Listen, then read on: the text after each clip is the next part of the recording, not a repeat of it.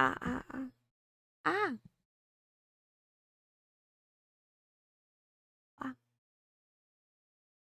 I'm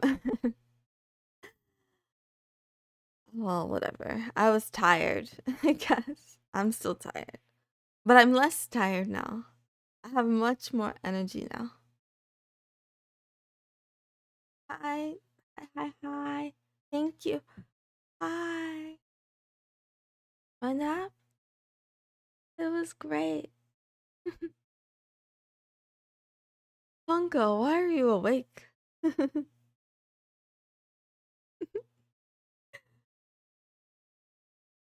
Wah. Mm, mm, wah.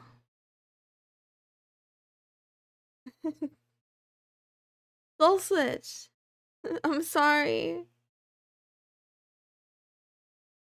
That took too long. Forgive me.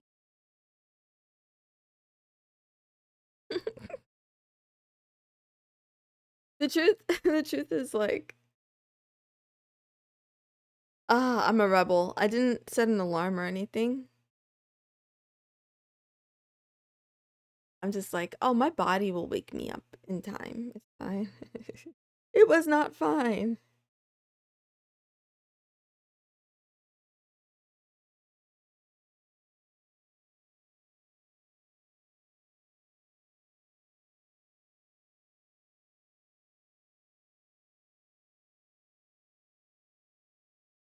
I lost my chat for a second.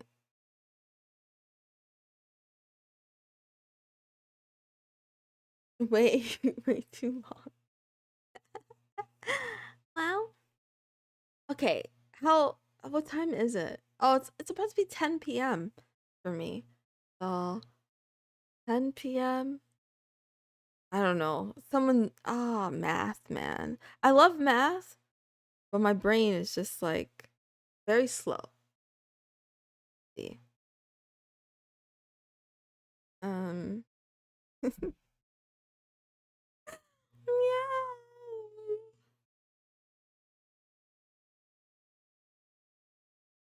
Yeah. Is it 18 hours? It's 3 a.m. for me. Go to bed. Or can you not sleep tonight? I forget. You did say yesterday that you have to stay up. What? It's 7 for me. Okay. What? Oh. Oh. Okay. Heck, let's see. I'm going soon. I was gonna see you come back first. Well, thank you. You're so sweet. Yeah, yeah. Thank you. I hope you get some good rest then. What are words? Hi, the killer breed. Long time no see. I haven't been on at this time in quite some time. Hmm. There was a period of time back, way back before, I don't know, whenever, that I did 11 p.m. streams instead of 4 a.m. streams. Okay. I'm still trying to do math, by the way. I'm stalling. Is it 18 hours? Wait, I can't tell. Wait. 11, 12. I think it should be 18. And the wellness check. I feel I got most of my sanity back.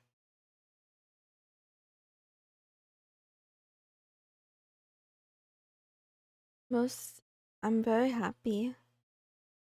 I'm not hydrated at all. I do need to stretch and I do need to use a litter box. I will in a second though. Wow. I have no idea how Punko does it. Punko does the whole 20 plus hour stream, no sleep. Just like a machine. And then you have this cat girl. Listen, I'm a cat, yeah. I require between 12 to 18 hours of sleep a day. But yeah, let me stop wasting time talking and let me get into um skull switch what do you call it? Thingy.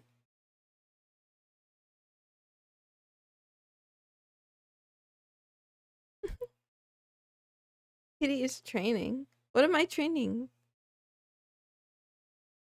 No, stop. No. No. Oh god, no. Ah. Sorry, I'm gonna lose frames. Dang it. Sorry. Uh I'm like, yeah, I'm like trying to get my two-factor authentication so I can log into Kick.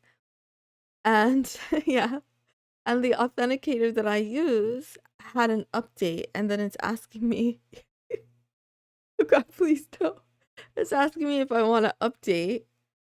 And then it like opened the browser thingy and I'm just like, oh, I can't do that right now. Please, no. I'm streaming. I can't download anything right now. But I pressed it by accident, so yeah. Oh, he's late by an hour? What a sweetheart. Okay.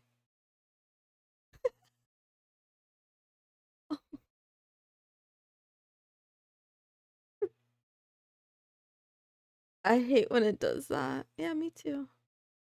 Honestly, honestly, I just don't need um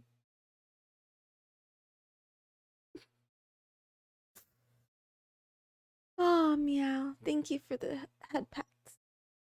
Yeah, yeah. Yeah. I don't need most of my software to be updated ever. I know. Okay, security, yada yada yada. No, just give me the dang thing. Like, just give it to me. Like, just give me how it is. I don't want your updates. I was so mad at this program in particular. It's very good. It's called Anta. I mean, I like it. It's yeah, it's like a two-factor authentication app thingy that you don't have to put it on your phone. You could just have the desktop version. I don't have the link. Okay. I like the name because it means duck. Um anyway, they changed the icon on Mac. It used to be white with plain black text and it was like I think it was even just one letter. I think it was just like the letter E. And it was so clean and it was so good. And then recently they like upgraded in air quotes to a purple icon that's almost the exact same color as the I what is it called? Oh my god, words. The podcast app on macOS. It's almost the same color. So I've opened the podcast app by accident several times while trying to open that. Oh, I see. Okay, wait. Let me open thing. Hi, Moisty, Moisty. iTunes. Something, something, something. I hate iTunes too, which is ironic.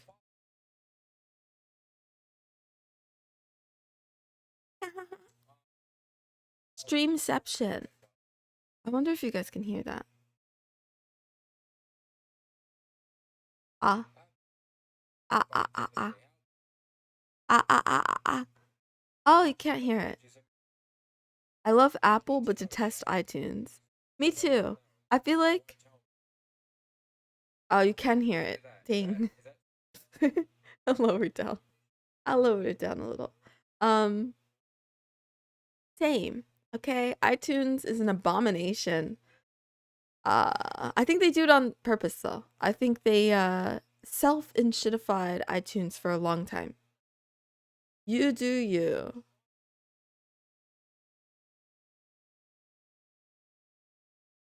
Uh,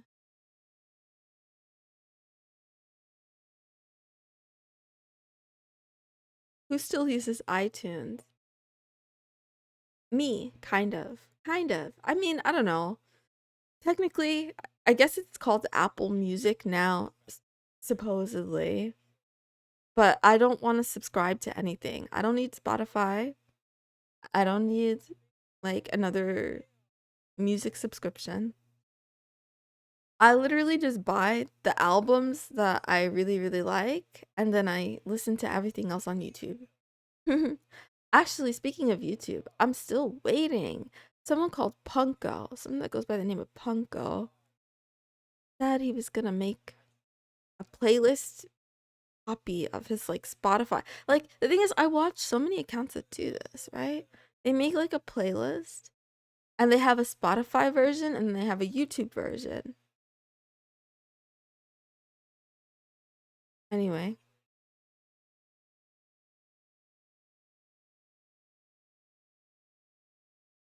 I did and I was gonna add to it this weekend. Who was I? I was in someone's stream and they said they were listening to a Punko playlist. Was it Kermie? It must have been Kermie.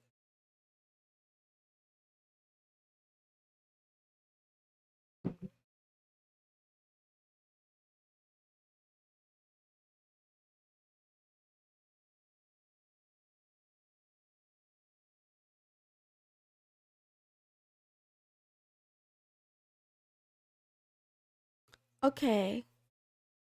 Wow. Kermie usually does. I can't blame him. Punko has the best playlist.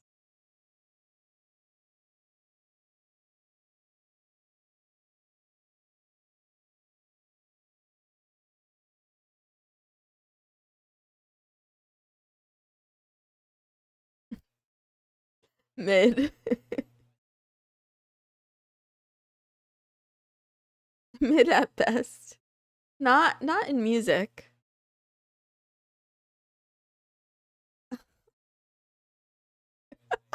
I'm an idiot. Oh, okay, I'm really dumb. What am I doing right now? I'm trying to get my bearings. You ain't ever living that down. I know you won't let me forget it. You know, you you diss a man's DPS one time. Okay, maybe it was like a couple of times. It wasn't once. It was like 2 or 3 times. And he never lets you forget. Where can we go next? I don't really want to go to the cafe. I should have prepared more places to hang out.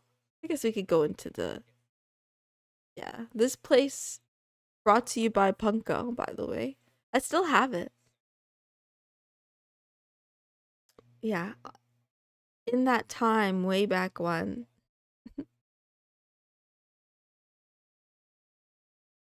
Oh, the dungeon. Yes. I was kept here, okay? Without food or drink, without any mercy. Not cage time yet. No, I'm out of the cage for now. I've been out of the cage. The my captor is busy with his the rest of his harem, so I'm just doing my own thing down here. Kind of nice. It's quite nice. It's kind of cozy once you get used to it. I'm ferocious. Rawr. Either that place looks like an alleyway or prison hallway. Yeah, it does look like a prison hallway. Wow. Captor wants to binge some shows with Kitty sometimes. Wow. Asylum cell, to be honest. True. They need to bring asylums back and put me in it. Actually, that was gonna be the title of the stream today. Bring asylums back. Okay, let's see. What are the things that I have left on my list? For 10 o'clock, uh, I was going to, so 10 o'clock and 2 o'clock, I was gonna just chill, which is fine. I think that is what I'll do. Because I'm already like, okay, I know it sounds super wimpy, but I do feel like I'm losing my voice. I'm gonna drink more water.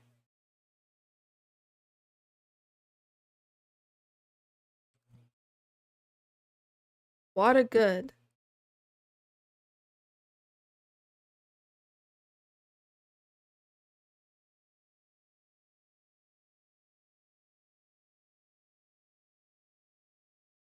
Yeah.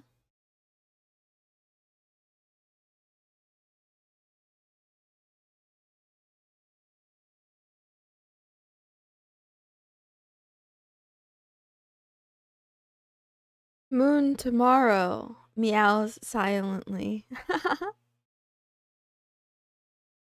Ah, tomorrow. What happens tomorrow? Remind me. If you want, my voice is a goner. My brain is a goner. Earlier, I almost thought of stopping stream because I was standing still. I was standing to deliver stream, and my heart, like my chest, was pounding. And I started getting afraid. I'm like, oh, am I gonna have a heart attack? Like, what is this sleep deprivation? I was just being dramatic. I'm a hypochondriac. I'm fine. I'm absolutely fine. I'm fine. I think if anything, I'm just hungry. Yeah, everything's good. I just fasted. Okay, that's a lie. I fasted most of the day, but then I went to go to the litter box earlier, and my little nephew was here, and he gave me a Cheeto, and I was like, I couldn't say no. Can you really say no when a little kid gives you one of their Cheetos? I'm just like, oh, fine. I'll have the darn Cheeto. But other than that, I haven't eaten anything. So I'm looking forward to tomorrow. I'll eat something delicious. Cheetos are the bomb. I'd have snatched the pack. It'd make him cry. And then it'll be even louder. I was so thrown off because I didn't think he was coming over today. And he's very loud. So um I was having a panic attack. Okay, maybe not a whole panic attack, but I was kind of, yeah, like, why did it have to be today? Yes, you can. You can put him out the window. Don't do that, right? I've thought about it. He's quite cute. I'm not gonna lie. Um, but Jesus, he's very annoying. If I mean, if she's ground floor, no crime, lock them on the. I've thought about it. I've thought about it. I don't know what that says about me. Listen, I just mean the noise. I don't know how other people do it. I don't know how parents do it. I don't know how anyone does it because it drives me up the wall. It's better if it's stories high. I'm so dead. My poor little nephew. I was nice and I let him play with my Nintendo Switch a couple days ago, but now, yeah, every time he sees me, he's like, "Game. I play game." And I'm like, "If you're a good boy, I'll let you play game later." And I meant it actually. I was going to let him play, but I lost track of time. So, and he went back home. So, next time I'll let him play. Uh, I want to play games too, but I need to change my thingy. What is everyone else up to tonight? I would have said you could play with these nuts. No, no. Ugh, it's funny though. That's that, sir, would have got you on some kind of list. It's funny though. It's hilarious. Maybe when he's a little bit older, I'll say that and see what his reaction is. Speaking of Moon, we need a Switch game to actually play. Well, I did play Fortnite on Switch for like 5 minutes, but I uninstalled it already again. Well, I didn't uninstall, I archived it, but I'm pretty sure it would take a while. I don't know. Maybe not as long as the first time I downloaded it.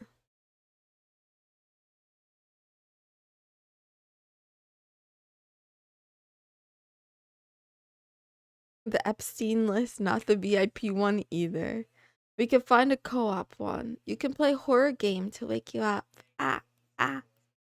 I'm afraid of horror, despite the background behind me right now. I'm very afraid.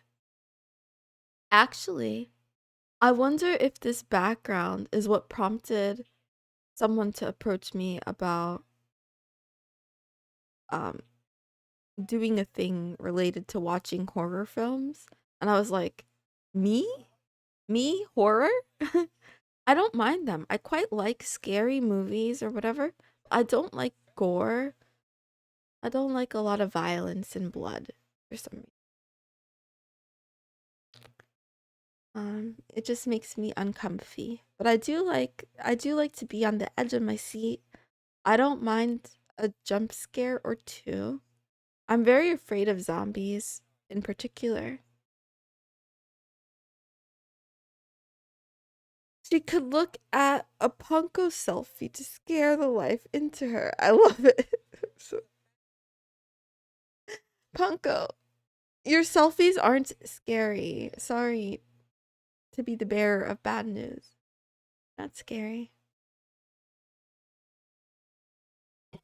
Ah, if they were scary, would you have a harem the size that you have? I keep saying haram. I mean harem, like an anime harem.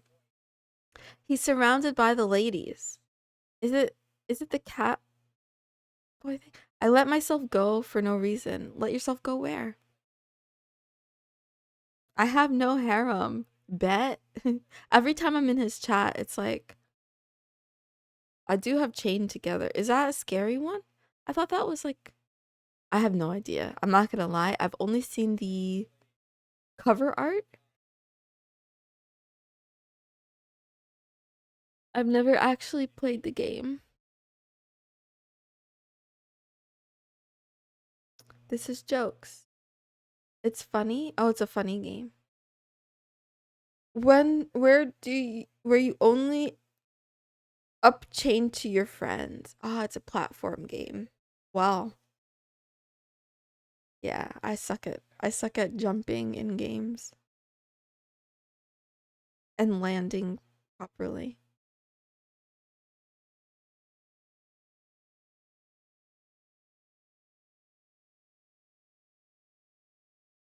I can show you one day. Yeah, I'll watch one day. Wow.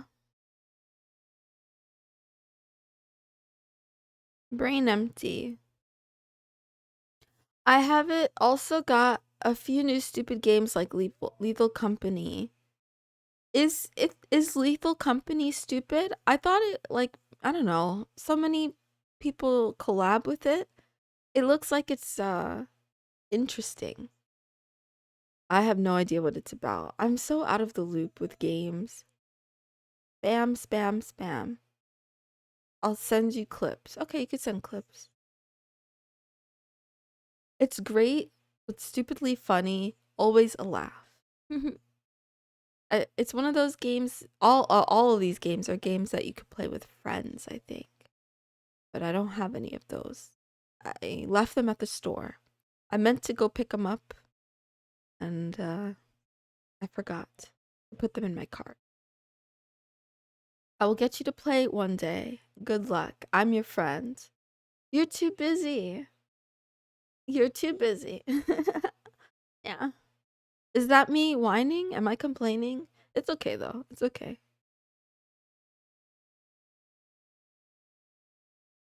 It's supposed to be scary, but it ended up being funny. Is that about Lethal Company?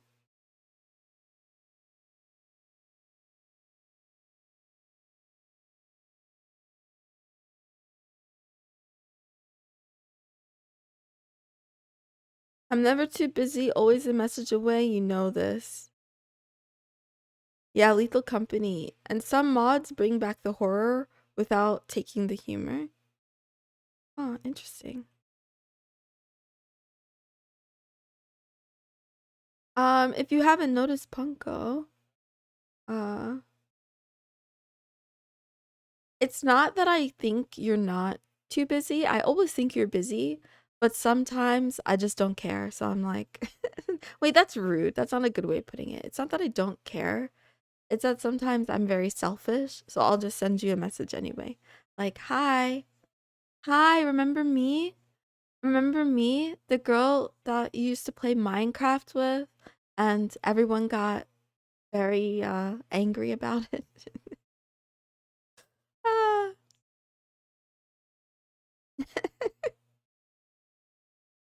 Good times. Punko got to taste a little bit of how frustrating it is to play games with Moon. Okay? I can play video games. I just do them my way. And my way is not always the right way. Call it that. I love the envy among the tubers. You are the top tier kitty. See? It was a blessing. Thank you. Thank you. I don't think it's true, but I love being praised. So lie to me. Lie to me. Tell me that I'm a good kitty.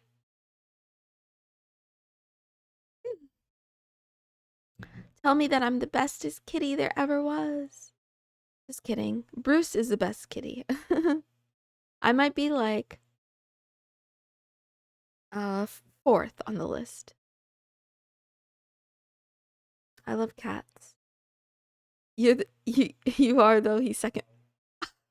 I'm not gonna tell him you told me that. Okay? He would have my throat. He was around first. He's the bestest and cannot be replaced. And he's so cute and handsome. He can't play Minecraft and catch all the dogs. I'm not a furry. I just like animals in real life and video games. But I'm not a furry. I didn't do anything weird to the dogs. Um, my terrible gamer.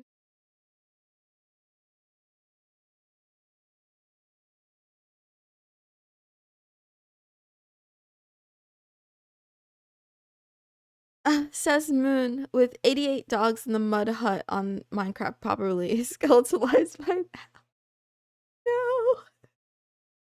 No. They're in my thoughts. Okay. It's a video game. They're not starving. They're fine. They'll be fine. I'll take them for a walk and give them a big steak the next time I log on. Imagine they had to be fed. I know. Like, one of the things I desperately want in the year 2024 is I want a very good pet simulation game, like a virtual pet, kind of like a Tamagotchi, but modernized. Can we just get that, please? That's what I want. This is what I want. Okay, listen up, folks. Any game designers in the crowd? I need a game. It needs to be small enough that it can be easily ported to any system, right? It could be browser based or on Steam or on any platform, mobile, etc. And you have a character and yeah, it's like a pet owner sim, but I don't need all the bells and whistles. I just want specific bells and whistles, okay? I just want to be able to like earn earn cute outfits for my character and for my pet and like different hairstyles. And then for my pet, I want to be able to take care of it every day. Um, you know, play with it, feed it, yada yada. And I should be able to have more than one. Yeah, that's another thing. I want to have multi pets, not just two, not just three. I should be able to have like 18 pets and take care of all of them. Okay. And dress them up and like have like rare either clothing items or it could be dyes or whatever, go wild. Go wild with it. But 88 and a mud hut.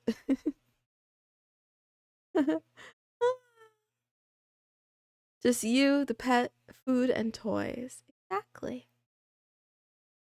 I'm pretty sure if I had the skill set to make this game, I would be a multimillionaire. Because I know it's not just me. I looked it up on YouTube and there are these video essays of girls like me who are just like, where are the pet simulators at? Like, where are the pet games, the horse girl games that are like more than just horses? I'm not a horse girl, by the way. Title of my tape. Ow. I thought I was awake, but all of a sudden I'm tired again. I would really like a cup of tea. Wow.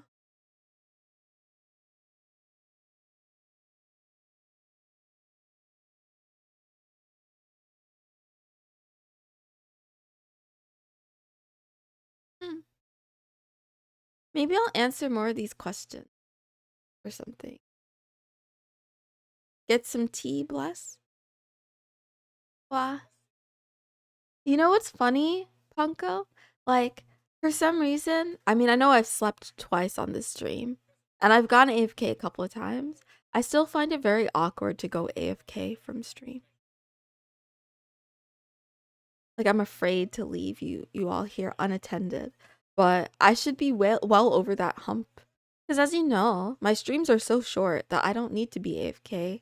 I could just do the stream and then leave. But yeah. I got the chat. No, go to bed.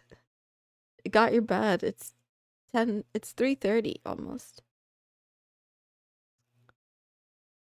Yeah.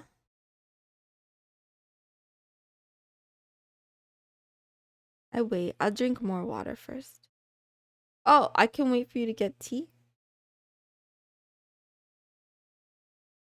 Um, you don't need to though. Okay. Forgiven. I'm forgiven. I'm forgiven. I'm forgiven. A raid incoming. Okay, quick, look presentable.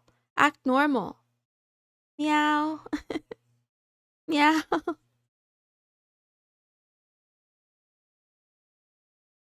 Not sure. Not sure where people come from. Oh, you can raid and stay live, right? What if I raid into someone else? Hi. Hello. Thank you, Kid Links with 71 viewers for the big fat raid and host. How are you? How was your stream? I hope you're doing well. Hello, everyone. My name is. Okay, let me mute this other thing for a second. Hi, I'm missusmoonson. I'm a cat girl VTuber, your resident uh mender of broken hearts. Hi, Fabi. Yes, I'm Fabi's girlfriend. I'm doing a thing today to celebrate 200 followers on Kick. I'm losing my voice as I speak. I'm doing all right. I think we're 18 hours into the stream now. I had 2 cat naps. um, I saw you streaming yesterday. Hiya, boy Wiggles. Yes, yes. Tone up, but I saw BRB. Yeah. I've been taking breaks. But let me tell you that about my normal thing. So, my normal thing is I like to host a show called Love Talk with me, Mrs. Moonson, a kitten who is smitten, where I talk about love, life, and anime. And that show is usually a 30-minute daily show. Yes, I stream every single day, but it's at a weird hour. So it's at 8 o'clock Universal, which is 4 a.m. in New York, 1 a.m. in California, 6 p.m. in certain places in Australia, yada, yada, yada. I'm just going to type when, and then maybe you could figure out. Oh, that doesn't really help. That doesn't really help. But yeah. I usually stream at 4 o'clock in the morning. Why? Because it's quiet. And I'm still learning to stream. I'm doing this for practice. I too am a nurse. So I must show love. What? Well, thank you for the love. I appreciate it. And thank you for the follow, Eliezer Warren. Wow. Right, Punko? It's so cute. That early morning silence. Yeah, I love the morning silence. Oh, you mean me. I'm not a nurse. Okay. This is a little bit weird, but I'm a cat that was abducted by a hospital worker and made to volunteer. And this is just my volunteer outfit. I'm actually supposed to be like kind of an emotional support animal. Okay. Something like that. Uh, I'm not a nurse, but I do mend broken hearts. So if your heart needs mending, you found the place. She's my emotional support. I love to be Abby. Wah. I'm feeling shy now. Ooh. Um, yeah, I'm saving up for a new setup so that I can do more on stream. But for now, I just talk. That's what we've been doing. We've been talking, reading books, uh, getting to know each other better. And then yeah, on my normal stream, I try to put together a little show with something a little different each day, a different theme of the day. It's the underground corridor of the Silent Hill Hospital. Oh, yeah, don't mind the background. Nothing to see here. Everything is normal. I promise. You're safe. It's kind of cozy once you get used to it. This is where she locks me up. Babby, be quiet. Just kidding. You can scream all you want. I'm not letting you out. You belong to me now. Oh, I love Fabby. Oh, I'm addicted. I taught her to use this room, right? Mwah. Um, meow. I've lost my words. Yeah, my words are gone. So right before you came in, I was talking about I don't know. I had just woken up an hour ago. I think I was talking about perhaps tea, but meow. All my brain cells, whatever was left is gone. Guys, I need to check my schedule again. Hi Jin. Hi Jin. I'm gnawing at the bars of my enclosure. Rah rah rah. You're about to get tea. Lucky you didn't. Yeah, right? Good thing I didn't. Let's see, real quick. Um Anime opinions, K-pop fandom stories. All right, all right. All right, I have stuff I could talk about just in case, but I don't know. Why don't we do some questions? Let's answer questions, I guess. Uh Moon is a yandere. I'm in office training right now. I'll try my best to be around. Jin, no worries. Don't get fired. Do a good job. I'll slide you a snack on cleaning duties. Am I a yandere? Am I? I started I started to think I might actually be, to be honest. And what kind of tea? I could go for some chamomile myself. I love chamomile tea. Um, but I'm thinking I also love peppermint, just mint tea. It's nice. I'm imprisoned because she loves me. That's true. I don't want to be a yandere, but I discovered that I might very well be. Yes, thank you for the lurk and thank you for the host, Kid Links. I appreciate you so much. And I hope you two have a wonderful night as well. Meow. I shall be a prisoner to another.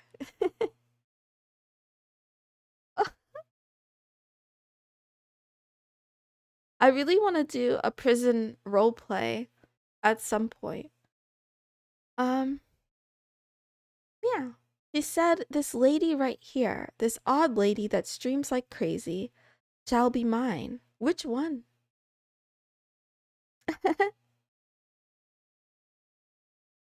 Fabby is the one, yeah.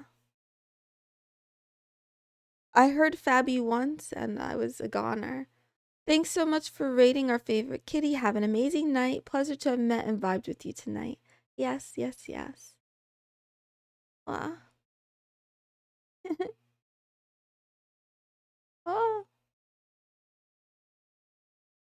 When she started troubleshooting, I was ascended to another level. Yeah. Fabby is amazing. I recommend. Fab Fab is amazing was one of the first people I watched here. Really? Lucky, lucky. It took me too long to find her. She found me first somehow. But yeah. All it took me was one look and one listen. I was a goner. And the rest is history, as they say.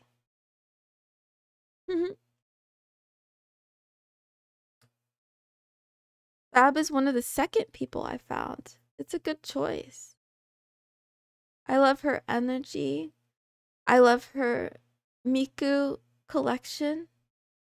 And yeah, I joined the D&D group. I don't know what I'm doing still. I'm sorry. Yeah, I'll be better. I'll try to be better. Um I'm a little bit of a fish out of water. I'm very excited. I'm excited and looking forward to participating properly, but I have no idea what I'm doing. And I'm like in over my head. I'm like, oh, oh, oh. Wasn't there someone else in the group who's also doing this for the first time? But everyone is so good. We love your money, bimbo. Yes. Oh, oh. Yeah, I'm playing an elf girl, kind of a bimbo. Okay? It's not her fault. She's not like low IQ necessarily, but she's a high school dropout. So, yeah, not the sharpest tool in the shed by any means. I'm very excited for where the story is going to go and what's going to happen to us all. I hope I don't die too early, but even if I die, I'm still looking forward to it. She got them street smarts. Honestly, the street smarts skipped her too. The only thing she has going for her is she's cute. It's okay. Mars keeps being a menace. Yeah. Yeah, Mars is an interesting character. Good night, Punko. Sweet dreams. And slay the rest of stream. I shall. I shall. I think I might do a thing um that people are gonna be mad at me for, but I still want to do it anyway. Wah.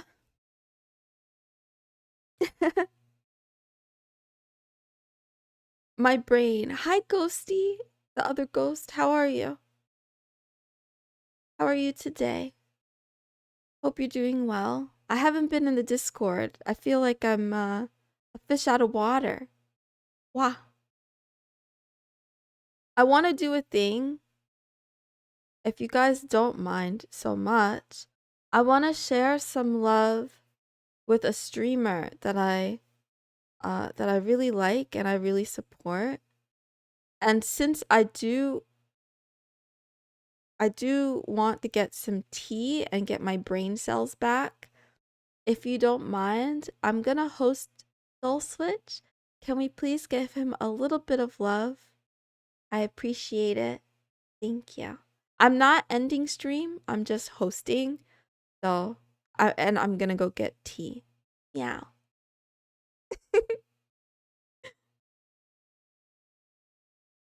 Okay. So I think we did that. I think it should work. And then if I go like this, split view. There we go. Okay. Yeah.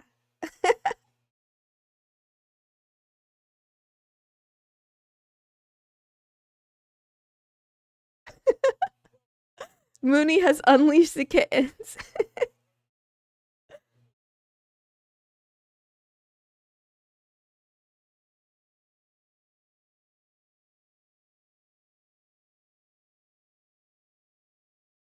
He's an amazing streamer. He's a great musician. Everyone should give him some love and support.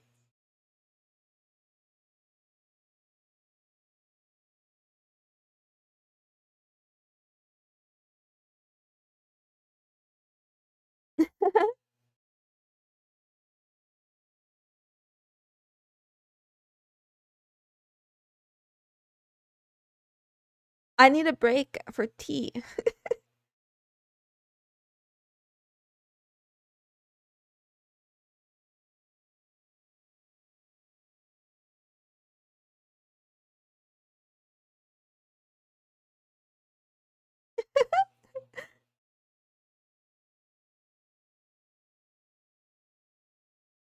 Wow.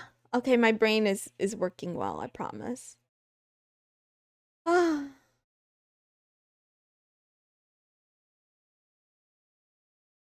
Punko, go to bed.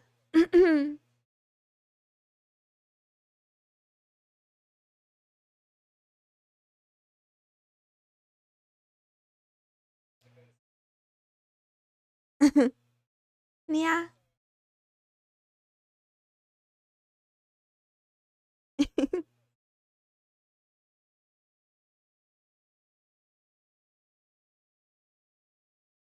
Okay. Yeah. So, okay, words. Punko, have a good sleep. What did that say? I put Moon on big screen, go to sleep, Moon ASMR for bed. No, you better mute me. You better mute me. I do think I'm gonna read a book though. I do think I'm gonna read a book in a little while. I'll continue.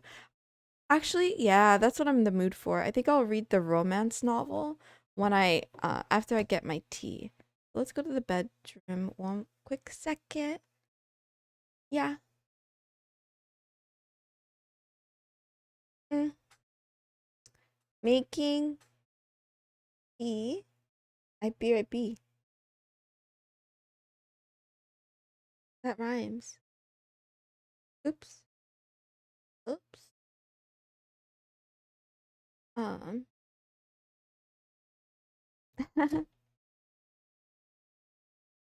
If you're reading, I ain't muting. I love when you read. You know it. I try to make you on Final Fantasy like you made me. True. Your reading was excellent though. Like you're very good at voice acting. Fabby. I love your I love your booty girl. And Ninja, thank you also for shaking the tail feather. Tail feathers. Wait, those aren't feathers. Tail fluff? Thanks for the bunny butt, I guess. I'm not a furry. Hi, Six Cheetah. Oh, thank you for the follow. Want to make out platonically? Fabby, don't threaten me with such a good time. Fab's twerk be dummy thick. Hand over your catnip and nobody gets hurt. I need the catnip. Wait, I don't have any catnip. I'm innocent. Wait, wait. Coco Main.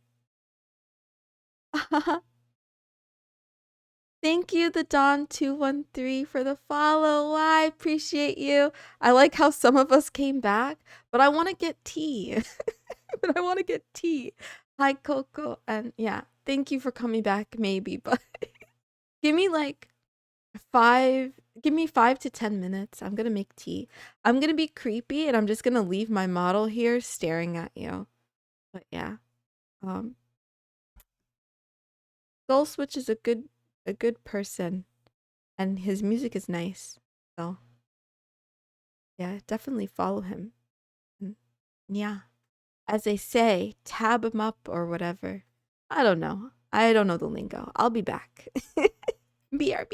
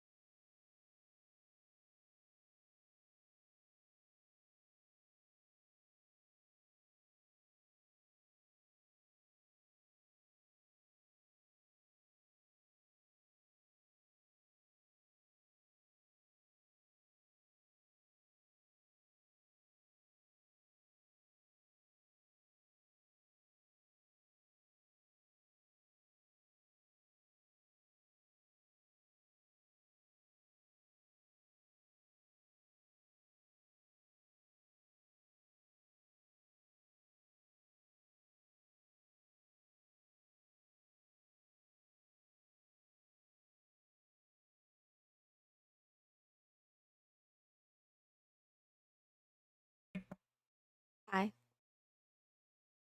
I was talking to myself. No, I was singing very badly. Wah, wah, wah, wah. I lied to you all again. I told you I was getting tea, but I actually got a warm cup of milk. I'm addicted. I've had the same thing for the past 3 days in a row. Mwah. Abby, I love you. Let's rent me a motel for the night. Good night. I somehow knew you were gonna get milk. How did you know? Is it the cat ears that give it away? I don't know. I looked and I turn on the kettle and I'm like, ah.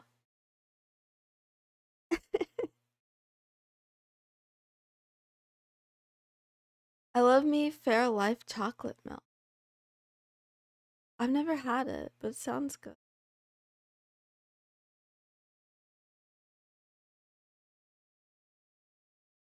Really hot now though, and I'm really hot. Less sugar and it's so creamy. Mmm. I want to switch to the carnivore diet, but I don't love meat enough, I think. It's not that I dislike meat. It's more that like mm, have have you guys had like a sub before and they just put way too much deli meat on it? I'm the kind of person that'll like take out half of the slices cuz it's just too much meat. So I'm wondering, yeah. I've been vegan before. I've lived a vegetarian diet before. But could I survive on just meat? Well, yeah, of course I could survive. It's just what I'm trying to say is I'm afraid that I wouldn't be able to eat enough. It made my nails fall off? What do you mean? Huh? I'm technically doing that? It made my nails fall off. Wait, me too, which part? Oh, the veganism? I love a lot of meat. Okay, Ninja. Got you. Punko, go to bed. Go to sleep.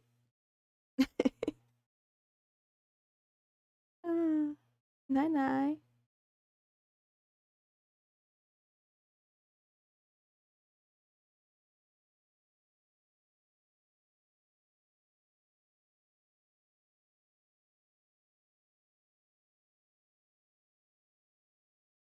I bet you do. I set myself up for that one. Damn it. That's fine. Hey, don't knock it till you try it, you know? Until you try meat. I was vegan for a long time. This was way before there were suitable substitutes for meat and my nails fell off from lack of iron. Oh, that sounds terrible. But I also kind of low key love you even more. I don't know. That just made me fall for you even more. The Fabby is perfect. Not the nails falling off part, but the fact that you were vegan before. It's like very attractive to me all of a sudden. It fixed my cracked nail, so I wasn't all bad. God nerfed me. Oh, God knew you were OP with your beautiful green eyes and your. Anyway, I can't riz. I'm not good at it, but yeah. What? I would honestly do it again after I lose all this weight. I feel like that uh yeah, I feel like I could potentially be vegan again, but I don't really need to. And when I went vegan, it was for like for the animals cuz I watched one documentary and it just traumatized me, and I'm like, oh, I'm never gonna eat meat again or do anything to do with harming animals. But I don't know. Years went by, and then I realized that nobody cares. Like just me and a couple of others, and then nobody else cares. And um, yeah, I probably still would be vegan if I lived alone, but the people that I live with eat a lot of meat and animal products and stuff like that. And I think that's not an excuse, by the way. If I still really, really wanted to, I would just do it. But it became less and less convenient. And yeah, there's a lot of times when, like, yeah, the whole family is having a barbecue and I could just have corn or something. And I'm like, oh, maybe I want to enjoy things with people. Meow. The biggest nerf would be an amputation. Oh, scary. I love vegan food a lot, but I just love food. Biggest nerf would be losing my right hand. The reason my rent is cheap because I do the majority of the cooking. A queen after my heart, the ultimate waifu. But yeah, you're moving soon, right? Is is your husband gonna cook for you? I keep acting like you haven't told me his name or he hasn't told me his name. I'm just like Fabi's husband. You know? Anyway, but yeah. Are you gonna cook or are you gonna split it 50-50? How's that gonna work? I'm just curious. I want to learn how to cook, but maybe I don't need to. I took classes to be a good housewife. He cooks, but not as well as me though. Aww. I can't tell if you're being sarcastic or not, but I love the idea of that. Like, I too need classes. I need classes badly. Maybe not to be anyone's wife, but just to be able to take care of myself. Because as you guys can see, if it's left up to me, I'll just have hot milk every day for like a week straight and a Cheeto. So uh, Camp Boy told me it's not enough nutrients. It's not. It was a class how to clean, cook, and sew. Very useful. It's beautiful. I like it. Sign me up. Unironically, sign me up. I'm interested. Ah, there was a brief period of time. There's classes for being a housewife? Why wouldn't there be? I know they have etiquette classes too for how to be like more ladylike and more feminine, right? And maybe you could consider that like wife training as well. I also took one of those too. How was it? Did you enjoy it?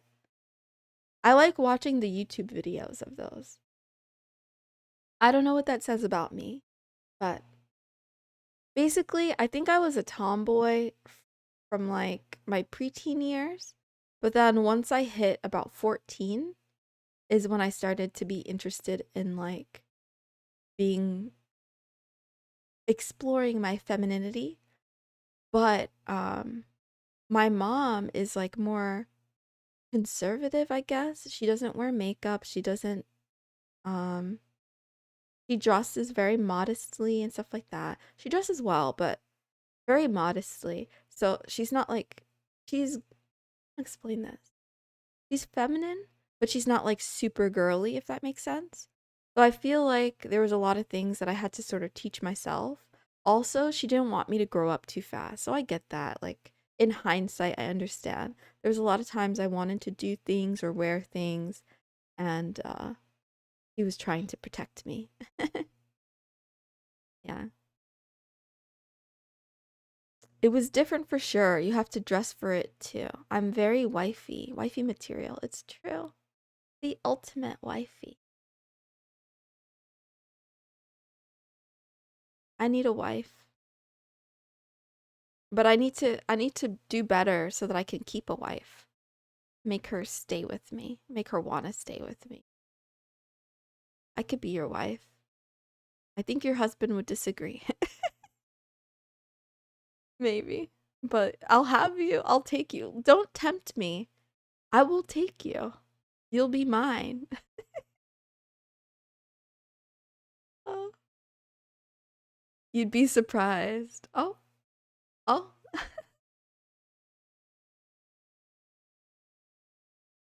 Kicks rocks. Oh, you're too sweet. Oh. What was I gonna do? I'm distracted. I said I was gonna read books, but I'm looking at Skull Switch stream, trying to figure out what he's doing. He's playing some games. Play a game. I mean, I've been teasing you with the games all day. It's not that I don't want to play. It's that I wasn't sure. Yeah, because I have a potato PC. I wasn't sure that my computer won't spontaneously combust.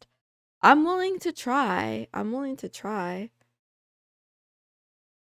Let's see. Let me put this down for a second. I'm putting chat down. What are your specs? I'm on a 2018 MacBook Pro, bought refurbished, okay? So it was pre-loved, pre-owned, and it's on the Intel chip with just OBS and VTube Studio. It's like that's all it can handle, you know?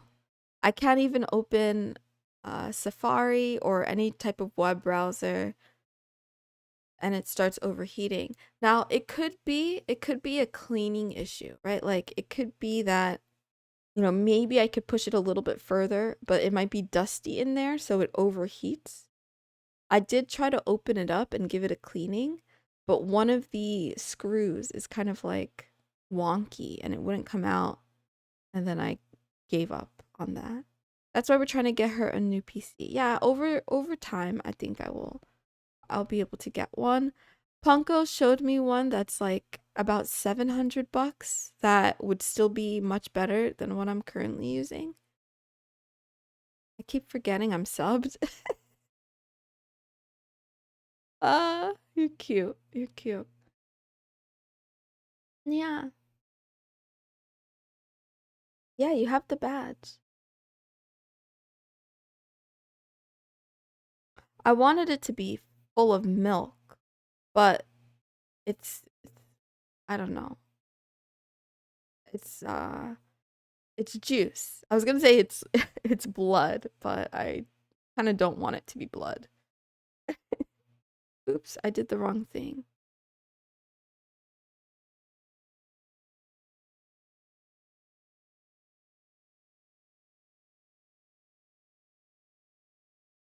I got my PC for 700 at Best Buy. Oh, okay. So yeah, so 700 probably is the range then.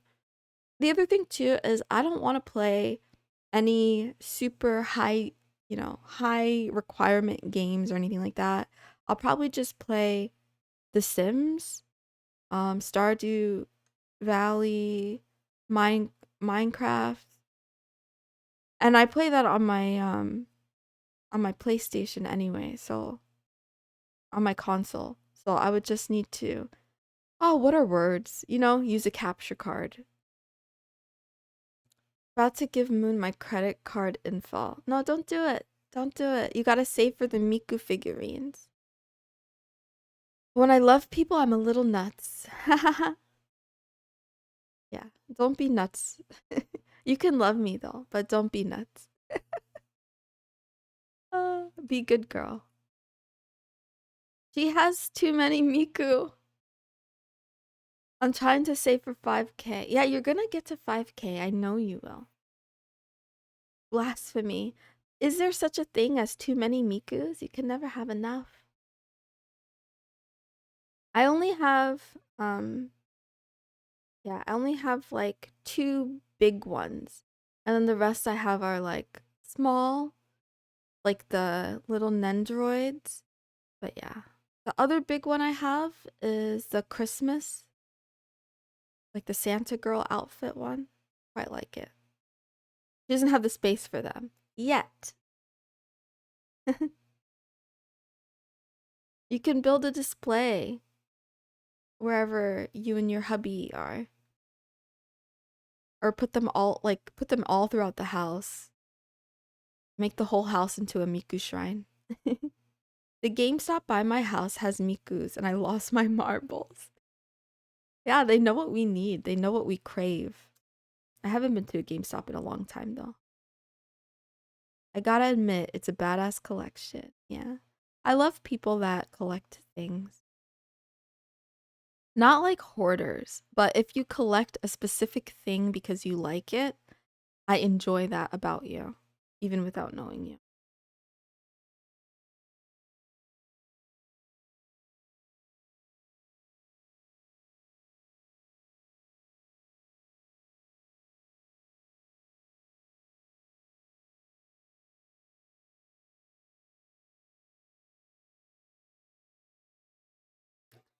Creepy guy. Wait, I refuse to go in if there's this one worker. Follows me around the store. Oh, that's terrible. I called it. You really did. You really called it. Ah. Why do you hate him? Because he's creepy? Does he try to sell you stuff? Or he wants you to be his... He wants to put you in a van and put lotion on your skin. I'm sorry, though. It's uncomfy. It's uncomfy. He says things about me under his breath, thinking I can't hear him. That's... Okay, that's weirdo behavior. That is beyond whatever limit. That's too much. I hope he touches grass. I just want my Mikus in D&D. Yeah.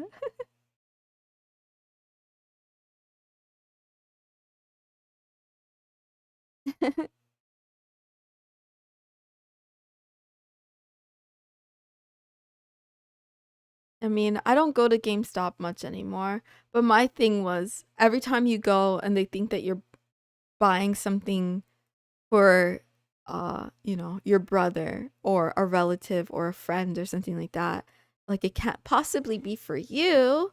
Why would you need this thing? Okay? And I'm like, leave me alone. I just have hobbies. He did it like 3 times. I refuse to go in if he's there. That's smart.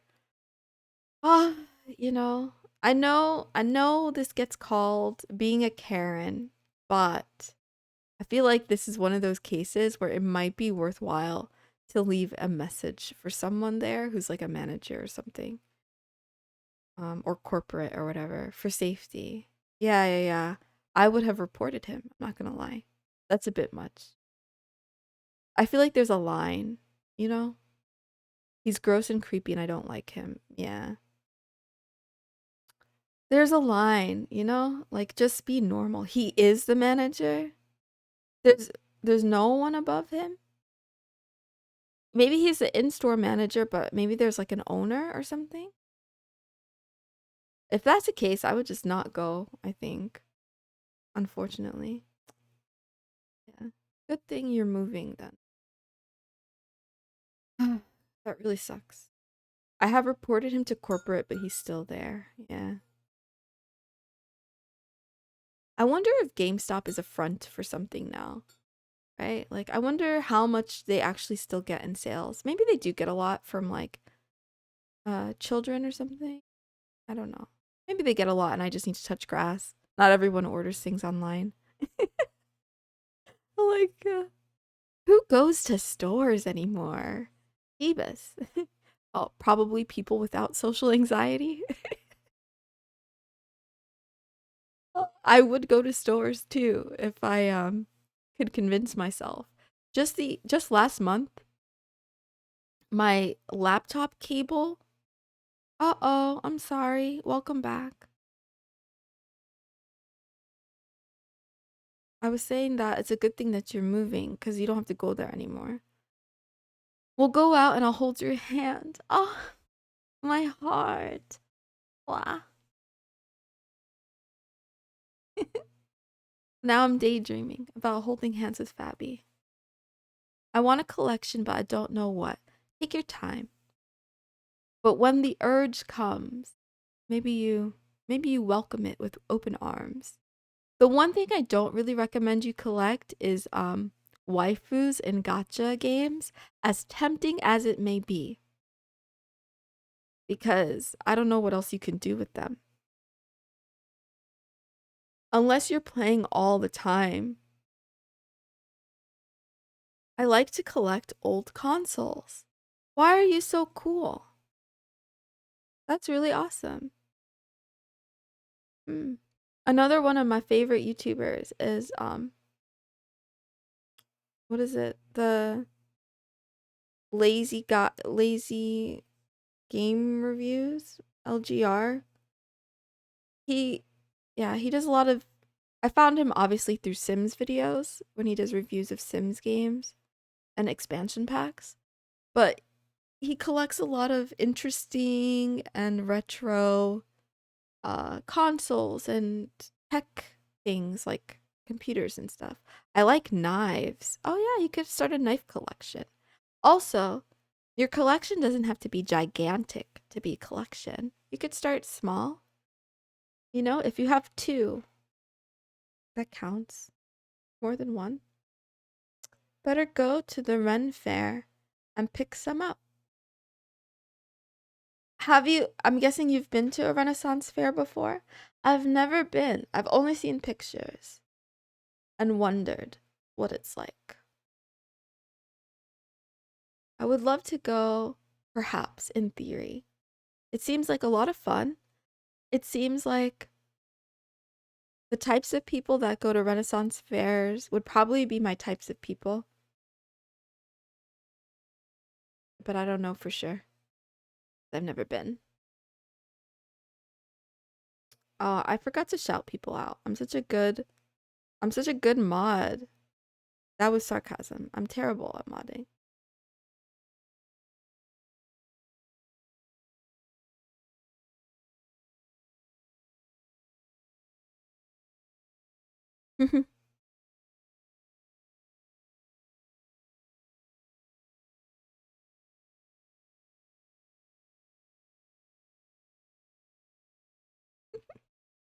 Why doesn't it work? Why does Botrix hate me?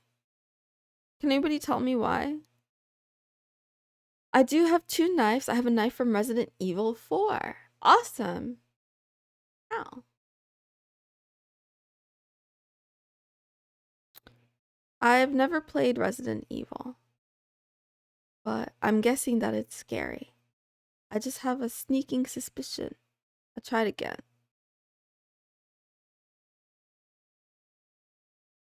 Okay, there. Hi, Lurk. 419. Does that mean that it's almost 420? Where in the world would it be 420 right now? Oh, where Punko is. It's almost 420. I have Krauser's knife. It's huge. What are you going to do with that knife? Just look at it, right? Or do you practice with it?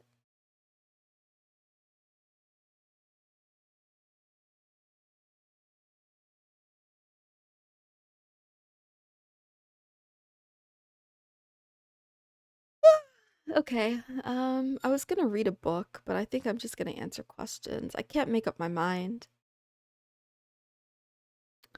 So, logic or emotions?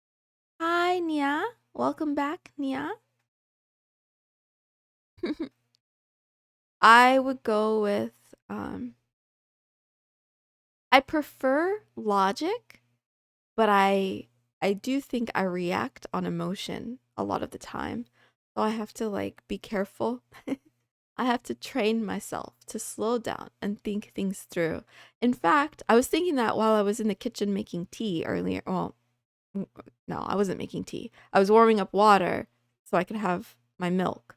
But I was thinking to myself like this is probably the most absurd thing I've decided to do for no reason at all in quite some time. Which is in the grand scheme of things, that's not that bad. but nobody really wanted this. Like Kiss asked, but I think she was just being I mean, he was just being funny. I keep calling I keep misgendering Kiss. I'm sorry, Kiss. I know you're sleeping, but I don't know why. I don't know why I do that. But yeah. Kiss was like 24-hour stream for 200 followers. And I'm like, that's so dumb. How ridiculous. Who would do something like that? And yeah, me. I would do something like that. But you know, this many hours in, I would say it was just about as bad as I expected it would be. It was fun. It was fun, but I don't have the stamina for it, and I don't think I'll do it again. Zumi did that too for 200 followers. Well, but Zumi is great. She has so much energy and stamina, kind of the opposite of me. I just need a lot of naps. But yeah, um, I'm glad though that I lived to tell the tale. I know I'm still a couple hours off, but I am, yeah, knock on wood that nothing happens and I make it to a few more hours. Uh, yeah, I was thinking to myself, this is pain that I chose. I asked for this. But it makes me appreciate the 30 minutes way more. So after tomorrow, I'm going to be honest with you. Tomorrow, Thursday's stream is going to be a doozy because I was so anxious for this one that I didn't do a lot of prep work for tomorrow. I think we're just going to do guided meditation and then I'm going to log off. She did 24 for every 100 follower milestone up to 500. Oh, I didn't know that. Good for her. I didn't know that, okay? But that doesn't surprise me. She has a lot of energy. I should have asked her for advice, but I'm shy. uh, I'm shy and I did this impulsively. So I didn't plan it. I just wanted to do something. And then, yeah. But what I really, really want to do, maybe I shouldn't say this out loud, but I'm going to say it anyway. Who cares? If someone does it before, I mean, someone probably already has, but if someone does it again before me, it's fine. I really want to do like a virtual escape room stream. You know what I mean? Have any of you guys gone to escape rooms before? I've been uh twice. I've gone twice. And they're just so much fun. It's fun to like solve a puzzle in real life and have it, come to some sort of conclusion. But I was thinking, yeah, with being virtual, there's no reason why we couldn't do it, and it could be an interactive thing where, you know, chat helps me helps me escape or something. Kind of like saving the princess. I'm not a princess. I wish I was, but I'm not. But yeah. Her advice is knives. What are those? Coke? Oh, do coke. Oh, cocaine. Got it. Got it. We still need the drugs. The drugs command. I'm gonna make one. I don't know what it's gonna say, but I'm gonna make one. It probably will say, "Don't do drugs. Drugs are bad. Stay in school. Take care of your health." Why am I talking like this? PDA or no PDA? Before we could talk about public displays of affection, I need to not be single, right? I don't like to leave my room unless necessary. Same. Yeah, but PDA or no PDA, I pick PDA, but I just don't have anyone to PDA with. Fancy dinner or takeout and a movie. Fancy dinner or takeout and a movie. I feel like the movie kind of tips it in its favor. Like I would rather, yeah, get takeout and watch a movie than just go for a fancy dinner. Although fancy dinners are nice too. Yeah, the movie definitely wins.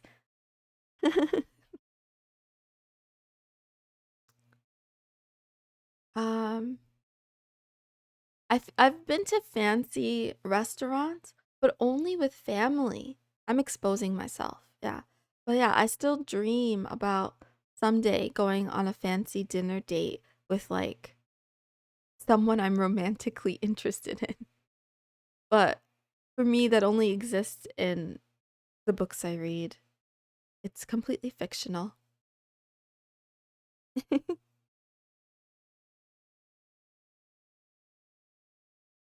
Do you prefer growth or security?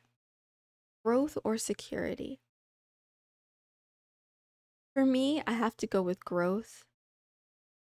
I think I crave security and stability. I do crave it, but I think I live my life in a way that I'm always pushing myself to do things that make me uncomfortable, and I'm pushing myself to grow and level up, kind of like solo leveling.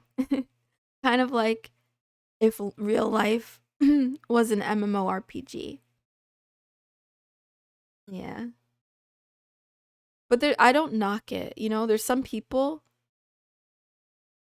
hmm, there are some people who just want a secure and stable life and they don't want to make many changes, or, you know, they're content, right? They're happy with what they have.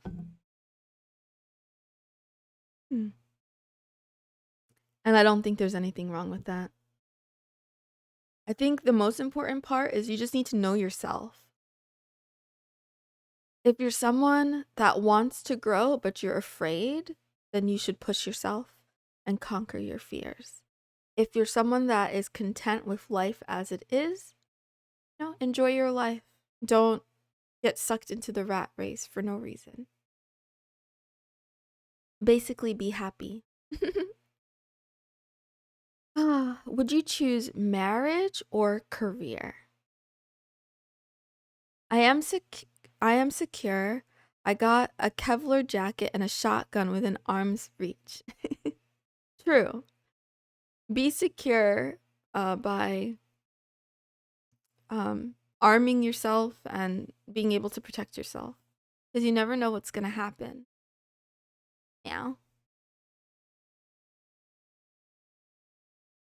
I'm not particularly secure in that regard. I don't have any weapons. Honestly, I don't know if it's legal for me to own a weapon.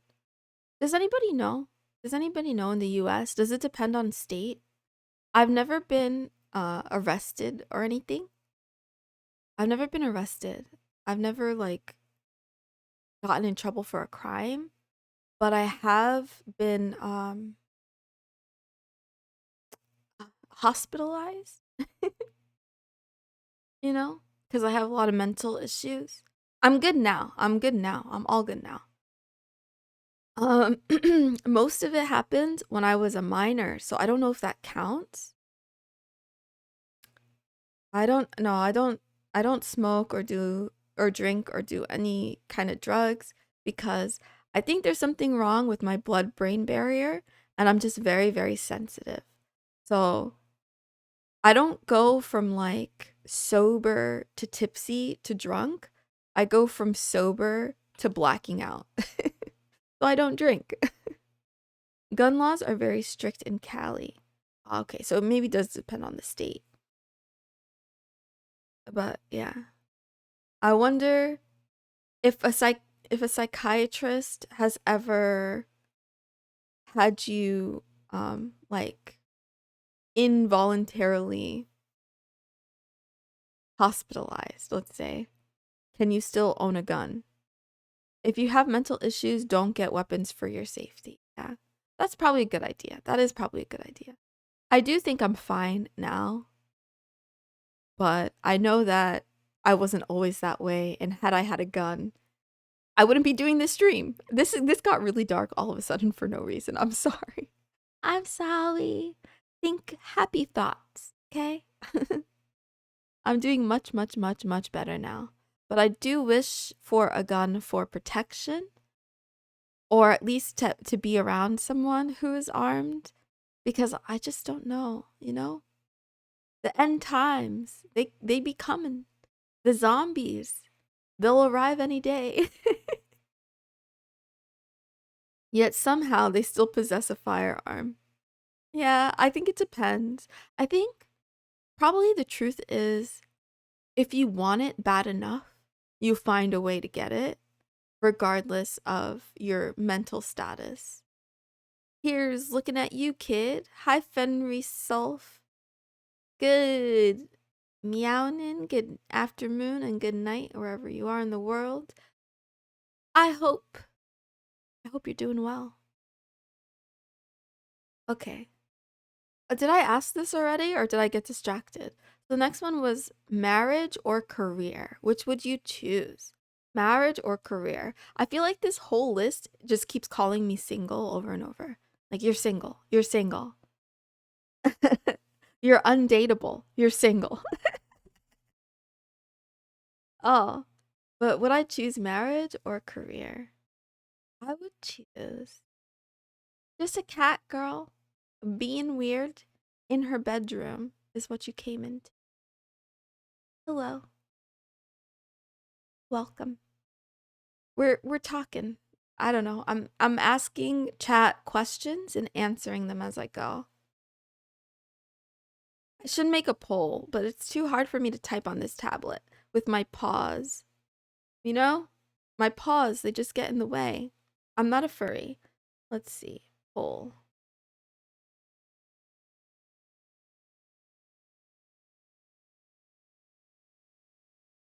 Ah,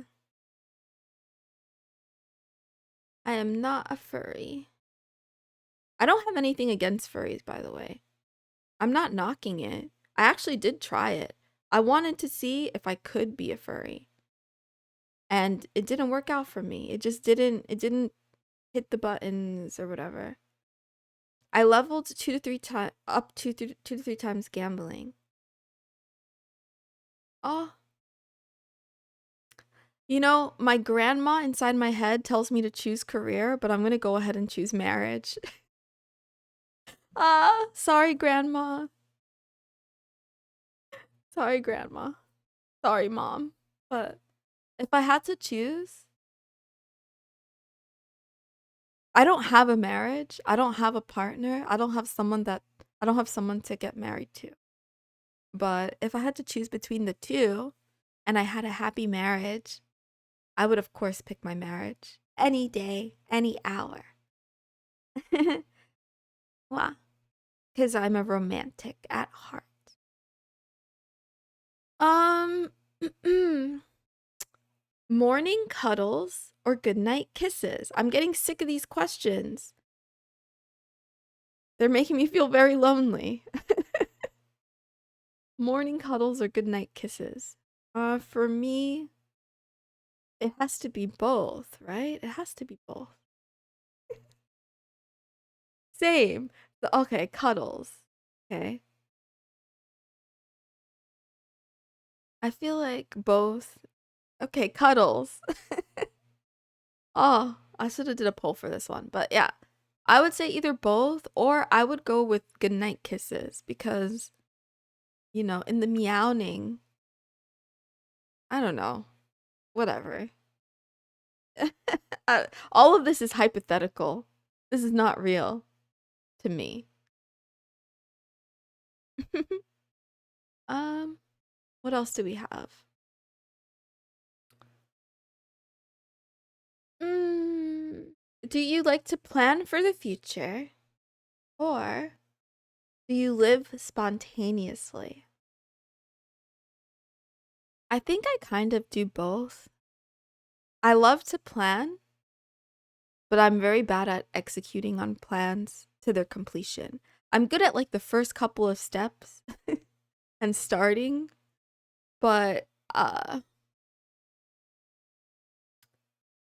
motto I have on my daily to-do list is consistency and discipline for a happy life, because those are the two traits and qualities that I want to learn and adopt.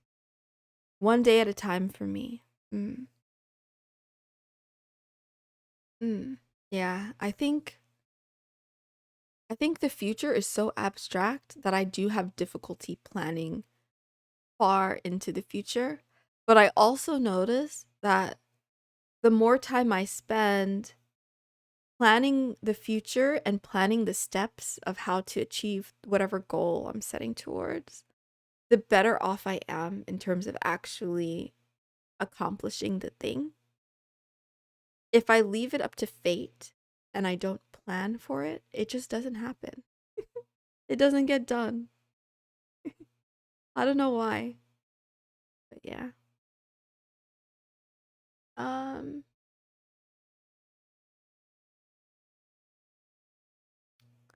Honestly, sometimes even when I plan for it, it still doesn't get done.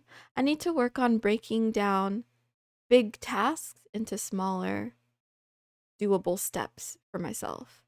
Most of my decisions are spontaneous. Well, maybe we have a lot of E types in the chat. I'm a J. I'm a judging Myers-Briggs type. So I like routine and structure. I don't always abide by it because I'm a little bit rebellious, but I do find comfort in it. Uh, meow, meow, meow. Would you rather go to a history museum or a haunted house? Ah, for me, it's definitely a haunted house, but it's not because I'm uncultured. I do love museums. I think they're great. I think they're great. But if I had to choose between the two, I think I would have a lot more fun at a haunted house. None of the above. I mean, that's a fair answer. Maybe not by myself though, with friends. I'm thinking specifically, what was it? The Amityville Horror House. I drove there once. My friend and I road tripped there. We didn't even go inside. We just like went. We just like found the address and then we went to it in the middle of the night. It was it's a fun memory. I don't remember much about it. I just remember the feeling of like, this is kind of ridiculous. Why are we doing this? But also, I'm happy to be here with you, my good friend. Yeah. Um, Self-respect or love? Oh, this question is calling me out. Okay. Because I've been thinking about this a lot. If you don't have any dignity, is it really love? If you don't have self-respect, can it be love? But at the same time, I'm the kind of person to throw away all of my self-respect in the face of what I think is love. Like all of my pride, all of my dignity out the window, and I just lay down. Well, not literally, figuratively. But it hasn't worked out well, so I don't recommend it. How can you have self-respect? How can you love? Oh, if you don't have it, I guess you can't have love. I think so. I think truly you should have respect for yourself in order to love properly. I think that's the reason why I haven't been successful, is because not having dignity isn't very attractive. I could say that objectively. I know that. Yeah, you can't have love without self-respect. I think that's true. I think that even though my brain wants me to do one thing or my heart wants me to do one thing, um,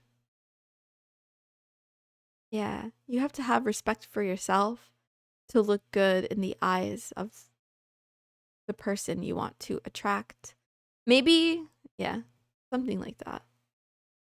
I don't know. I mean, all of these are very vague to me. I got a better question. Historically accurate roleplay or camping in the woods?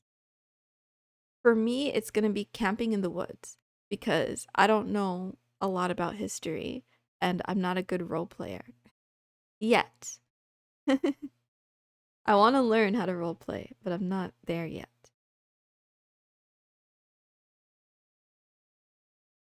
I really, really want to go camping. I want to go solo camping, which is probably dangerous and not a good idea for a girl of my stature. Um, but I still want to do it. One of my dreams. I'll get it done sometime. Eventually. What about you? Role play or camping? Hmm. Gotta stretch. There are people who role play battles and it looks so good. I agree. I think the concept sounds really cool, but I don't know if I could actually do it myself. Wow. Mm.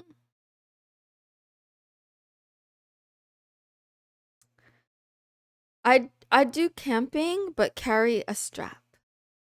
Yeah, smart.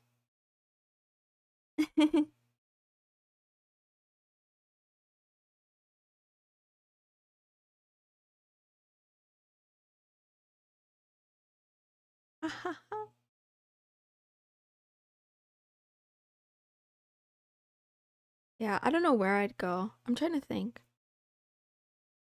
I haven't been camping too many times in my life. Actually, do you guys still consider it camping if there's an RV? Or is it only camping if it's like in a tent? I'll go camping with FN, FAL, and camo shorts. I don't know what that is. Sounds like fun though, perhaps. Have you guys heard of glamping? It's like it's like camping but glamorous and luxurious. It's it's honestly I don't know if it yeah. RV counts. I'll consider it camping. Then I have gone camping. Um yeah, we did a like an America coastal road trip when I was a child. And we went from like all the way up and down the East Coast and then the West Coast. We took okay, that makes no sense. We were in the RV on the East Coast and did like a bunch of states. And then we took a plane to Nevada and we got another RV there and then traveled around the West Coast. It was a good memory. FNFAL is a battle rifle. Good to know. Are you good at shooting? Do you have good aim in real life? I used to pass what do you call it? My brain hurts. A shooting range, yeah. On the way to my last job every day. And every time I would pass the shooting range, I would think to myself, I really want to go there and practice. But I never did. I don't have the courage. So, but I thought about it. Could be fun.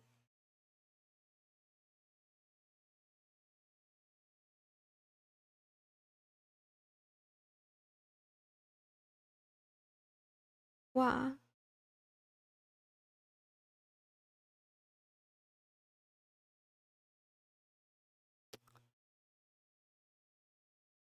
Authenticity or success? I do have a permit. Nice.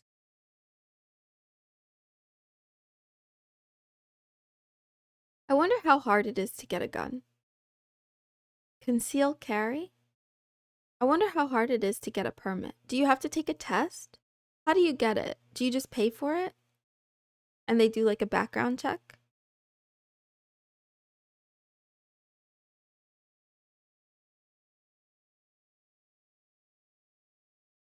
Yeah, this question, authenticity or success, is on my mind sometimes. Because in the world of the internet, I think, okay, they do a background check. I do think that, yeah, many people choose success over being authentic. I'm not judging, I'm just saying, like, some people do. I think it's also hard to be authentic. Like, what does authentic even really mean? Um, because we all have like, this the self that we show the world and then our private self. So, I guess maybe authenticity is more of a scale. Like, how much of your private self are you willing to share, I guess? And like censorship. Like, how much of yourself are you willing to censor or be honest about? When you say no to hypocrisy, I think that counts too, yeah. If you try not to be a hypocrite, that helps. But it's not easy, you know. Uh wisdom or intelligence? Mm, wisdom or intelligence? Which stat would you want to max out? Hmm. If it's a game, I would pick wisdom. But if it's real life, I think I would pick intelligence.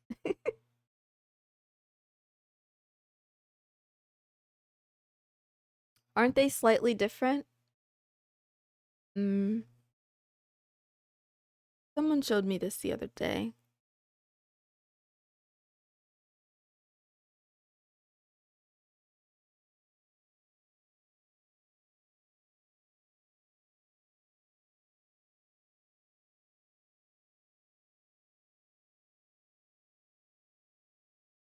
I'm trying to find the thingy.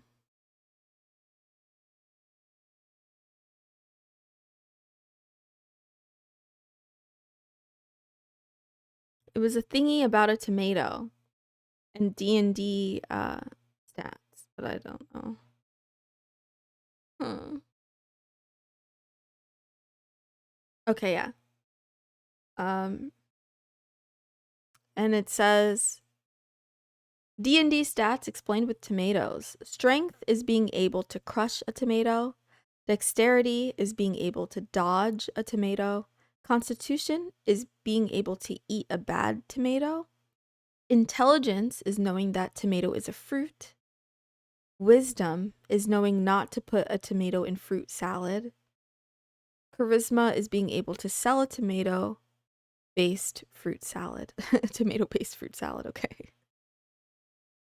I went to my local gun store and asked if I can do a test, paid $25 if I passed the test, which I did, and have the option to buy a gun to get my background checked on. Nice. I wonder what comes up in the background check. That's, yeah, again, I wonder, like, yeah, I wonder if I would be rejected because of my mental history. But yeah, intelligence is like factual based knowledge, and wisdom is supposedly it's like the application and understanding life, like how things actually work. Theoretical versus practical knowledge. Um, and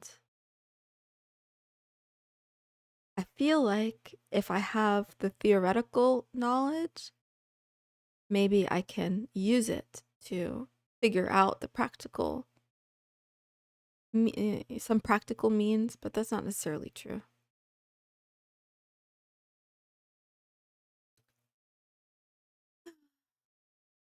Freedom. No, I don't like this one. Let's see.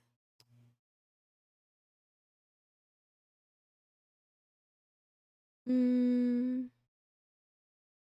all of these are stupid. I don't really want to answer. Ah, okay, let's go from the bottom, maybe.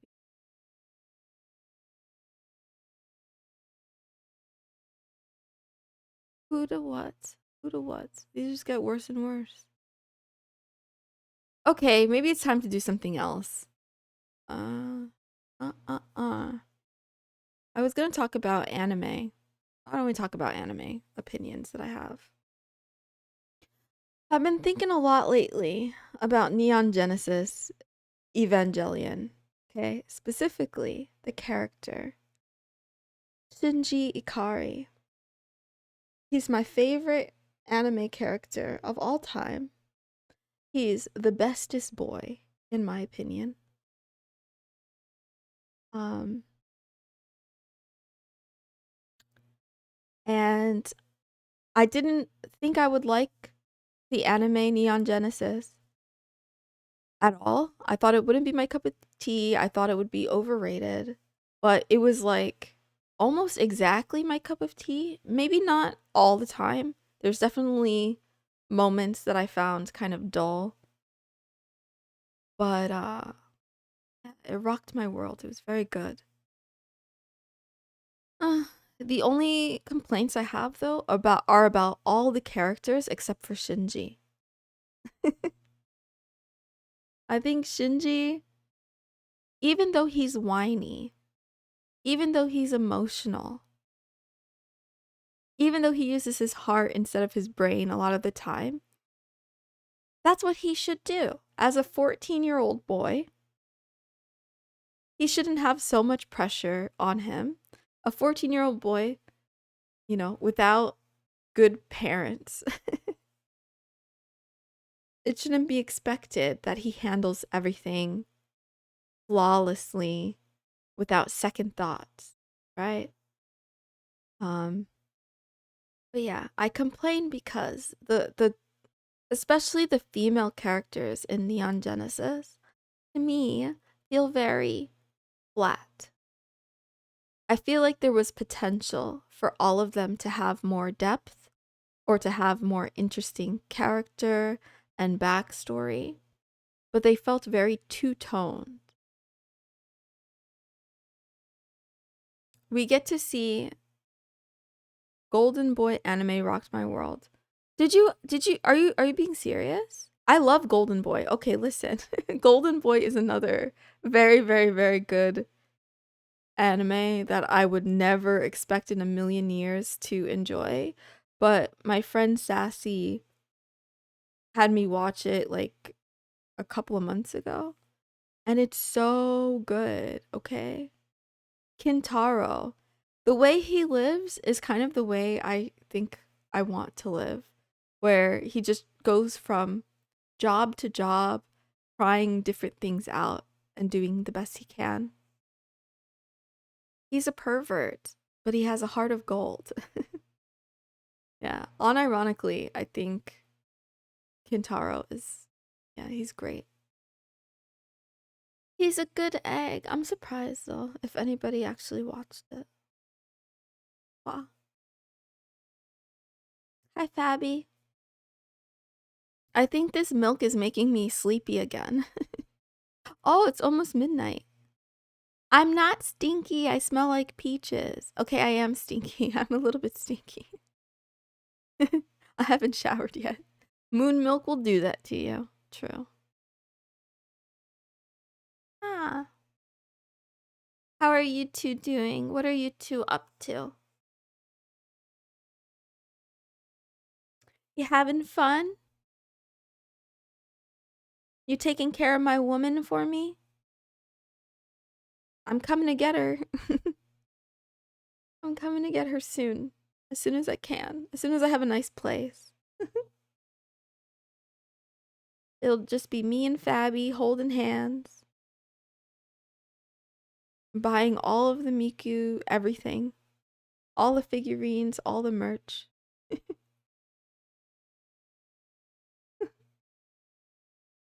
Yeah.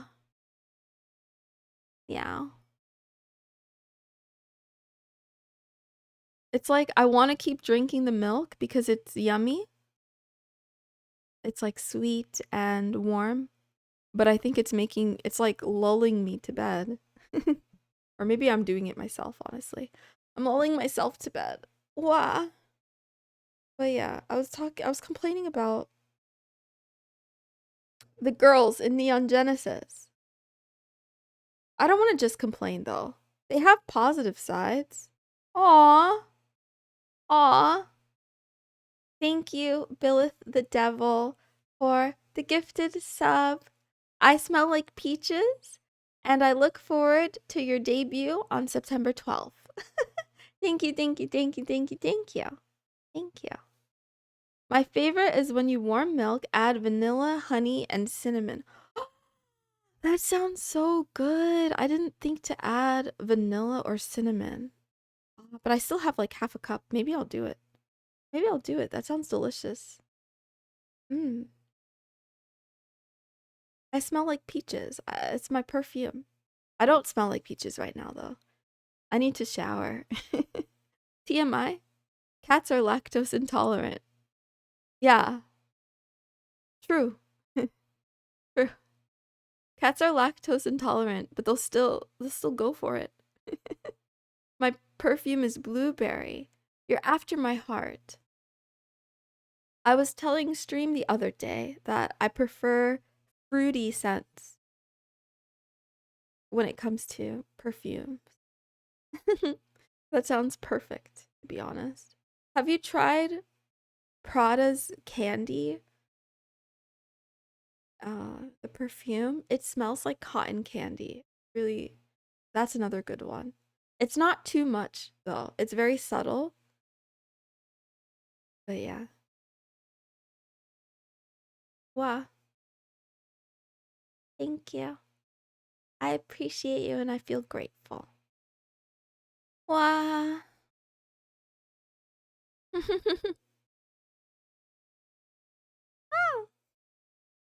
I can't believe it's almost 12. 4 more hours. What am I gonna do? I kind of want to stand, but. Mm. Alright. I guess I don't feel like talking about anime as much as I thought I wanted to. What else is there to talk about? I guess I could talk about K-pop. Or I could read a book. Decisions, decisions. I don't really feel like talking about K-pop. I guess we'll read a book. So, in chapter 1, should we read something educational or should we read Chinese romance? Mm. I wish I could watch a stream on stream right now.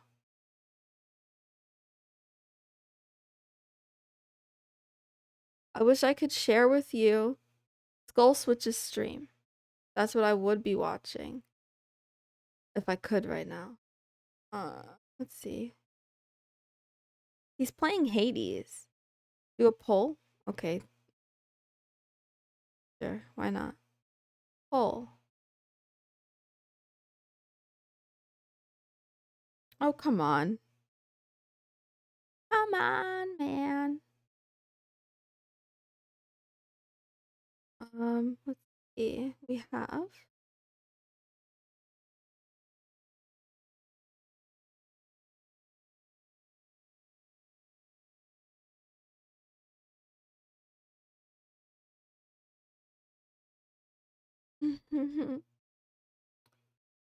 what is this called?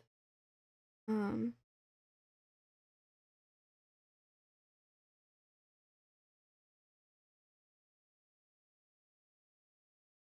we can either I can either read Amusing Ourselves to Death, which I am enjoying. It just makes my head hurt a little bit. Or we can read When a Nail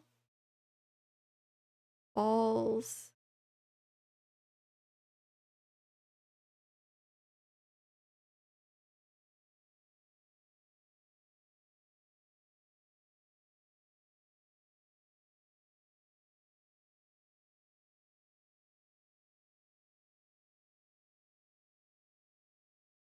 I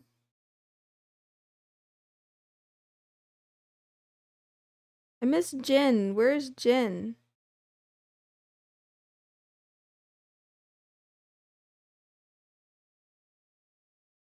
Why does it go from 30 seconds to 2 minutes? I feel like 2 minutes is way too long. Okay, 30 seconds it is. I didn't start it yet. There we go. Yes, thank you. Thank you, Fabi's husband, Joey, for the gifted sub. Wow. I don't know how many we're at. I have to check it. Oh, it's a tie.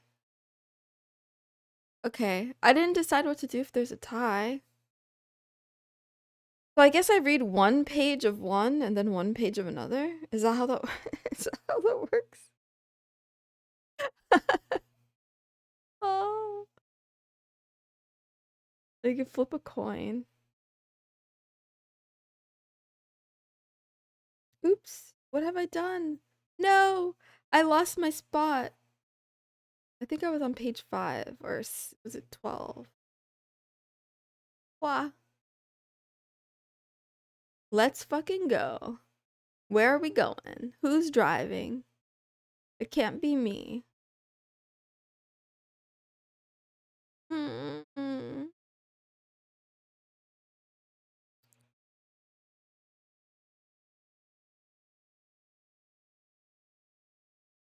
Heads romance, tail the other. Okay, the other one it is. It's fine. I was leaning towards that one anyway. We're gonna read Amusing Ourselves to Death. This is a book that uses 1984 and Brave New World, Brave New World Revisited, to discuss how mm, uh, what do we call it? I don't think it's about totalitarianism or anything like that. It's more like it's what it sounds like, amusing ourselves to death, where we're so addicted to dopamine drivers that we don't need a strong oppressor. We kind of oppress ourselves by being addicted to social media or television. So this book was written, I want to say, in the 80s. So the exact examples will be out of date, but the concepts are still quite relevant. And right now, the author is discussing how even in religion, there were specific instructions sometimes for people to use spoken word or written word to convey religious messages.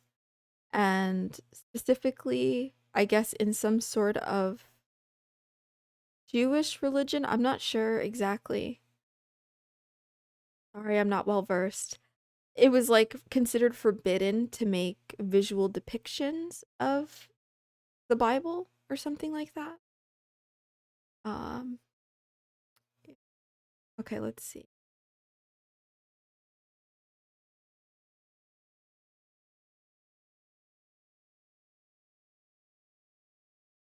He's talking a lot about symbolism and how when we use symbols, we use them as a shorthand, right?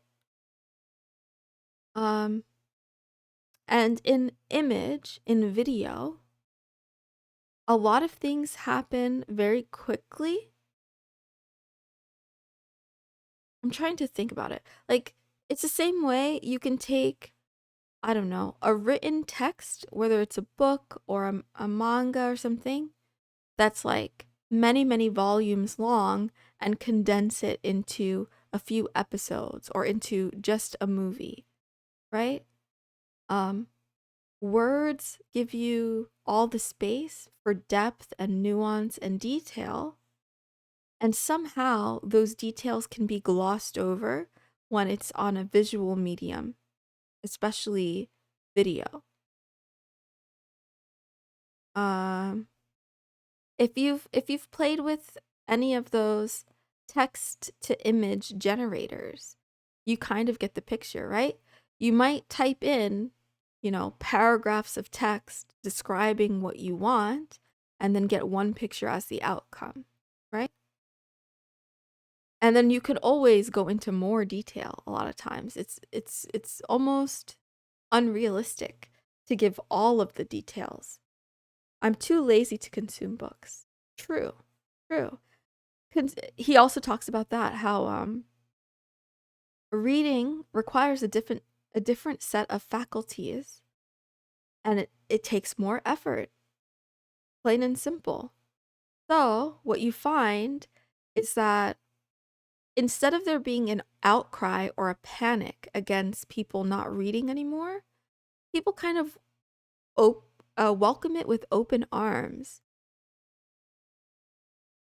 because it's much easier to listen to a person on YouTube talk about, um, politics or a bill or laws or something like that.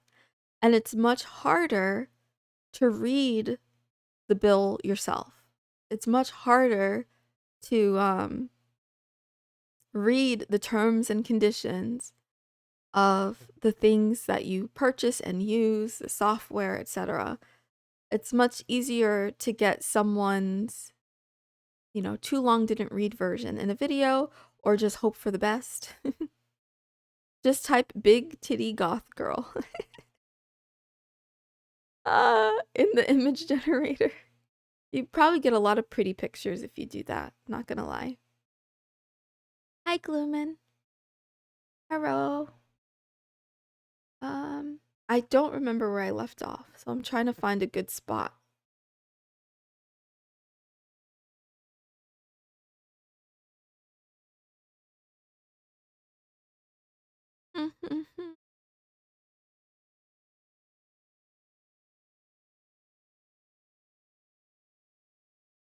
Oh, here it was.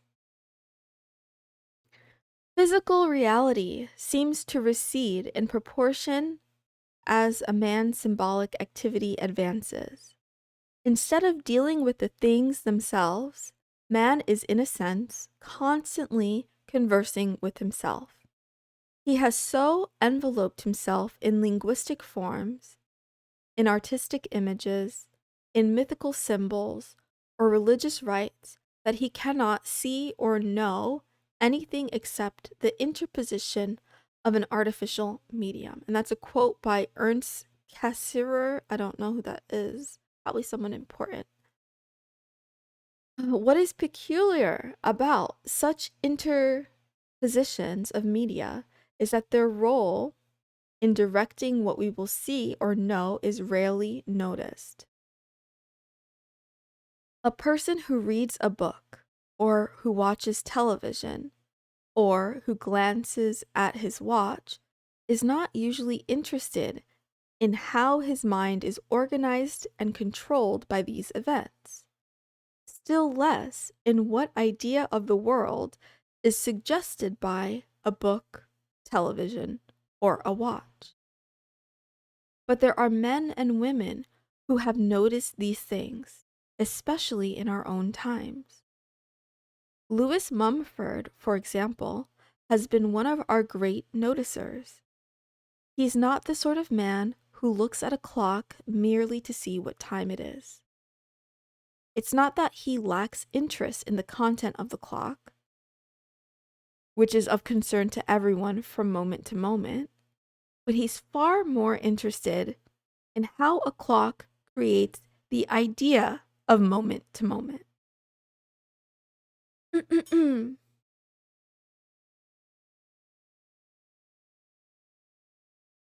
He attends to the philosophy of clocks, to clocks as metaphor, about which our education has had little to say and clockmakers nothing at all.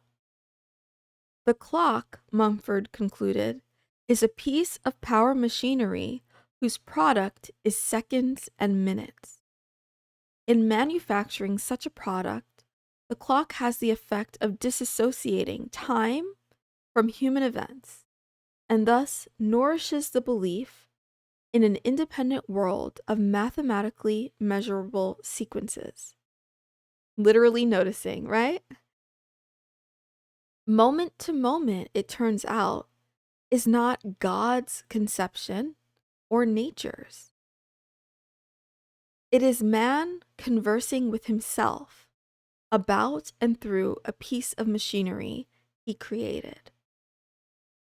In Mumford's great book, Technics and Civilization, he shows how, beginning in the 14th century, the clock made us into timekeepers, and then time savers, and now time servers.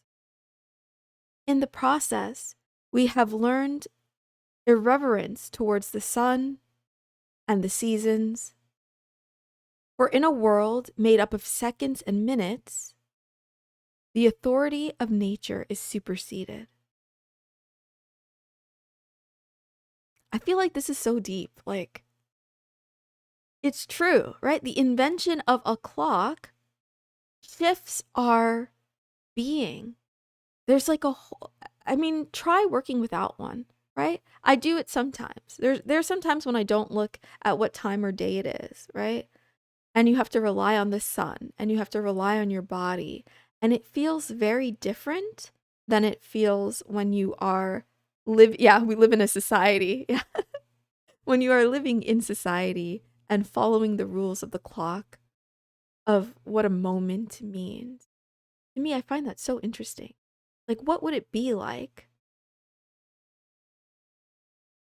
What would it be like to be in a society that didn't tell time, right? And of course, we would use some other measure to like orient ourselves, but it wouldn't necessarily have to be minutes and seconds. But anyway, I digress.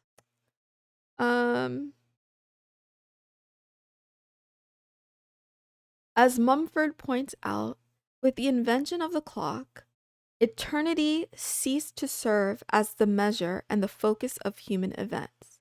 And thus, though few would have imagined the connection, the inexorable ticking of the clock may have had more to do with the weakening of God's supremacy than all the treaties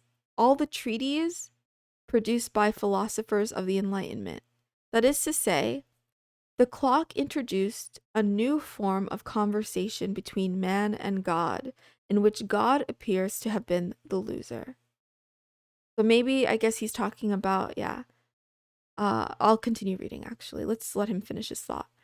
Perhaps Moses should have included another commandment. Thou shalt not make mechanical representations of time. That the alphabet introduced a new form of conversation between man and man is now a commonplace among scholars. To be able to see one's utterances rather than only to hear them is no small matter. Though our education, once again, has had little to say about this. Nonetheless, it is clear that phonetic writing created a new conception of knowledge, as well as a new sense of intelligence, of audience, and posterity, all of which Plato recognized at an early stage in the development of text.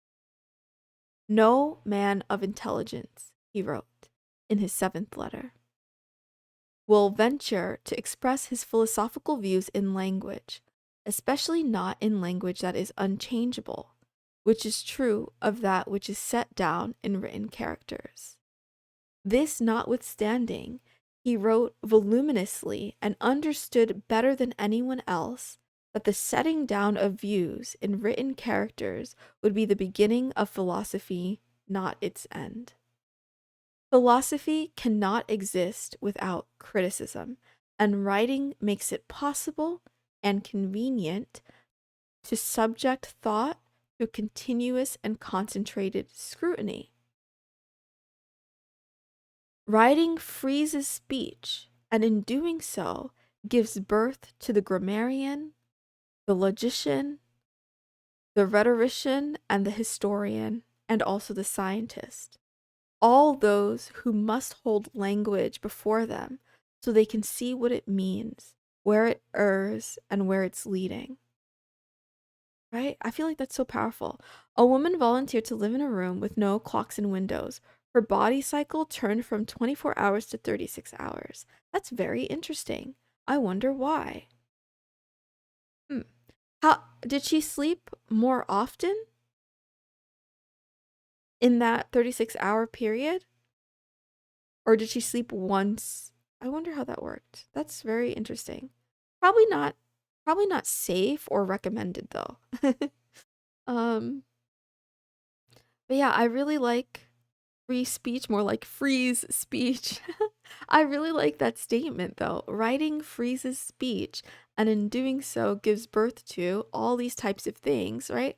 Like think about it. If you are a historian who can only refer to, you know, I guess audio visuals, I guess with the ability to replay things, it's fine. Like if you have a video and it can be saved and you can rewatch. But there's definitely something different about reading a text and highlighting a sentence you like on the page and listening to a talk or a speech and remembering a quote from it. The two concepts seem similar enough. You slept once for 12 hours. That doesn't sound good though. But I wonder, yeah, I wonder if she was all right. I have a lot of questions about that. Sleep is so interesting. Sleep is an interesting subject. Um, why we sleep, what happens when we sleep, um, why it's so important, why animals in general sleep, why are there differences in how much sleep animals get. I mean, I know there are probably reasons. I just don't know them specifically, and I find them interesting. But yeah. Uh Plato knew all of this, which means that he knew that writing would bring about perceptual revolution, a shift from the ear to the eyes as an organ of language processing. Indeed, there is a legend that to encourage such a shift, Plato insisted that his students study geometry before entering his academy. If true, it was a sound idea, for as the great literary critic Northrop Frye remarked, the written word is far more powerful than simply a reminder.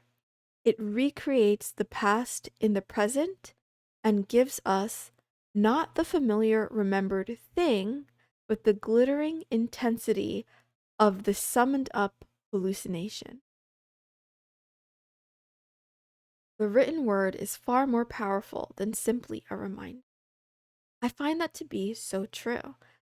I don't know if any of you are journalers or like handwritten anything these days, but I keep a notebook with me pretty much at all times. Um, yeah, for work or for play or whatever.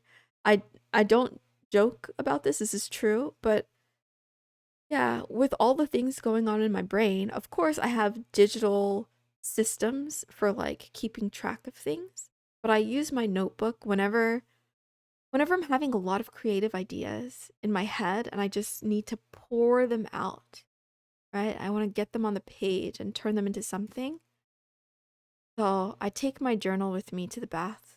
Like whenever I go have a shower or bath, I always bring my notebook.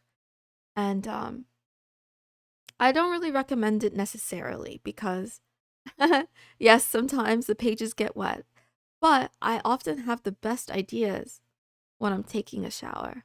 So instead of losing those ideas, I bring my notebook with me, and if something really interesting comes to mind, I write it down. And then every few weeks or so, I'll just flip through the pages and see where my brain has gone. I got like 20 to 30 pens and pencils and a small cupboard full of different kinds of notebooks. I love that. That's good. I wish more people cared to do that. I was very inspired by a professor that I worked with I was her research and teaching assistant. And this lady, she's just so lovely and so powerful, so intelligent. She's a neuroscientist. And she took meticulous notes, okay, about everything and anything. And she had a bookcase with the same exact brand of notebook. And I guess she had been keeping it for years and years and years. So she just continues the habit. And she told me about how, yeah, every day, even though we're in a technical society and there's lots of things that she writes, through email or whatever, she keeps all of her records by hand, at least jotting things down, right? Who she had a phone call with, who emailed her about something, what developments are going on in the lab. And the fact that she did this on like a day-to-day basis for so many years was very moving to me. I've always been a journaler. I kept a diary since I was old enough to keep a diary. um, I did go through periods of time where I didn't write much in it, but yeah, one of the things that I guess I didn't expect or I didn't anticipate would mean so much to me are my old diaries. I have like a stack of them under my bed. Yeah. So every once in a while, when I want to feel cringe, I can go back in there and read. I couldn't keep that up, but I have respect for people who can do that. The Dawn 213 says, "Hi, hello." Wow. It I'm not saying it's easy. I'm not saying it's easy, but I have respect too, and I think it's important.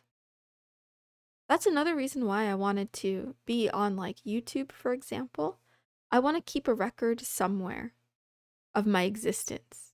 Proof that I was here, proof that I did something, whatever that thing happens to be.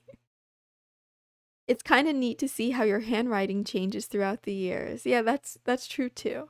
How my handwriting and my personality changes and what things stay the same. What things, last the test of time.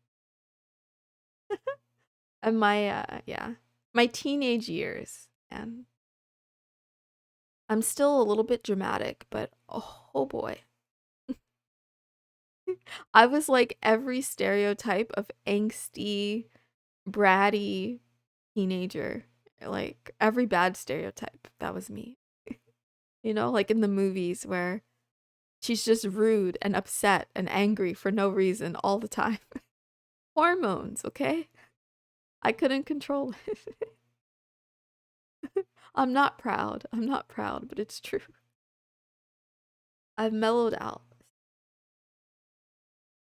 But yeah, this book is making me think a lot of thoughts. Um,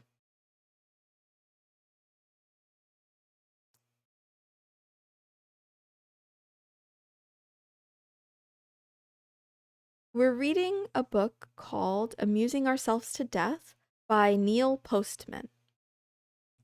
And right now he's talking about how the medium is a metaphor, how writing is intrinsically different than spoken word, like written word is different than spoken word, how listening to something or watching something is not just different in the literal sense of, okay, writing versus reading versus watching, but the way our brain processes the messages is completely different. The way we organize our thoughts about it could be the exact same context, but the delivery makes a difference.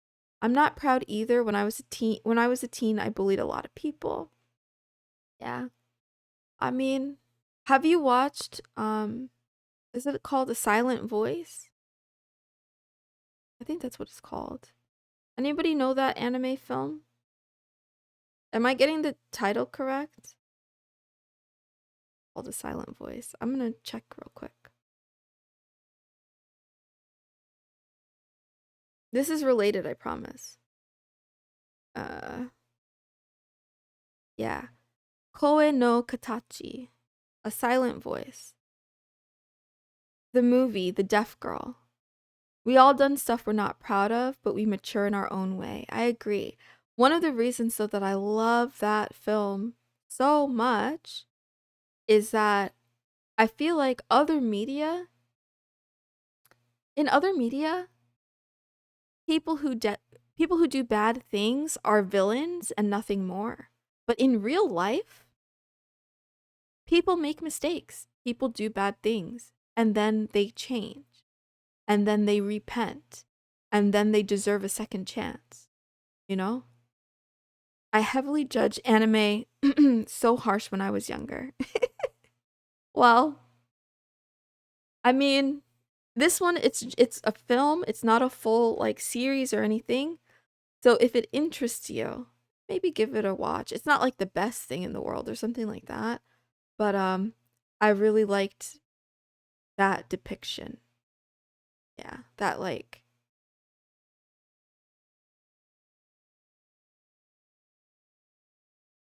I think it's too easy to just write off people who behave badly. I know online it's very easy to be polarized and to be polarizing, where you either love something or you hate something, or you love someone or you hate someone. And with cancel culture, you're either perfect or you're the devil, right? And there's no nuance and there's no in between.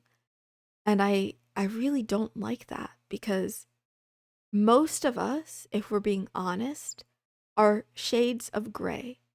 We're not all good and we're not all evil, and we don't need to be thrown away for doing a bad thing. You know, we may need to make amends. We may need to redeem ourselves, but we should, you know, as long as we're still living, we should find a way to yeah, to keep going. I know that's easier said than done, and I know that people have certain bottom lines and thresholds about what kinds of things are forgivable and what kinds of things are not. But I don't even think I'm really talking about forgiveness because you don't have to forgive a mistake to allow a person to continue to live on, you know, and to move on in life. You don't have to forgive them. It's okay if you don't. Like the example that I think of right now, oh, please don't cancel me. I mean, do whatever you want. I don't care. Whatever. I'm just going to say it. There's that Dutch guy. Does anybody know in the Olympics? There's some Dutch guy. Uh I mean, there are things about me people think are annoying, but can't let it bother you. I was a major menace in middle school. I don't know. I find that kind of funny. I mean, there's always a reason. Uh, I'm sorry that it happened, but I like to think that you've grown since then, right? And I don't think you just woke up one day and decided to be a menace. There's probably reasons. But yeah, there's some Dutch guy who committed a crime, a very bad crime. Uh, he like I don't know, whatever. I don't want to go into detail. I guess he raped a girl or whatever. Something, something, something. He did a bad crime. He did a bad thing. And because of the laws where he's from and where she's from, I think he only served maybe like a year or two. And also because of his age, I think he was 16 at the time or he was underage. He was a minor when he. I could be lying, guys. I'm making this up. I should look up the details. I don't remember how old he was. Could somebody tell me? Anyway, it doesn't matter to me. Honestly, like it really does. That sounds cruel and callous, but I'm going to be real with you. Um there's a lot of people that are upset that he's allowed to participate in the Olympics having committed this crime and being convicted for it and being charged. Now, he was charged, he did his sentence.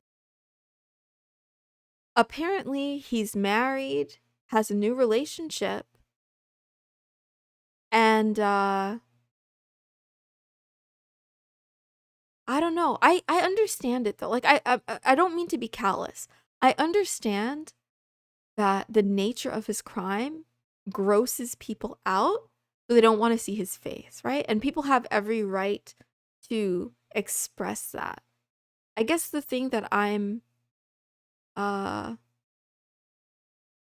I guess the thing that I'm saying is that maybe we have both. Like maybe this is the right outcome. That people get to be upset that he's in the Olympics, but I'm also kind of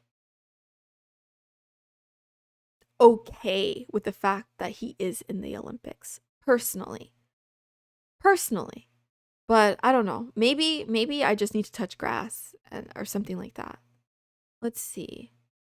I never watched the Olympics. Me neither. I looked at the highlights on Reddit cuz I'm addicted. There was a reason my mother divorced my dad and it impacted me heavily. I'm sorry, Ninja. Honestly, same. Like sorry to overshare, but pretty much all of my mental health issues sprouted from my parents' divorce. I was a super duper duper daddy's girl growing up because my mom was very busy, um, kind of being the responsible adult in the house in a way. Compared to the 90s, now things are very different. True. You talking about this reminded me of the main character from Nymphomaniac. What happened in that? What happened in Nymphomaniac? What happened to the main character? But yeah, I was a daddy's girl, and then my parents got divorced, and then I didn't get to see my dad, and then it messed with me. You know, I have quite literally daddy issues, they would say. My anger grew more and more over the year. Yeah, I think my pain grew. I think I'm still looking, by the way. I think I'm still looking for a father figure. It's sad. I'm okay though. I'm okay. I'm fine. I don't know how to explain. Well, do your best. Give it a shot. If you want to. But yeah. I mean, I get it. I guess I use a bad example though because crimes against kids are kind of like in a special category where our rationality leaves the chat and all that's left is emotion. But I like to challenge my thinking and I like to challenge my emotional response to things. And I think when I push back against it, I don't know, I start to have different thoughts.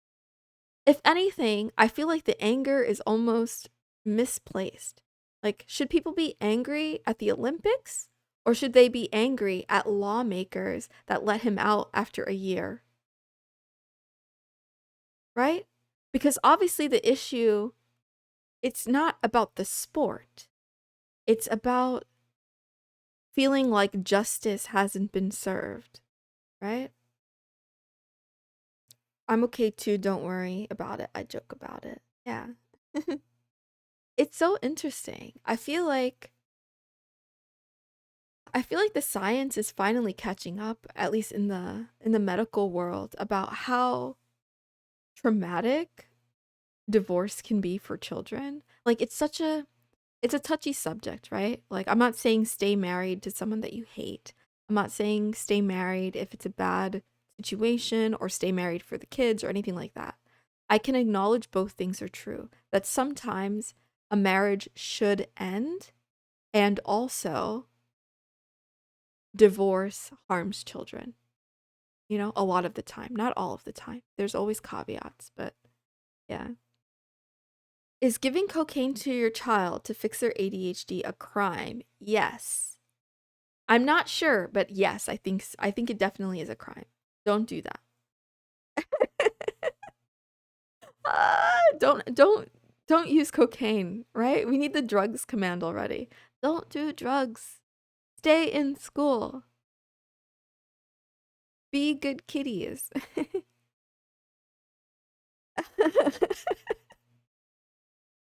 Oh, all that Plato surmised about the consequences of writing is now well understood by anthropologists, especially those who've studied cultures in which speech is the only source of complex conversation. But Nick Rakita told me I can give Coke to an 8-year-old. Who is Nick Rakita? Who is that? Or Rickietta? How do you say that name? Rickietta? Rickietta? Who is Nick? Nick needs help. Tell him to get help. um, Anthropologists know that the written word, as Fry meant to suggest, is not merely an echo of the speaking voice. It is another kind of voice altogether, a conjurer's trick of the first order.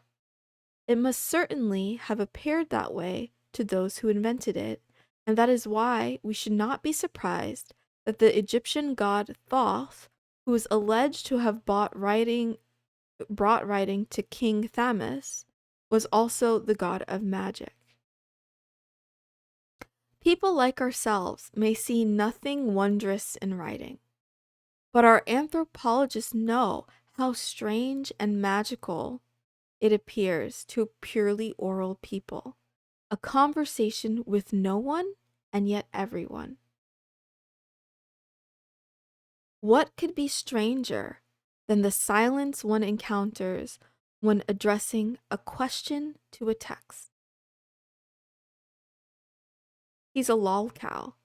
It's a YouTuber, creator, and lawyer known for his channel where he discusses legal topics and breaks down lawsuits. Okay, I'll have to look it up. I'll have to look it up. I'm curious about the Coke to the 8-year-old. Does he mean Coca-Cola? Like soda? I wouldn't, yeah, I don't know. I wouldn't give cocaine to anyone, let alone an 8-year-old.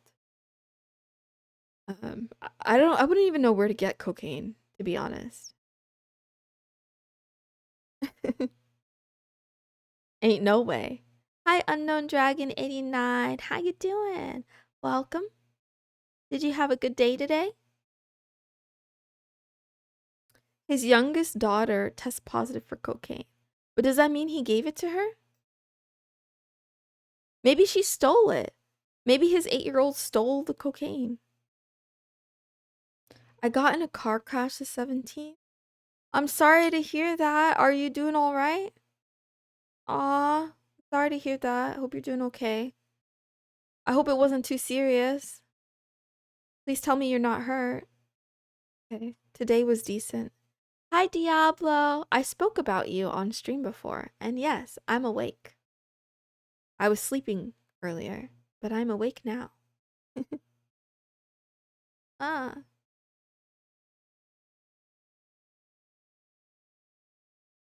Is your car fine? Yeah. Car accidents really suck. I was in a really bad car crash if you need someone to talk to, Dragon. I was laughing. Was it like a fender bender? It wasn't too bad, but trucks fucked. Oh, God, that sucks. Ah, cars. Cars.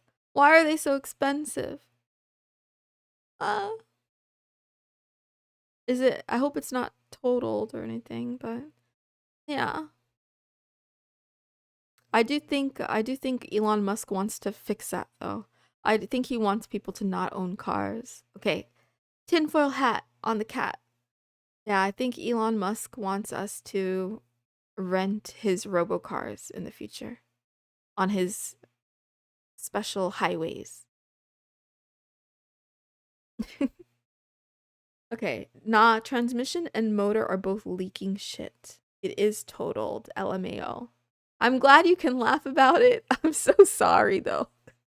It sucks. I mean, maybe you can get something different, something newer if that's what you want, but I'm sorry. Dang.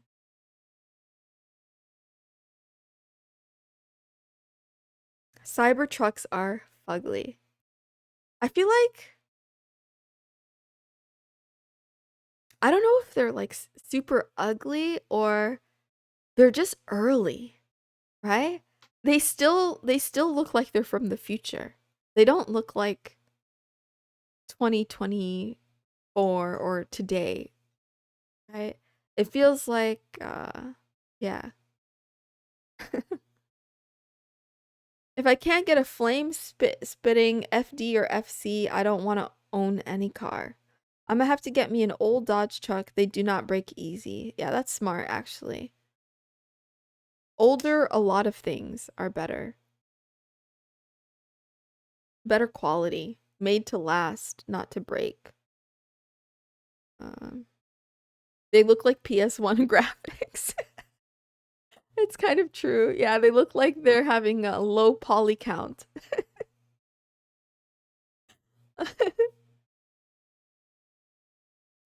But the thing is, like, as much as I have opinions about Elon Musk and Tesla or whatever, I am I am pro innovation and being different.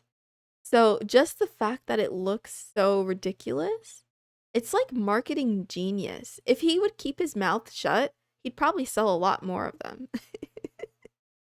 Like, yeah. You can never, it's not like you can ever mistake another car for the Cybertruck. Like, if you're seeing the Cybertruck, you know exactly what you're looking at. I call him a rolling dumpster. I think it's good marketing, somehow. Ah, but what do I know? I feel like Tesla is also uh bad when it comes to like right to repair, right to actually own your car and resell your car. They have a lot of nonsense going on with that. Like, yeah. I know a lot of car manufacturers are practicing implementing software as a service with your car, right? Whether it's the seat warming subscription or whatever. But yeah, you'll own nothing and be happy. Yeah, because they have the only vehicle that's fucking ugly. True, right? But again, you know, hey, we're talking about it, so it's working. The batteries cost about $4,000 for a Tesla. Got me tripping if I'm gonna get that. I might not get one, but I might steal one. Just kidding. I wouldn't steal a car. I'm a good kitty. Yeah. My neighbors, a lot of my neighbors have Teslas. It needs a waifu wrap on the outside of Moon. Actually, that would be an improvement. That actually reminds me, Gloomin. One of my goals, if I ever get merch, I absolutely need some sort of like car sticker. I want to be on someone's car somewhere. You don't want a subscription for warm seats? What are you, a boomer? Best looking car in my opinion is the Mustang Shelby GT 500. Damn, you got expensive taste. I gotta take a look. Let me open another tab.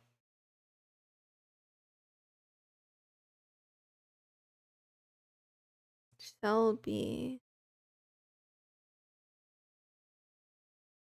Wah wah wah.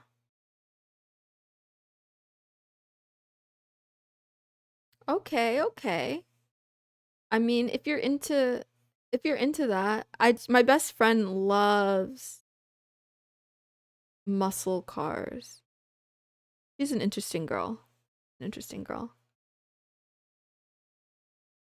My Need for Speed looking car. My fave is the RX-7 FD.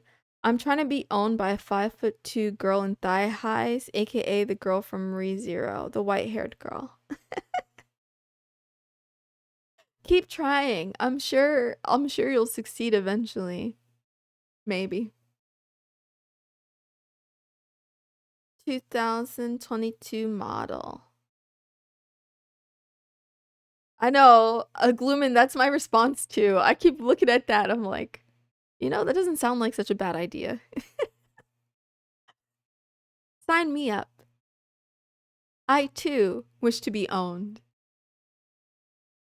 by this white-haired goddess. I guess. Aw. Cars. I don't know anything about cars. I just um yeah, I don't know. I used to think that I wanted one of those Mercedes Benz uh G-Wagon. You have the voice of a goddess. Oh, thank you. Oh, you shouldn't have. Oh, sorry, I'm being ridiculous. It makes me very happy. Thank you for the compliments. Damn it, where she be looking? I give up every right to be owned by her, not gonna lie. Her voice is soothing. This is anime, right? ReZero? I haven't watched it. Damn, own me, you 5'2" goddess. I guess you like shorties. Anyway, yeah. That's nice. That's good. Yeah. Short girls are underrated. Wow.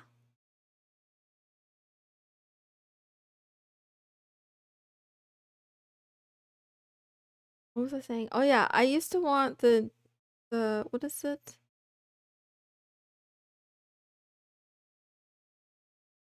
I don't know. I kind of wanted like a soccer mom fancy car. If that makes sense. So I could take the kids to soccer and carpool and stuff. But I don't have kids. I don't have kids and I don't think I will have any. But don't mind me, not shorties, just her. Only girl I'm letting own me. Oh, unknown dragon, you poor thing. A minivan is what you want? No, I was thinking like a Range Rover or the Mercedes G Wagon, like the boxy thing. But yeah, now I don't really care, honestly. I don't know. It's just a car. You get from point A to point B. Keep it that way. Children are annoying. I agree. Like, I don't know. I'm on the fence a little bit.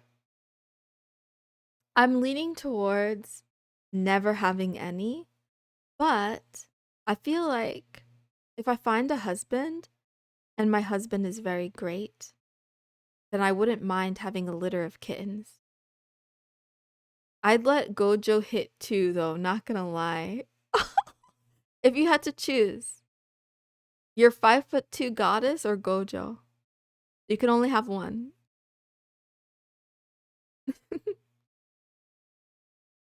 Unknown Dragon is down bad for anime characters, and I'm here for it. Respect. Gojo is a character from Jujutsu Kaisen, and he's like apparently very hot. All the boys love him, and the girls too. I haven't watched it yet. The Goddess. All right. Nice. Where did I leave off in the book?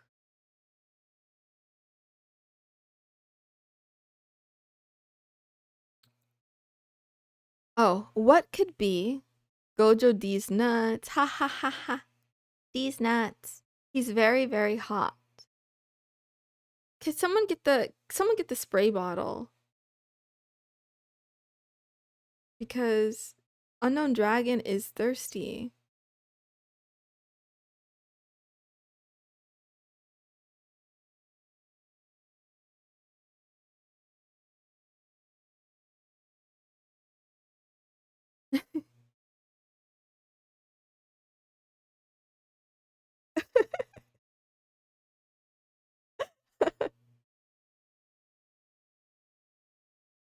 I pick my goddess over Gojo any day.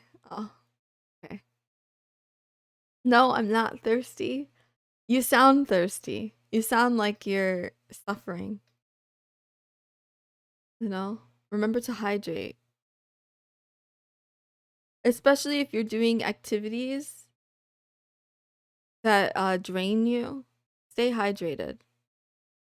Okay? What could be more metaphysically puzzling than addressing the unseen audience, as every writer of books must do, and correcting oneself because one knows that an unknown reader will disapprove or misunderstand?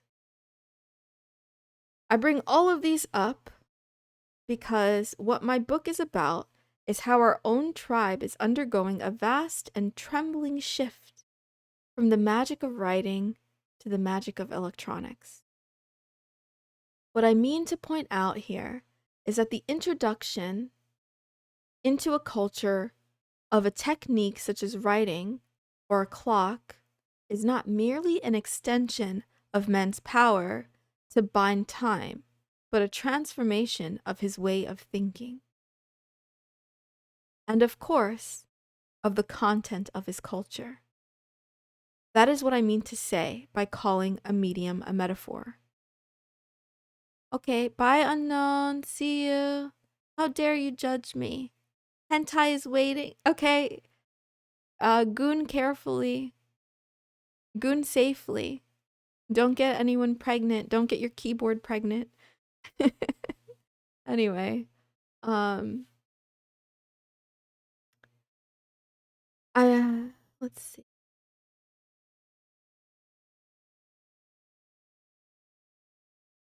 We are told in school quite correctly that a metaphor suggests what a thing is like by comparing it to something else.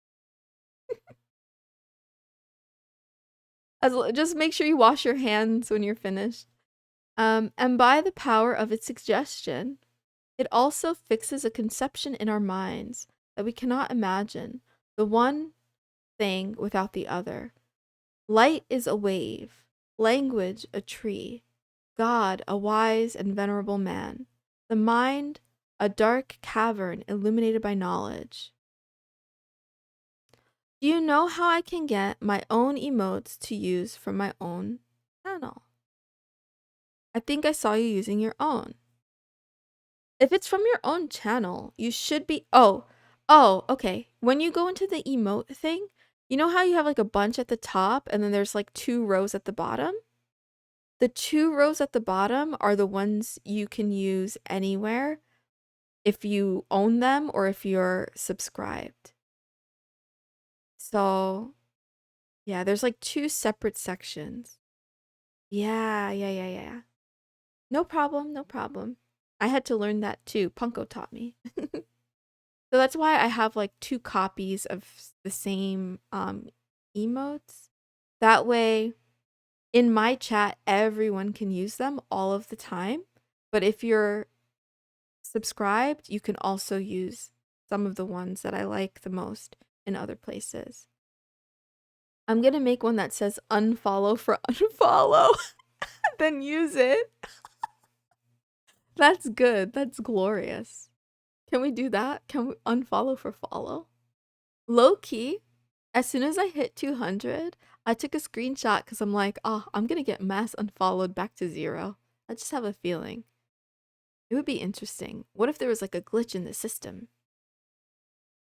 I don't really care about the number of followers or anything like that, honestly. It's just, it's a number, whatever. What makes me more happy and more excited, I know this sounds so cliche, but it's so true, is the connection and the one-on-one. There are a lot of streamers that have way more viewers than me and a dead chat. Make it make sense.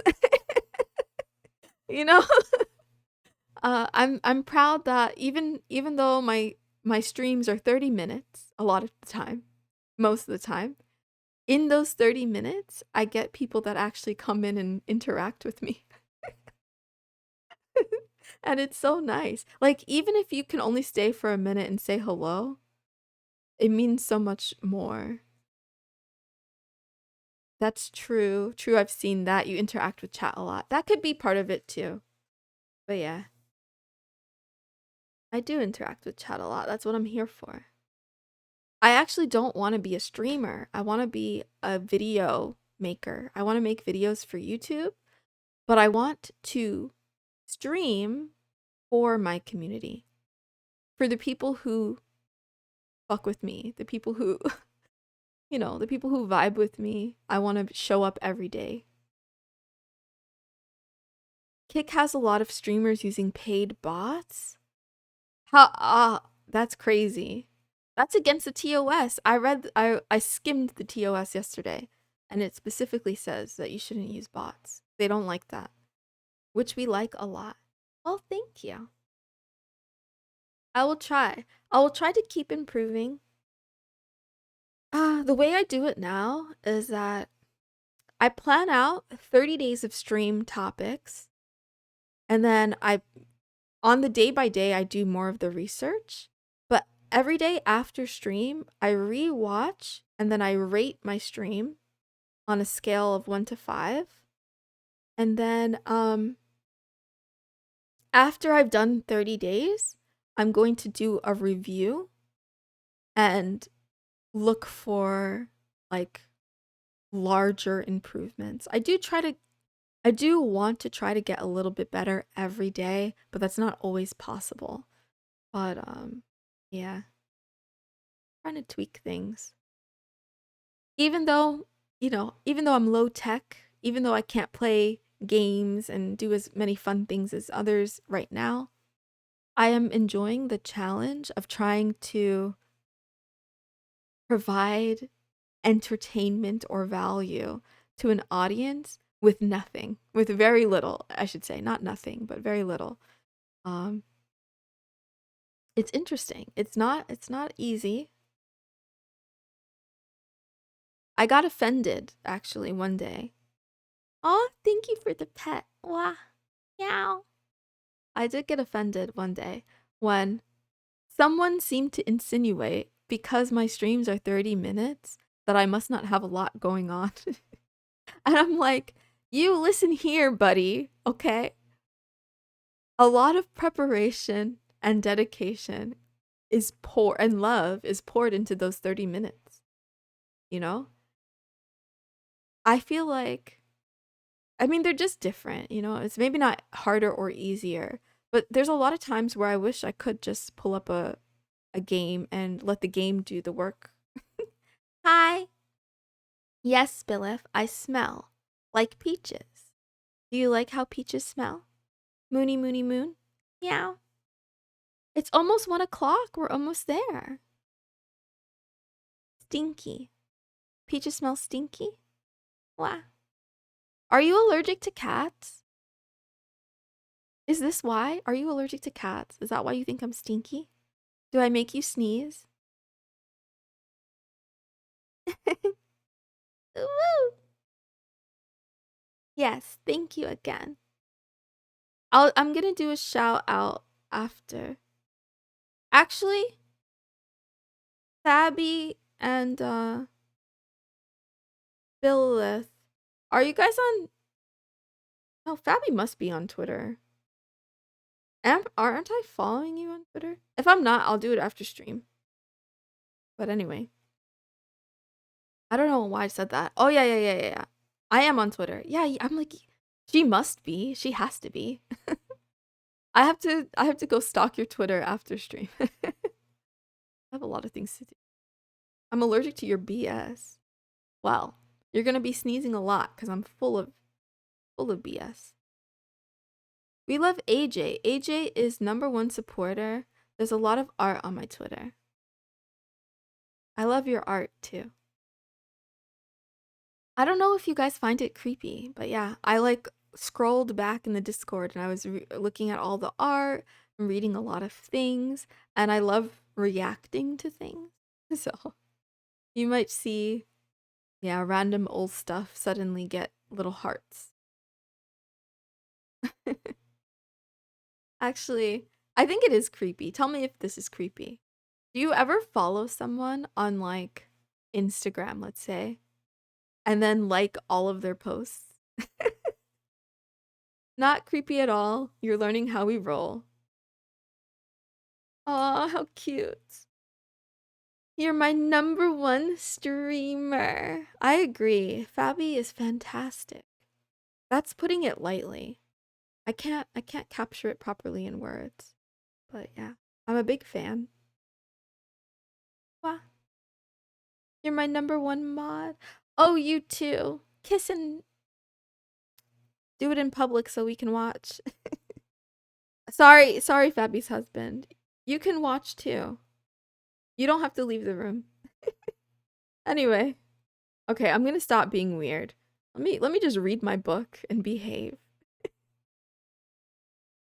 I should read my book. Back to my book. Something, something, something. And if these metaphors no longer serve us, we must, in the nature of the matter, find others that will. Light is a particle, language a river, God, as Bertrand Russell proclaimed, a differential equation. The mind, a garden that yearns to be cultivated. But our media metaphors are not so explicit or so vivid as these, and they are far more complex. In understanding their metaphorical function, we must take into account the symbolic forms of their information, the source of their information, the quantity and speed of the information, the context in which their information is experienced. Moon, talk in my ear like this more. Right? Moon is reading a book, okay? I'm literally reading a book. It's a good book though. It's beautiful. Like I'm really enjoying it. I need to get past the first few pages though. And thus, it takes some digging to get at them. To grasp, for example, that a clock recreates time as an independent, mathematically precise sequence. That writing recreates the mind as a tablet on which experience is written. That the telegraph recreates news as a commodity.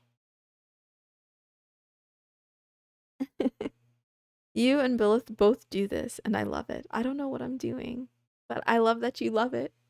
Yeah, yeah. And yet, such digging becomes easier if we start from the assumption that in every tool we create, an idea is embedded that goes beyond the function of the thing itself. The book reading. Now, meow for me. Meow. Meow. Meow. I don't know. Yeah, okay. I don't know if my mic can pick it up. But I'll have to learn because I'm gonna do a moon sound ASMR stream that's just gonna be me meowing and saying, "Wah."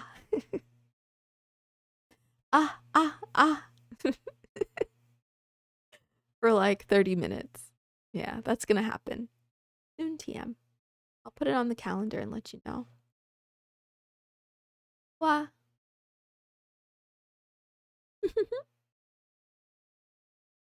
Ah.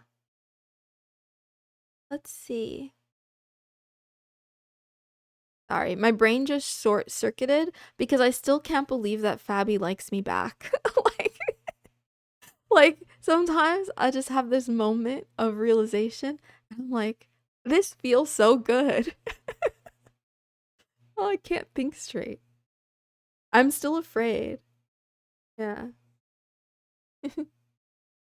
Oh, weird shy kitty. Okay, let's see. Where did I leave off?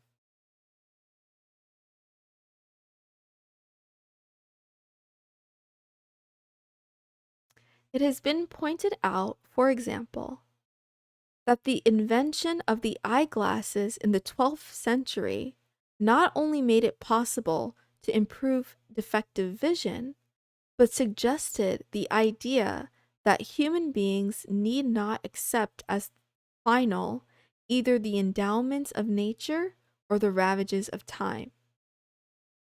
Eyeglasses refuted the belief that anatomy is destiny by putting forward the idea that our bodies as well as our minds are improvable. I do not think it goes too far to say there's a link between the invention of the eyeglasses in the 12th century and the gene splitting research in the 20th. Even such an invention as the microscope, hardly a tool of everyday use, had embedded within it a quite astonishing idea, not about biology, but about psychology. By revealing a world hitherto hidden from view, the microscope suggested a possibility about the structure of the mind. If things are not what they seem, if microbes lurk unseen on and under our skin, if the invisible controls the visible, then is it not possible that the ids and the egos and the superegos also lurk somewhere unseen? What else is psychoanalysis but a microscope of the mind? Where do our notions of the mind come from, if not from metaphors generated by our tools? What does it mean to say that someone has an IQ of 126? There are no numbers in people's head. Intelligence does not have a quantity or a magnitude, except as we believe it does. And why do we believe that it does? Because we have tools that imply that this is what the mind is like. Indeed, our tools for thought suggest to us what our bodies are like. As when someone refers to her biological clock, or when we talk of our genetic code, or when we read someone's face like a book, or when our facial expressions telegraph our intentions. When Galileo remarked that the language of nature is written in mathematics, he meant it only as a metaphor. Nature itself does not speak. Neither do our minds or our bodies, or, more to the point of this book, our bodies politic. If the gut bacteria are just present to serve the host body, does that mean we are present to serve something else? Huh. That is a question that I like, and I'm not sure. Oh, I really like that question. Mm. Right? And we might be. Maybe we have no awareness of it, you know?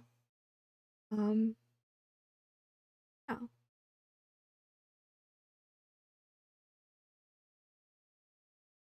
Will I do react to what? You have a great video? When I have a better setup, yeah, I will. When I have a better setup, I can. Right now, my laptop is so bad that I can't even open a browser without my computer starting to overheat. Like the CPU usage skyrockets, and then stream starts freezing and lagging. But in the future, I wouldn't mind doing like uh, breakdowns and analysis and stuff like that, perhaps. In small doses. I don't want to be like a React tuber or anything, or a streamer or something like that, but occasionally I wouldn't mind at all. If you want to just share it in the Discord, if you're on Discord, I don't know if you're on Discord though. Do you not have Discord? Let me think of another way you can share it. You can email it to me, I guess. If you want to email. I don't know. How do people send things? What are the methods by which we send the things? Okay, check out the video, The Hex of Hexagon. Okay, I'll just open it in another tab and then I'll watch it. Of Hexagon.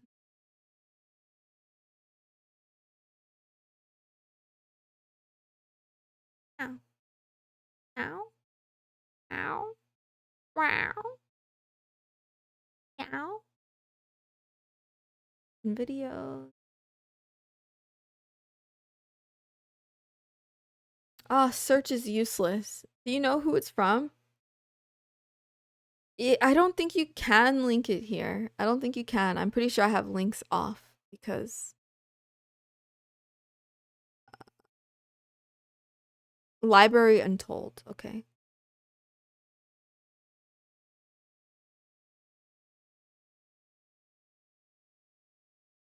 I'll give it a gander.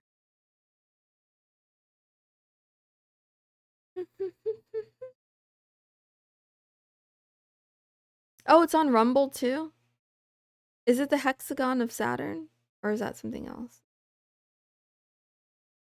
Actually, I can't tell. Whatever. I'll do this after. Library of the Untold. Let's save it. Yeah, I think it is the same person. Or is it the Hex Story Explained? Lost Knowledge and Hidden Wisdom. Hexagram Mysteries. Okay, I'll take a look at this. Kermie! Hi! Hi! Oh, welcome everyone. Hi, hello. My name is Mrs. Moonson. Meow. I'm a cat girl VTuber. I stream every day at 8 a.m. Universal, which is 4 a.m. if you're in New York, 1 a.m. if you're in California, and then a lot of times in a lot of other places. I do a 30 minute. Oh my god, I almost said 30 hour. Okay, my brain is rotten. I've been live a long time today.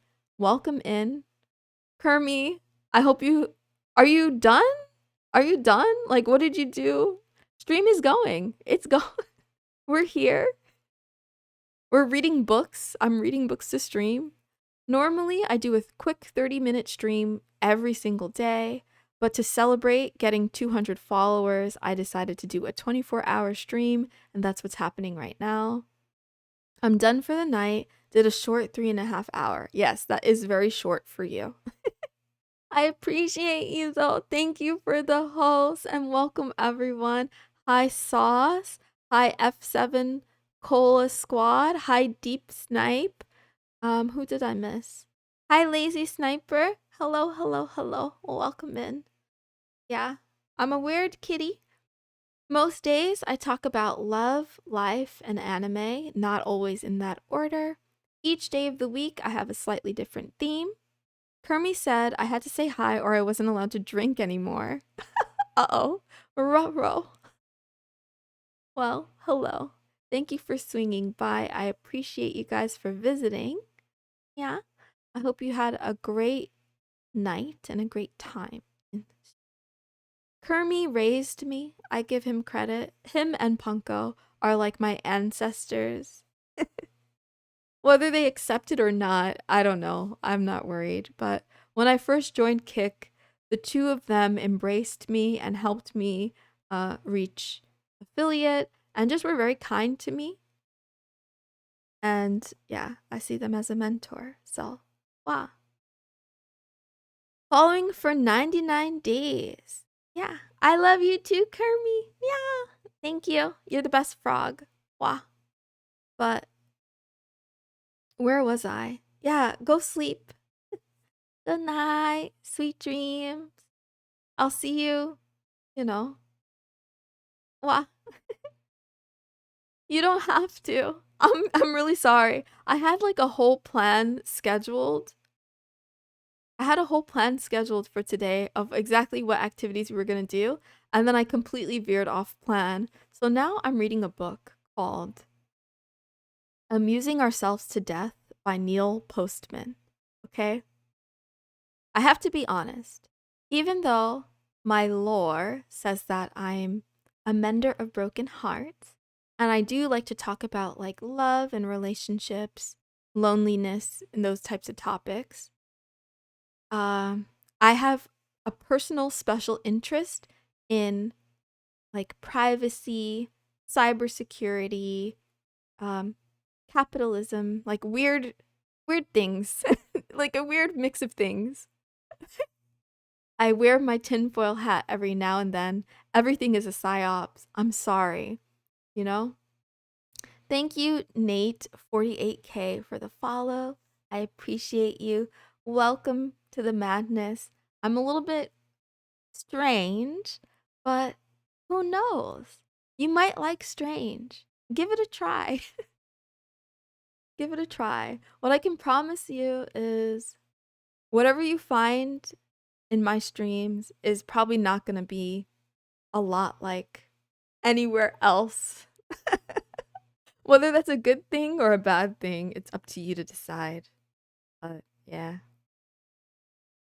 So, we're reading this book, and this guy, Postman, is talking about how important mediums are for messaging. And chat, she's different. I'm not like other girls. No, I'm exactly like other girls. I'm exactly like other VTubers and other streamers. I'm just a little bit weirder, you know? I have a sprinkle of something a little extra.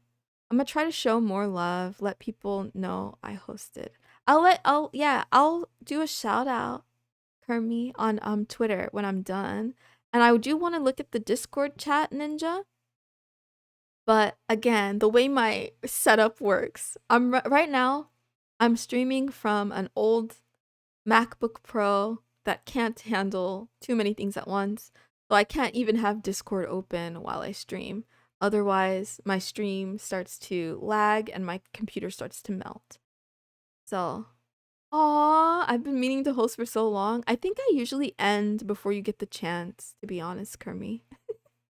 Usually, like, I often host you because you're one of the only ones who's live at 4 o'clock in the morning, my time, 4:30. The Dawn Conry, thank you for the follow. Welcome from Kermie. Welcome, welcome, welcome. Yeah. Yeah. So I know I'm wearing a nurse's outfit, but I'm not a nurse. I am, I'm an emotional support pet. You can give me head pats, and I will try to comfort you and make you feel better. If you have any questions, you could just ask me. I'm kind of an open book. Now. Yeah. Okay, back to reading my book. Amusing Ourselves to Death. I was gonna say a little bit more about what it's about. So it's a book that was written in the 80s, but it's still relevant today.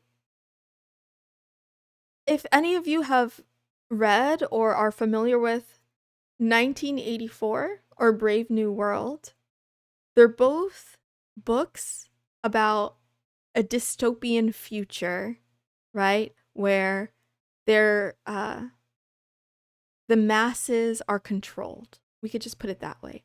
I dig VTubers. My friend Winter does that. She made me one. I love VTubers too. I really do. I don't know why.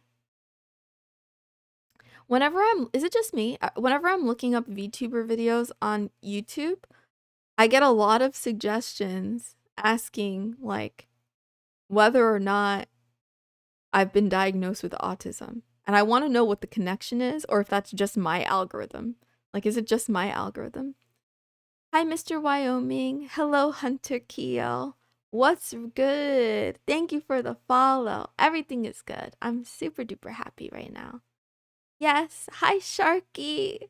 Thank you for the raid with Kermie. Yeah. So much love. What are chubas again? I forget. Sorry, I'm being uncultured for a moment. Are they the trope where actually don't yeah, let me not guess. I don't remember what they are. Thank you, Ilamia, for the follow. Welcome. I appreciate you. Hi, hi, hi, hi, hi. Mrs. Moonson, the mender of broken hearts, emotional support animal. I don't have a lot of rules here. Almost anything goes. I just ask that you be gentle and be kind. Yes, let's fucking go, Kermie, host. Thank you, RK Stacks. Welcome. Thank you, thank you, thank you. And thank you again, Kermie. Wow, my ancestor. It's interesting how a frog VTuber and a catboy VTuber gave birth to a white-haired cat girl. But alas, here I am. Chubas, is this how you pronounce VTuber in a way? Oh, I get it. YouTube becomes YouTube. Got you, got you. I like them then. Yes.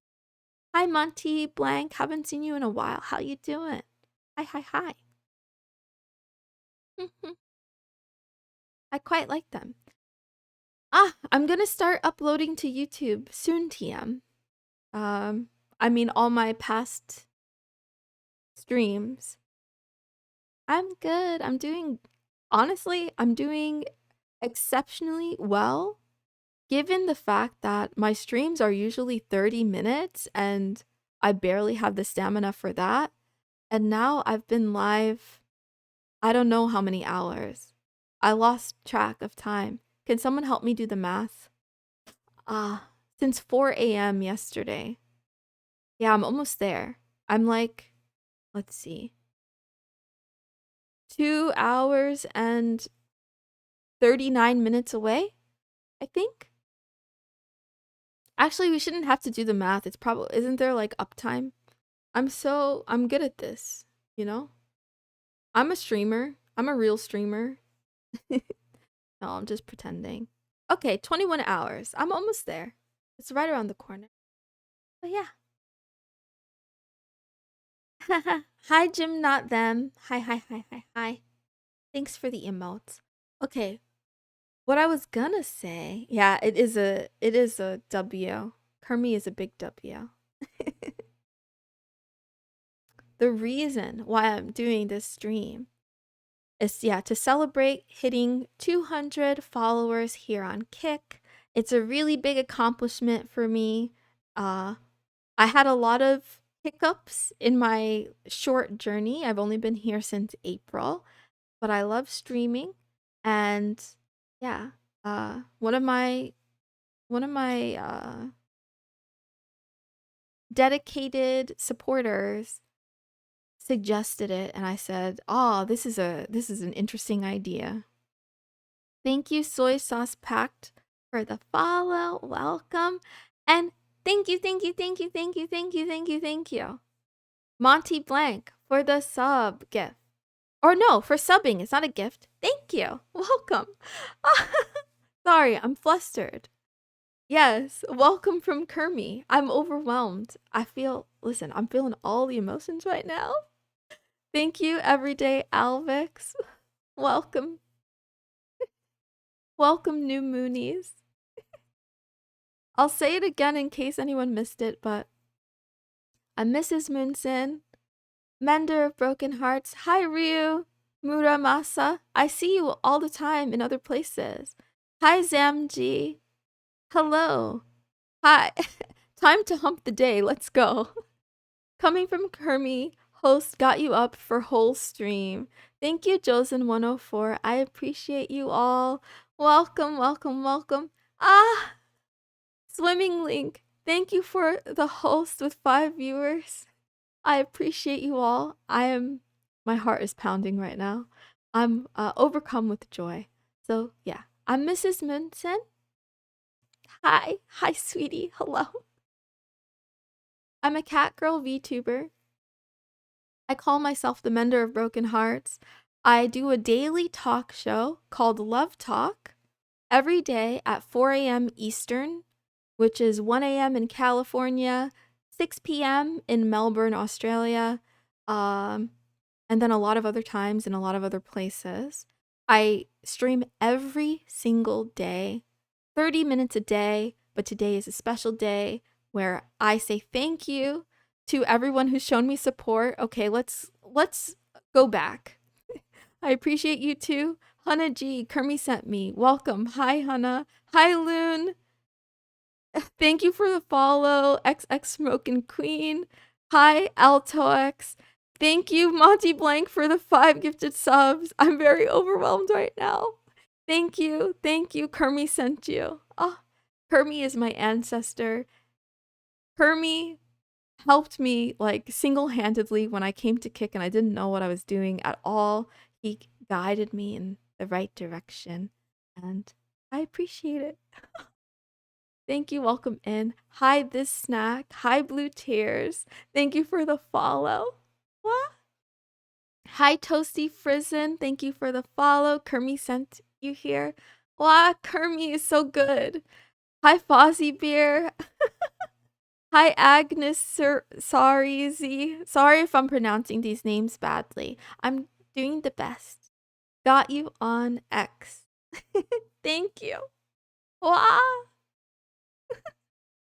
Thank you, thank you, thank you. Yeah. If you haven't encountered me before, it's probably because my streams are usually so short that if you blink, you'll miss them. I stream every day from 4 o'clock in the morning to 4:30, and I talk about love, life, and anime. I do a lot of anime and manga recommendations. Thank you for the follow, Agnes. Thank you for the follow, Smoke in Peace. Yes, Ninja. So many raiders today. I'm like overwhelmed and my heart is full of joy from the amount of love that you guys are showing me right now. Hi, Dr. Chaosity. Hello. Now.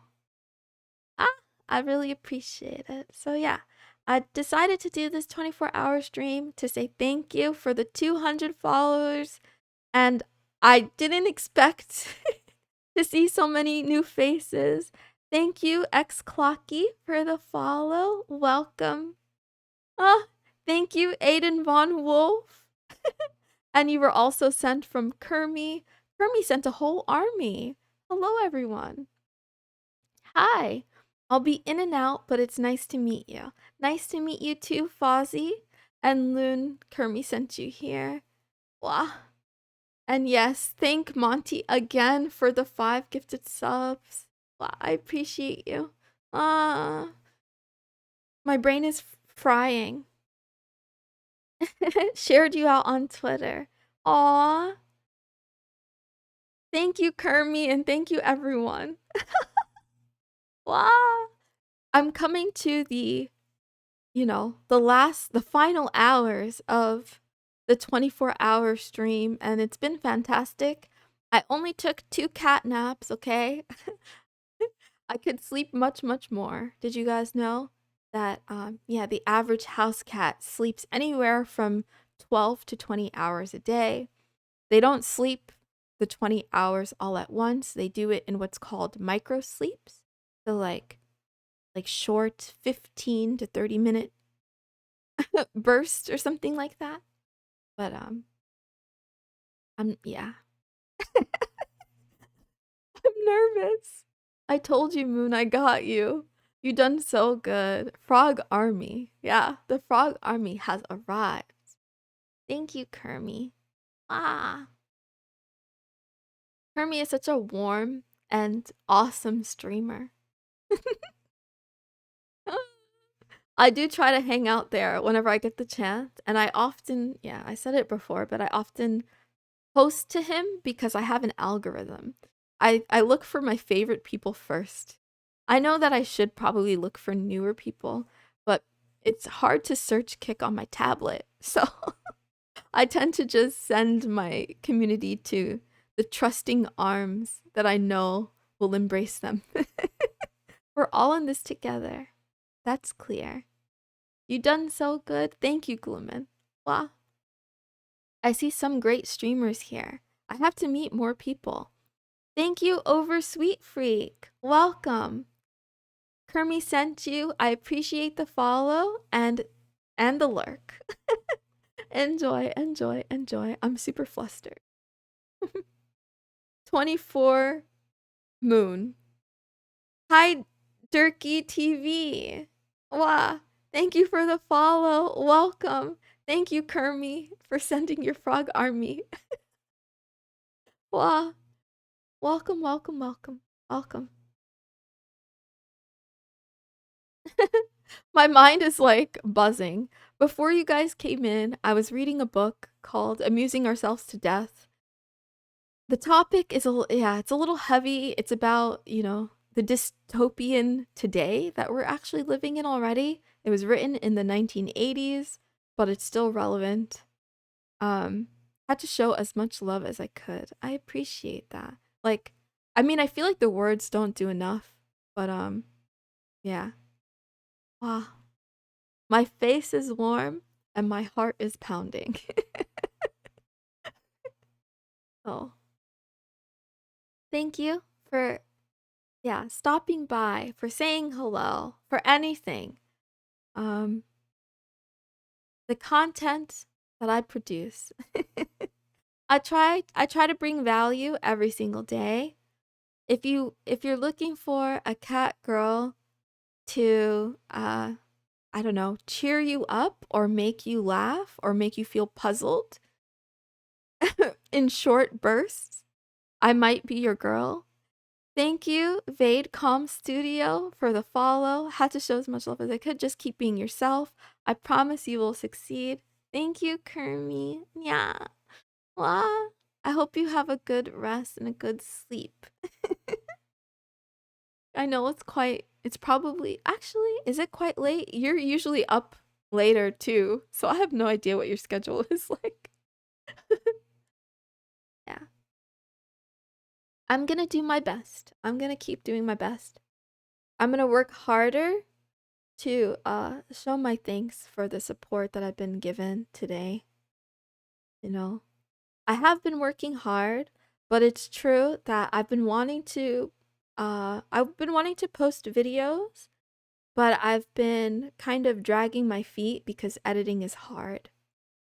Just followed, came by to show some love for your 24-hour stream. Thank you. I appreciate you. This is the first one, and honestly, it's very hard. It's very difficult. It's not late, but I've only had 3 hours of sleep in the past 2 days. Yeah, have some sleep. Please, take care of yourself. I know it's not good. I promise I'll get sleep I need. Yeah, do that.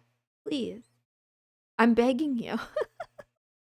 Take care of yourself and take care of your body so that you can stream more. Yeah. But yeah, I don't know how people do this. I did the 24 hours. I'm doing it now, but I had to take a nap twice. The first time because, okay, it was like a normal sleep. But the second time, I was just very exhausted. Wow. And, ah, what are words? You're on the front page. Oh no. Oh no. That's not. I don't know if that's a good thing. Hi, Woo to the Hizzle. Thank you for the follow. I appreciate you. Ah, okay. I'm on the front page. I need to act normal. Try to act normal. Okay, I'm Mrs. Moonson. Eddie. Father Eddie. If you're out there. Okay. I say I'm gonna act normal and then immediately I act like a weirdo. Every time Eddie streams on the weekend, I always try to get his attention. I haven't succeeded right now. Oh, by front page, I mean you're number 1 on VTubers. Got you. I was about to, yeah. Well, I can fix it. Ah, panic. I'm panicking. I'm stressed and panicking. Wah. Oh, no pressure. Let's fucking go. Where are we going? Should we go? Somewhere? Oh, my heart. Oh, wah. My heart and my brain. I don't know if I should like read a book or talk about myself or whatever. Let's look at the schedule. So, what I originally had planned, it's 1 o'clock in the morning. So, I should be talking about my VTuber goals and dreams. So, why don't we do that? Yeah, let's do that. Moonson number 1. Oh, I just want to be like, can I just be like top 1,000? I don't need to be number 1. top 1,000. Top 1,000 is good. Talk about whatever you want. Okay. Ah, relax. I feel very pressured, but I'm gonna try to focus. I wanted to talk a little bit about, yeah, my VTuber goals and my dreams. So, um, The Mender of Broken Hearts, my title. I've always felt a little bit like an alien in this world. Like, I don't exactly fit in. And I spend a lot of time thinking about others like me, the misfits, the ones that are forgotten and left out, the lonely, the heartbroken, etc. And I can't promise that I can heal your heart to full health, but what I want to do is just bring a little joy to someone's day every day. That's me to a T? Which part? Yeah, I just want to bring a little joy, spread a little, make you feel a little bit less alone in this big, scary world. And how do I set out to do it? By two methods.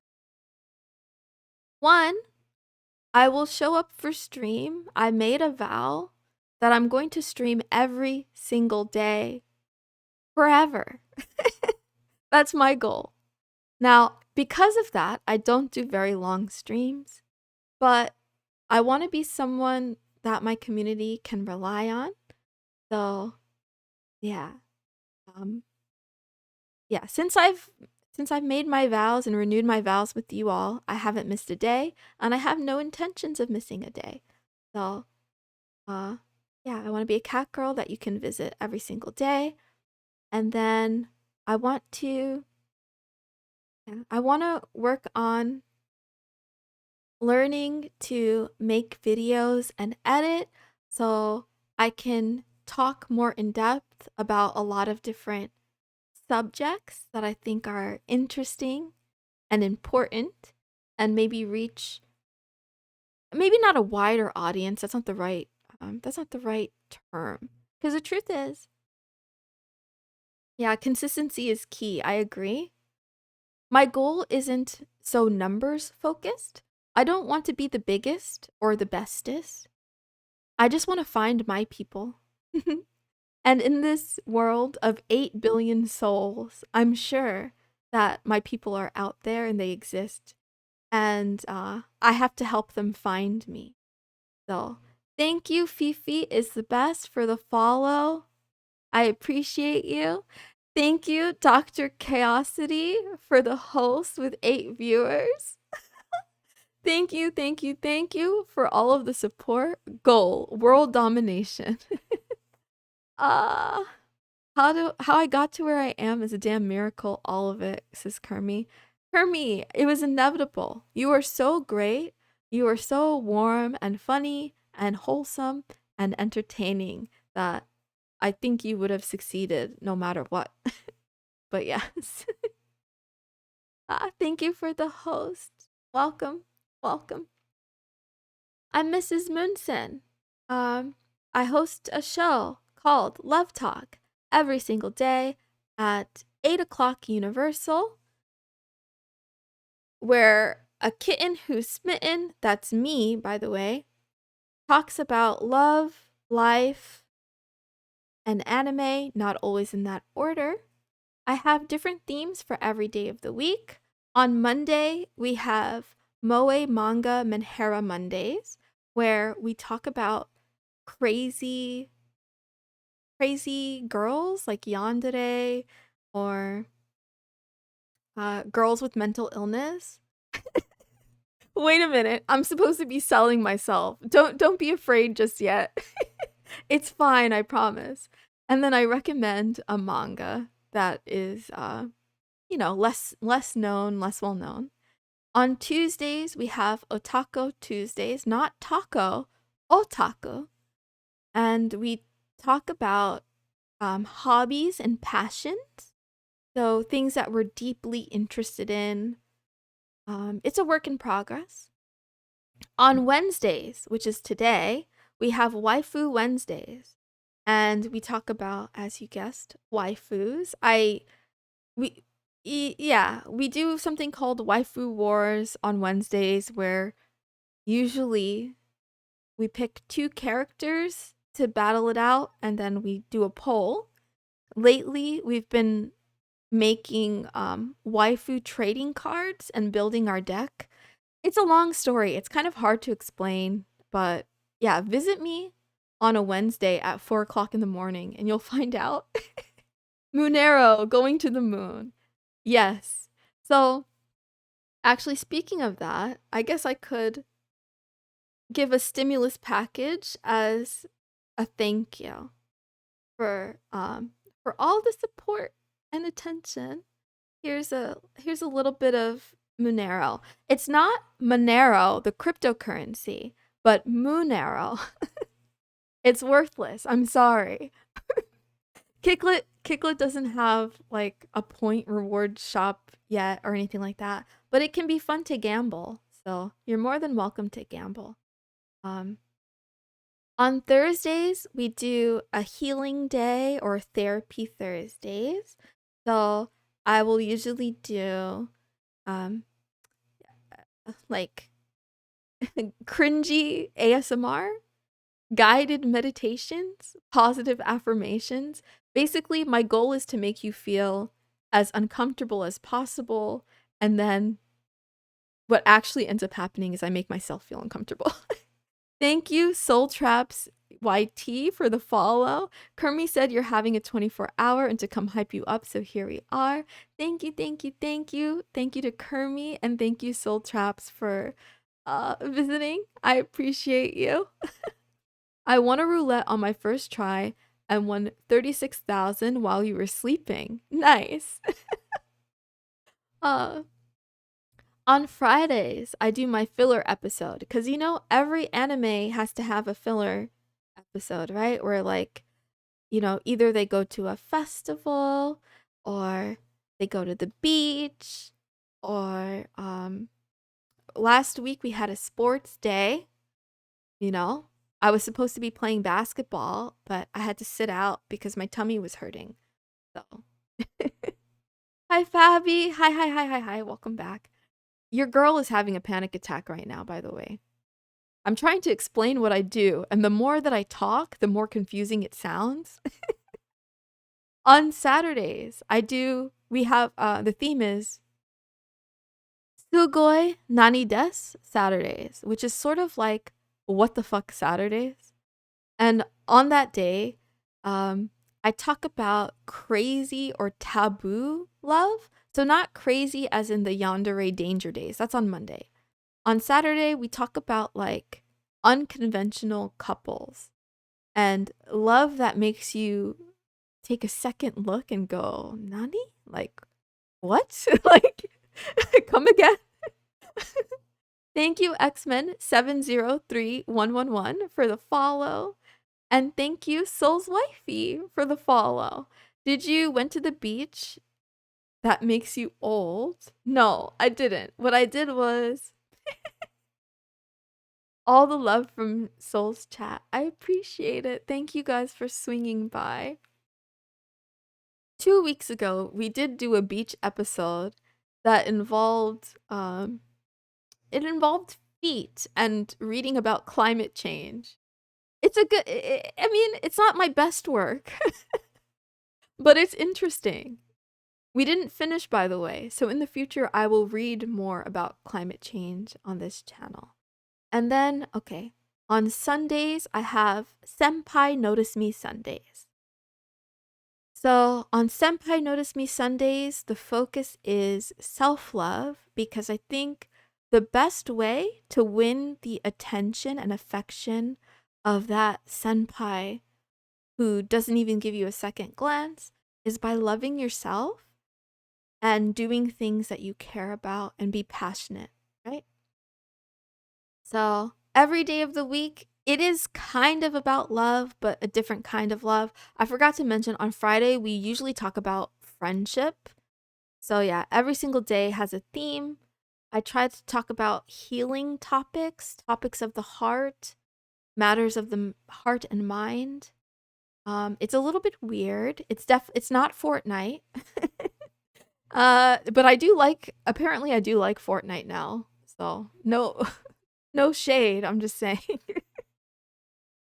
Hi Aztec138. Thank you for the follow. I'm going to have a sip of water because I need to calm down.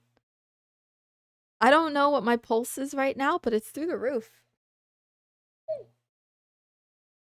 Ah, okay. So yeah, I can do a recap as well of like what happened today, maybe. Um, I read a lot of things. You don't even really need me to recap. Honestly, if you just take a look at the schedule, you can kind of tell that I'm all over the place and I'm a little bit weird. So, we talked about um female presentation of autism, and then I read positive affirmations to chat for like 15 minutes. Mostly we've been reading books. We've been alternating between a Chinese romance novel that's machine learning translated, so it sounds very confusing at times. And then also reading, okay, Kermi, you should be going to bed. But yeah, we've also been reading Amusing Ourselves to Death by Neil Postman, which I don't know, it's riveting content. I think it's accurate. Sorry, I know I just joined, but gotta work. I'll try to get here tomorrow. Bye, Fifi. Thank you for stopping by. You know? And hello, F7 Cola Squad again. Thank you for the emotes. Juicebox307. Thank you for the follow. His bed is a giant leaf. Got you locked in. I appreciate it. Thank you for the support. Thank you for stopping by and swinging by to listen to a cat girl ramble on. Why don't we go outside? Yeah, okay, this is nice. Go back outside. Huh. So this book, again, that I'm reading. Yeah. I feel like I haven't elucidated enough why I think it's so important. But obviously our society, like right now we're in a live stream, right? Our society has moved rapidly towards being completely embraced by technology, right? A lot of us spend a significant portion of our days looking at a screen or interfacing with technology in one way or another. And while a lot of good comes from it, there are things that we should stay aware of. There are things that some of us care to be concerned with. And one of those things is how different mediums. I'm trying to think of an easier way to explain this. Can anyone help? Like, different mediums have different purpose, is the premise of this book, where we're in the digital age and we're in the age of video. A lot of video and audio. But perhaps while video and video audio media can be great for entertainment, perhaps video audio media is not best for certain ideas. For example, politics. Hi, Jisk. Welcome. Thank you for the follow. Another example is education. And so far, the book is discussing how everything becomes entertainment through the lens of video. The book was written in the 80s and it was specifically talking about television, but it couldn't be more true today in the era of social media and YouTube and TikTok, where sometimes big ideas that actually require a lot of nuance lose their meaning. The message gets lost when it's in a short or when it's in a video with a clickbait title that's meant to provoke a quick response. And yeah, the book really dives into the topics of how, the authors Aldous Huxley and George Orwell, they both predicted a dystopian future where citizens would be controlled in mass, but they had different predictions of how that would occur. In Orwell's 1984, we're hi defeated souls, thank you for lurking in the darkness, and yes, it was a W raid. Thank you, Eyes Only One, for the follow. Welcome, and welcome back, Kermie. Go to bed. But yeah, in Orwell's 1984,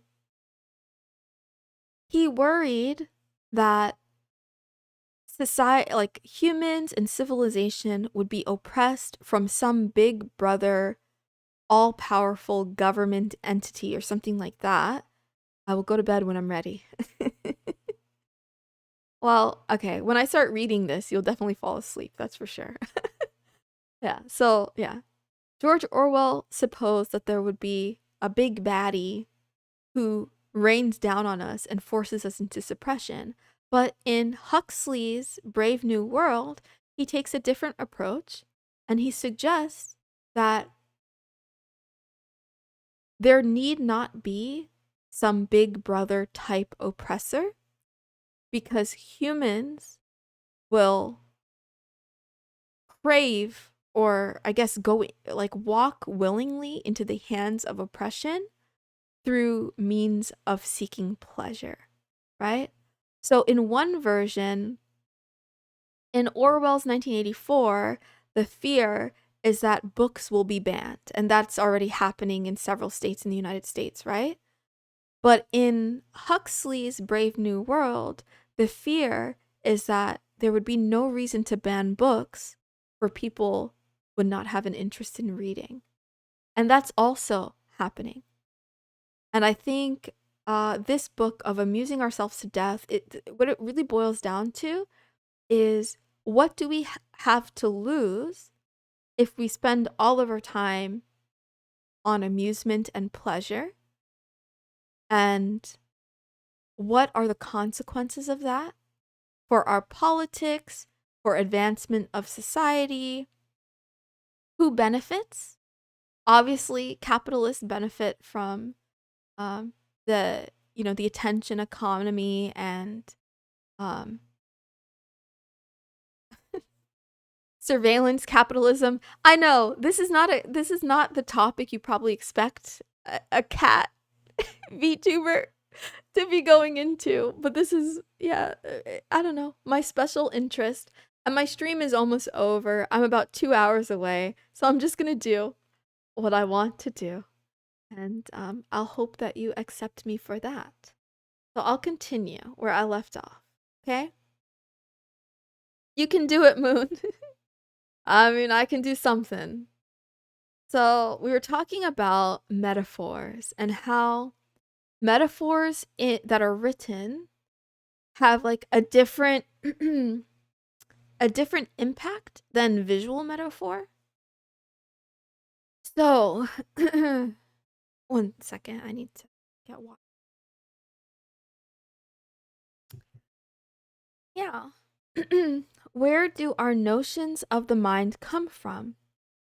If not from metaphors generated by our tools, okay, I read this already.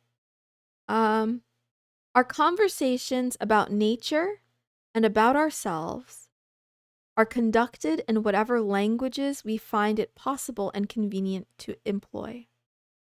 We do not see nature or intelligence or human motivation or ideology as it is, but only as our languages are. Our languages are our media, okay? Our media are our metaphors. Our metaphors create the content of our culture. In the next section, or chapter, Media as Epistemology. It is my intention in this book to show that a great media metaphor shift has taken place in America, with the result that the content of much of our public discourse has become dangerous nonsense. Hi, Naz. Welcome back. Stream is going. We're still here. I'm still alive and kicking. I took 2 naps. I had some milk tea in a way. I had some warm milk. And I got an insane number of hosts and raids and new faces and friendly faces. Thanks to I don't know, I have to check in my dashboard like with everyone's name cuz honestly, my brain is in a tizzy right now. But yeah. Remember, at 23 hours we fight in the streets. Deal. Boss battle at 23 hours. So is that an hour from now? It's about to be 2 o'clock. So I'm coming towards the end. But yeah, I'm reading. I started a new chapter of Amusing Ourselves to Death. This is to lull everyone to sleep, okay? Either to make you fall asleep or make you burn with a fiery, intense rage and have an existential crisis and question your life choices. Okay. With this in view, my task in the chapters ahead is straightforward. I must first demonstrate how, under the governance of the printing press, discourse in America was different from what it is now. Generally coherent, serious, and rational, and then how, under the governance of television, it became shriveled and absurd. And I think, again, this is an old book, but it still applies today. How many people say that, like, TikTok is rotting the brains of our youth and stuff like that, right? And this is exactly what he's talking about. He's talking about it in the context of television, but there's a suggestion that there's something about the medium through which we share the message where messages get lost or intentions change. In fact, I wonder if even by reading this book, because I am doing the same thing, I'm doing, you know, live streaming video, the message is diluted at the very least. So I should I don't know. I think I'll post an illegal link. I'll upload a PDF file of this book in the Discord after stream as well. So if other people actually want to read the whole thing, because there's no way I'm going to get through the whole thing. There's 128 pages only, and I'm only on page 13. Okay, let's see.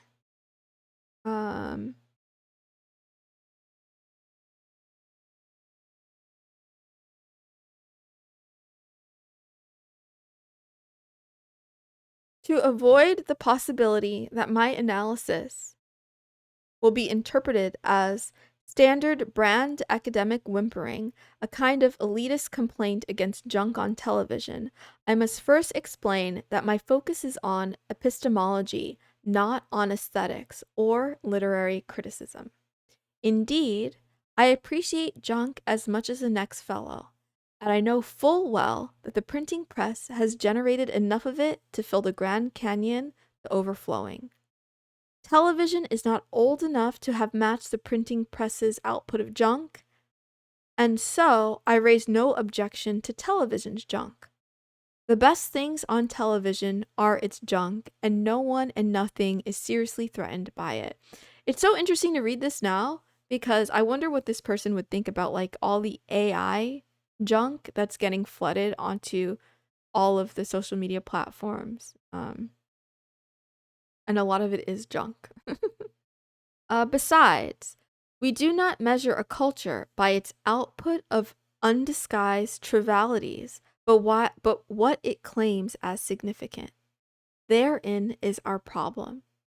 For television is at its most trivial, and therefore most dangerous when its aspirations are high, when it presents itself as a carrier of important cultural conversations. The irony here is that this is what intellectuals and critics are constantly urging televisions to do. The trouble with such people is that they do not take television seriously enough. For like the printing press, television is nothing less than a philosophy of rhetoric. To talk seriously about television, one must therefore talk of epistemology. All other commentary is in itself trivial. Epistemology is a complex and usually opaque subject concerned with the origins and nature of knowledge. The part of its subject matter that is relevant here is the interest it takes in definitions of truth and the source from which such definitions come. In particular, I want to show that definitions of truth are derived, at least in part, from the character of the media of communication through which information is conveyed. I want to discuss how media are implicated in our epistemologies. In the hope of simplifying what I mean by the title of this chapter, Media as Epistemology, I find it helpful to borrow word from Northrop Frye, who has made use of a principle he calls resonance. Through resonance, he writes, a particular statement in a particular context acquires a universal significance. Frye offers an opening example, the phrase, the grapes of wrath, which first appears in Isaiah in the context of a celebration of a prospective massacre of Edomites. I don't know how to say that name. I'm a heathen. But the phrase, Frye continue, has long ago flown away from this context into many new contexts. Contexts that give dignity to the human situation instead of merely reflecting on its bigotries. Having said this, Frye extends the idea of resonance so that it goes beyond phrases and sentences.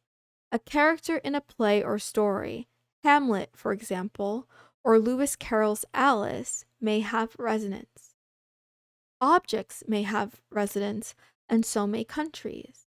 The smallest details of geography of two tiny chopped up countries, Greece and Israel, have imposed themselves on our consciousness until they've become part of the map of our own imaginative world, whether we have ever seen these countries or not. In addressing the question of the source of resonance, Frye concludes that metaphor is a generative force. Hi, the Big Bad Wolf. Welcome. I'm reading the book Amusing Ourselves to Death by Neil Postman. Thank you for visiting. Thank you for stopping by. I appreciate you. I hope you have a wonderful day and a wonderful night or afternoon wherever you are in the world. Yeah. So metaphor is a generative force, that is. The power of a phrase, a book, a character, or a history to unify and invest with meaning a variety of attitudes or experiences. Thus, Athens becomes a metaphor of intellectual excellence wherever we find it. Hamlet becomes a metaphor for brooding indecisiveness. Alice's wanderings becomes a metaphor for the search of order in a world of semantic nonsense. I depart from Frye, who I'm certain would raise no objection, but I take his words with me. Every medium of communication, Fabby, I'm just reading a book. The longest read session without much tangents. It's so hard not to go on tangents because I don't, yeah. I'm aware of chat until I appear. Yeah. Hello. Hi. Every medium of communication, I am claiming, has resonance, for resonance is a metaphor writ large. Whatever the original and limited context of its use may have been, a medium has the power to fly far beyond the context into new and unexpected ones. Because of the way it directs us to organize our minds and integrate our experience of the world, it imposes itself on our consciousness and social institutions in a myriad of forms. It sometimes has the power to become implicated in our concepts of piety or goodness or beauty.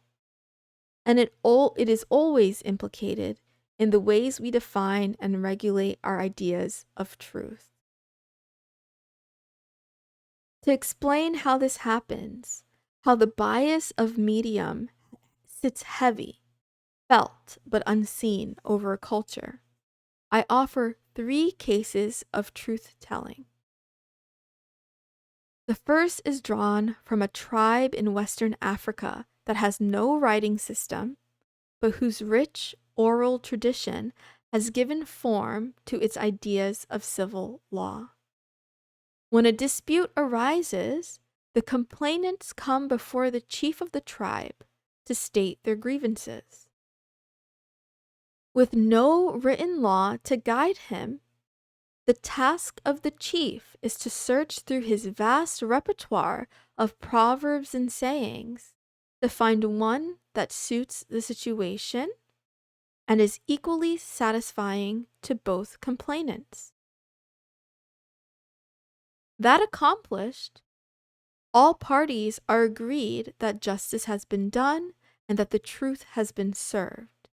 You will recognize, of course, that this was largely a method of Jesus and other biblical figures who, living in essentially an oral culture, drew upon all of the resources of speech, including mnemonic devices, formulaic expressions, parables, as a means of discovering and revealing the truth.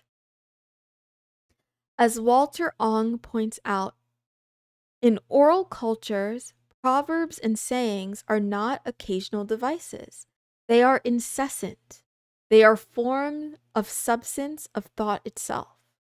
Thought in any extended form is impossible without them, for it consists in them. To people like ourselves, any reliance on proverbs and sayings is reserved largely for resolving disputes among or with children. Good morning, cat boy. How did you sleep? I hope you slept well. I'll pause here for a second and talk about it a little bit. So I think that is kind of an interesting point, right? Like, if you have an oral culture that relies on spoken language only, right? Well, then it makes sense that you make moral decisions based on stories, based on proverbs, based on things like the Bible. Not good like always. Did you not get enough sleep? Or you just have bad sleep hygiene? You know, you could try. This sounds strange, but I spray my pillows with a little bit of lavender spray. Helps me sleep a little better. Repeat what you were saying in the last 5 minutes. I was daydreaming. I'm not going to repeat everything, but basically, we're discussing how the format, the medium of which messages are shared changes the content and the context of the message. So if you tell a friend on the phone, you're fired. If you text a friend, you're fired. If you're face to face and you tell them that, or if it's written on paper, right? Like printed out and there's dates and whatever. It's the same message, but the medium has a different nuance, has a different meaning, and depending on the medium, it may seem like a joke. That'll be an interesting fight. I get enough sleep. My sleep doesn't feel good due to sleep feeling like a long blink. I don't dream. Aw. Wow, I'm sorry. Yeah, I'm really sorry. Like, sleep should feel restful, But if it feels like a blink, then it's like you're not really getting rest. And I feel like dreaming is important. It might be that you're dreaming, but you're not remembering your dreams because you're not finishing the full cycle. Like your full, the REM stages or whatever, right? I'm in the same boat as you, you know? I mean, I would question your sleep hygiene first, though. Like, are you turning off all screens an hour before bed? Are you making sure your room is very dark? That you're feeling relaxed? You're letting go of the day's problems? Um, I feel like stress can definitely, I mean, I'm talking out of my ass, but I'm sure stress affects sleep. But yeah, it sucks, but you learn how to deal with it. Or journaling helps, like writing stuff in your journal or even just planning what you have to do the next day before you go to bed and writing it down somewhere. My room is dark as shit. Me too. Gotta love like blackout curtains, but even then, I still also use a sleep mask.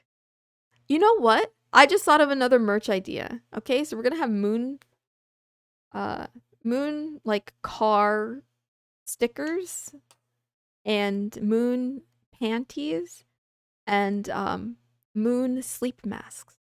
I need to write this down or I'm gonna forget. For me, it's the headaches. Oh, do you have like migraines or something? Yeah. Why are you having so many headaches? That's not good. You should get it checked just in case. Skull Switch! Wow! Hi! Thank you for the host. Welcome back. How was your stream? Are you here yet? How was your stream, Skull? I have blackout curtains along with not using any phone stuff for the last 45 to an hour. Aw, you're so cute. You didn't have to do that, but thank you. I'm sorry I couldn't be more present for you. Um, I won't do this again, so you don't have to worry. Your mod will be available uh every day in the future. My stream was great, thanks. We actually got a win. Congrats. Congrats. A win in what? Did you switch games? I had to stop. What was I doing? Mask anti. In Hades? Nice. Okay, that means like you like beat it, right? I'll rewatch the VOD. I'll rewatch the VOD when yeah. Hehehe. Yes, hello Skull Switch. Hello Joe Ass. 223. Welcome. Joe Ass, can you follow me please? Please. It's like 4 hours. I'm gonna watch it anyway. Hey Skull, how was stream? Hey homie.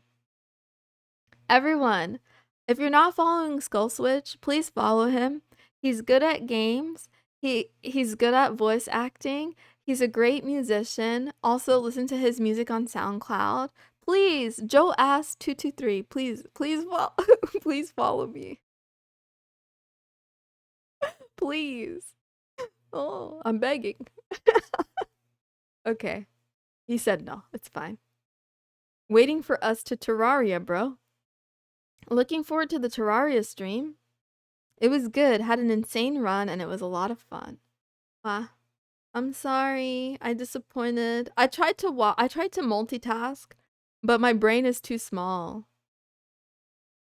I literally had your stream on and like the volume on and everything. And then I was like trying to talk to chat at the same time and I couldn't multitask, but it's okay. It's okay. This is a one time. You're not allowed to use this emote. Why not? What the heck? Am I lagging? What's going on here? Okay, I'm gonna refresh my chat. That's so weird. What's wrong with my emote? You're not allowed to use this emote. What does that mean? Hello? Help?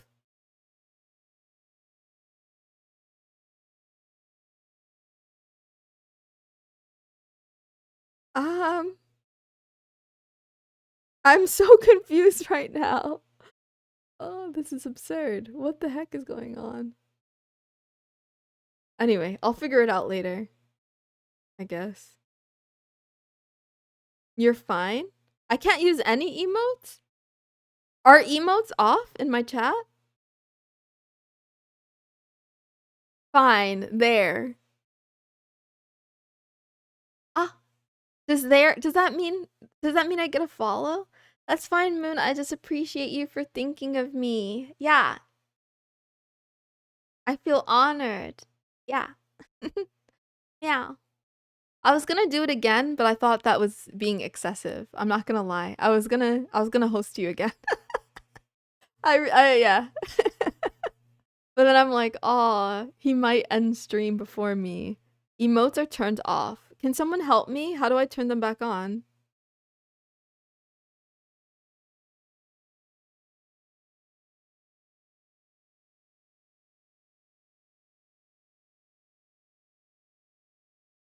Ah, okay. Maybe I need to go in the dashboard for this. That's insane. Way too kind. I'm not kind. I'm obsessed.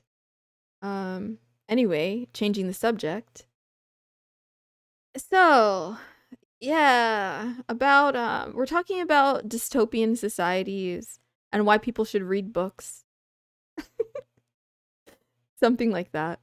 Um, okay, let's see. I'm in here. Let's Yeah, I don't know why. I don't know how to fix this. Can somebody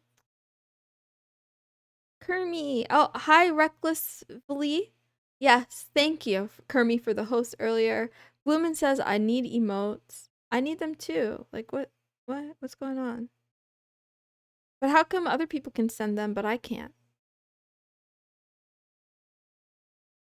I'm not gonna lie. I'm like my brain is totally fried right now. Why have you been streaming for 22 hours? Like damn. To celebrate hitting 200 followers.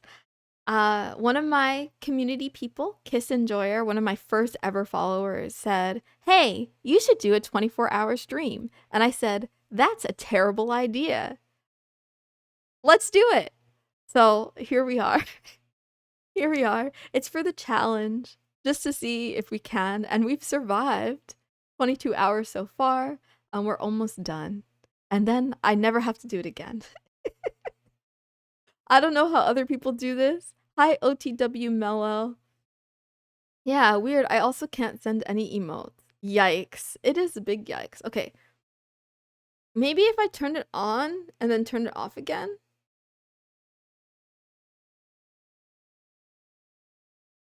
How come like okay. Other emotes, I guess the global ones are working, maybe? Maybe the global ones are working, but the ones that are like mine aren't working? Yeah, okay, whatever. It is what it is. I don't have the brain cells or the capacity to worry about this problem right now. I'll just be sad about it.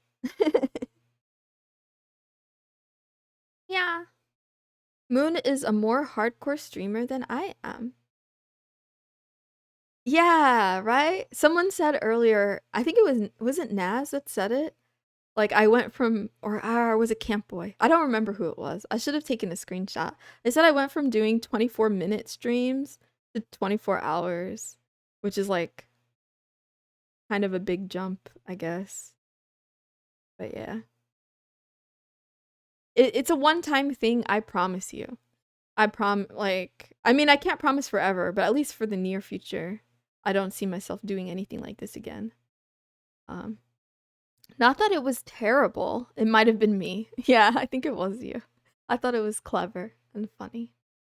Um, Overall, I would say my sanity levels fluctuated throughout the day. I felt the lowest um before getting sleep and then after my hmm I don't know. Yeah, before getting sleep and before having milk. Have you heard of the hit game Nekopata? Of course I have. Actually, I haven't. Oh, thank you, OTW Mello, for the host with 16 viewers. Welcome, welcome, welcome, welcome, everyone. I've seen Nekopara more in like YouTube videos though. I've never played it. Hi, if this is your first time here, hello. My name is missusmoonson. I'm a cat girl VTuber, a mender of broken hearts. I stream every day on Kick for 30 minutes a day, and I host a show. Thank you, Zamin G, for also the host with 11 viewers. I'm a little bit overwhelmed. Welcome, welcome, welcome. Yes, I host a show called Love Talk, where a kitten who's smitten, which is me, discusses all things love, life, and anime. 30 minutes a day.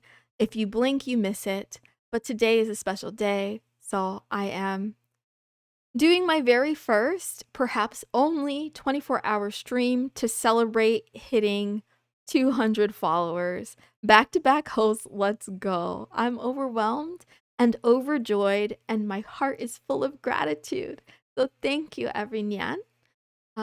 If you like anime and manga and you want to listen to a weird cat talk about a lot of weird topics, this might be your place. Sounds kind of crazy. Oh, is it crazy? My streams are a little bit cursed. I do warn you in advance. But, you know, some people like that. You know, you might be into strange. You might be into a little bit cursed. Before you all came in, I was reading the book Amusing Ourselves to Death by Neil Postman, and it's kind of discussing the dystopian now that we live in today and how we got here, more or less. That's like an overstatement. But anyway, I also sometimes put my tinfoil hat on, and you'll find me talking about I don't know, privacy, data security, things like that. I don't know. It's my special hobby and interest. I just like it. Also, to give a welcome, I will give you guys some channel points. Here you go. Here's another stimulus package. I've given out a lot today, not microplastics. Here is 1,000 Moonero. Not Monero, the cryptocurrency, but Moonero, which is, yeah, worthless, but you can gamble it. I am interested in crypto, so if you are someone that is not a scammer, but knowledgeable and you want to teach me how to get a wallet, please, I need help. I started like installing a wallet, but then I got scared at the last step. We can gamble. Yes, you can gamble. You can gamble your Monero to the moon. Ha ha ha. Get it? Monero? Anyway. Every day of the week, I do a different theme. On Mondays, we have Moe Manga Menhera Monday, where we talk about girls with mental illness and toxic relationships. And then on Tuesdays, we have Otaku Tuesdays, where we talk about our burning desires for passions and hobbies. I think last Tuesday or the Tuesday before that, we talked about, it was 2 weeks ago. We talked about AI romance. Like, oh, it's rigged. Yeah, it might be rigged. It might be rigged. I recommend not betting more than 10 to 20% at any time, but you always have the ones who have like the golden hands, right? And it's in the flick of the wrist, and they just gamble and they win every time, you know? Sorry, Joe. Winners win and losers lose. You know? I don't know why, but winners win. Anyway, on Wednesdays we have Waifu Wednesday, which is today, which I kind of skipped, but I'll make up for it next week. Thursdays, we have a healing day. It's Therapy Thursday, where I do cringy ASMR. I want to do a lot more like nurse role play on Thursdays. You know, guided meditation, positive affirmations. The goal is to make you, the viewer, feel as uncomfortable as possible. But the outcome is usually that I just make myself cringe to death and back. On Fridays, we have the filler episode of our anime, and it can really be anything under the sun. Last week, I played basketball from the bench, and then the week before that, we talked about climate change while looking at my feet. Saturdays, we have Sugoi Nani Desu Saturdays, which is about unconventional romance and love, taboo relationships. I think if I do get banned on Kick, it will probably be because of a Saturday stream. I hope I don't, but you never know. 100% of gamblers quit before they win. I ain't one of them, bro. Teach me the ways. I gambled a lot in the stream, then she went to sleep. So cool for that, on God. Yeah, when I slept, he gambled. Yeah, good luck. And then Sundays, we have Senpai Notice Me Sundays. If you have someone that you're trying to impress and you want to win their attention, the best way isn't stalking and obsession. Ask me how I know. The best way is to work on yourself and become a more passionate and appealing person. So on Sundays, we talk about self-love and yeah, ways to improve. ASMR makes me go to sleep. ASMR makes me feel a lot of things. I don't watch a lot of it or listen to a lot of it, but when I do, it gives me a lot of feeling. But I do want to learn. One of my goals is to, I do want to become more of an ASMR person. I don't know how to do it yet, but where there's a will, there's a way. Better luck next time. Good luck. Okay. With that out of the way, I'll get back to reading my book. We still have an hour and a half left of stream, and I haven't died, so I see that as an absolute win. If it's dinner time or oh no, it's not. It's still quite early. Never mind. Sorry. I was thinking it was 4 o'clock for some reason. Not yet 4 o'clock. Okay, where was I?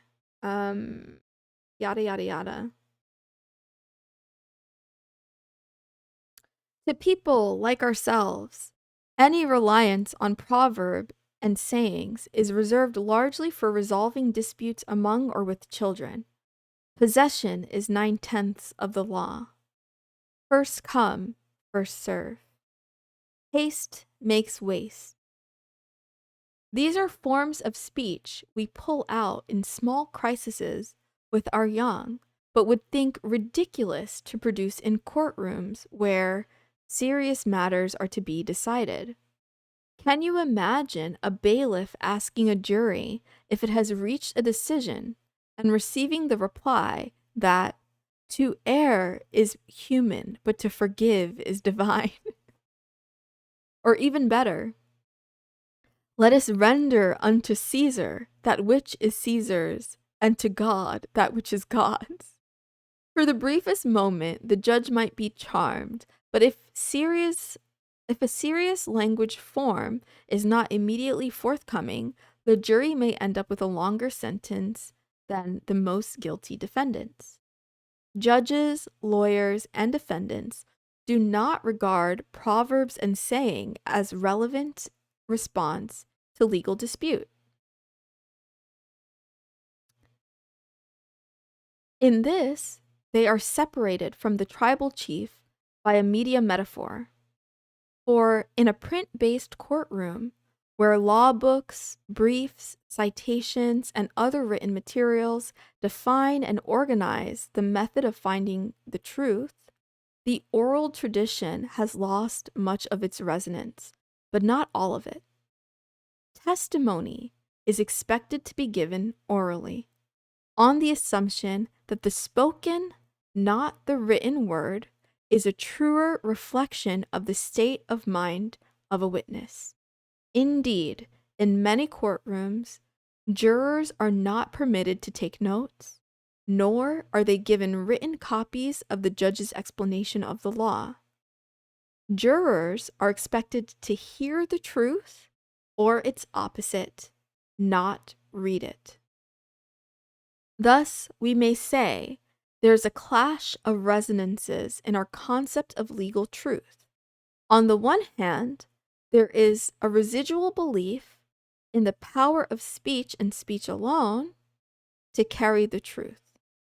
On the other hand, there's a much stronger belief in the authenticity of writing, and in particular, printing. This second belief has little tolerance for poetry, proverbs, sayings, parables, or any other expression of oral wisdom. The law is what legislators and judges have written. In our culture, lawyers do not have to be wise, they need to be well briefed. A similar paradox exists in universities, with roughly the same distribution of resonances. That is to say, there are a few residual traditions based on the notion that speech is the primary carrier of truth. But for the most part, universities' conceptions of truth are tightly bound to the structure and logic of the printed word. To exemplify this point, I draw here on a personal experience that occurred during a still widely practiced medieval ritual known as the doctoral aura. Doctoral oral. The doctoral oral. I use the word medieval literally, for in the Middle Ages, students were always examined orally, and the tradition is carried forward in the assumption that a candidate must be able to talk competently about his written work. But of course, the written work matters most. In the case I have in mind, the issue of what is a legitimate form of truth-telling was raised to a level of consciousness rarely achieved. Aurora. Yeah. The candidate had included in his thesis a footnote intended as documentation of a quotation which read, "Told to the investigator at the Roosevelt Hotel on January 18, 1981, in the presence of Arthur Lineman and Gerald Gross."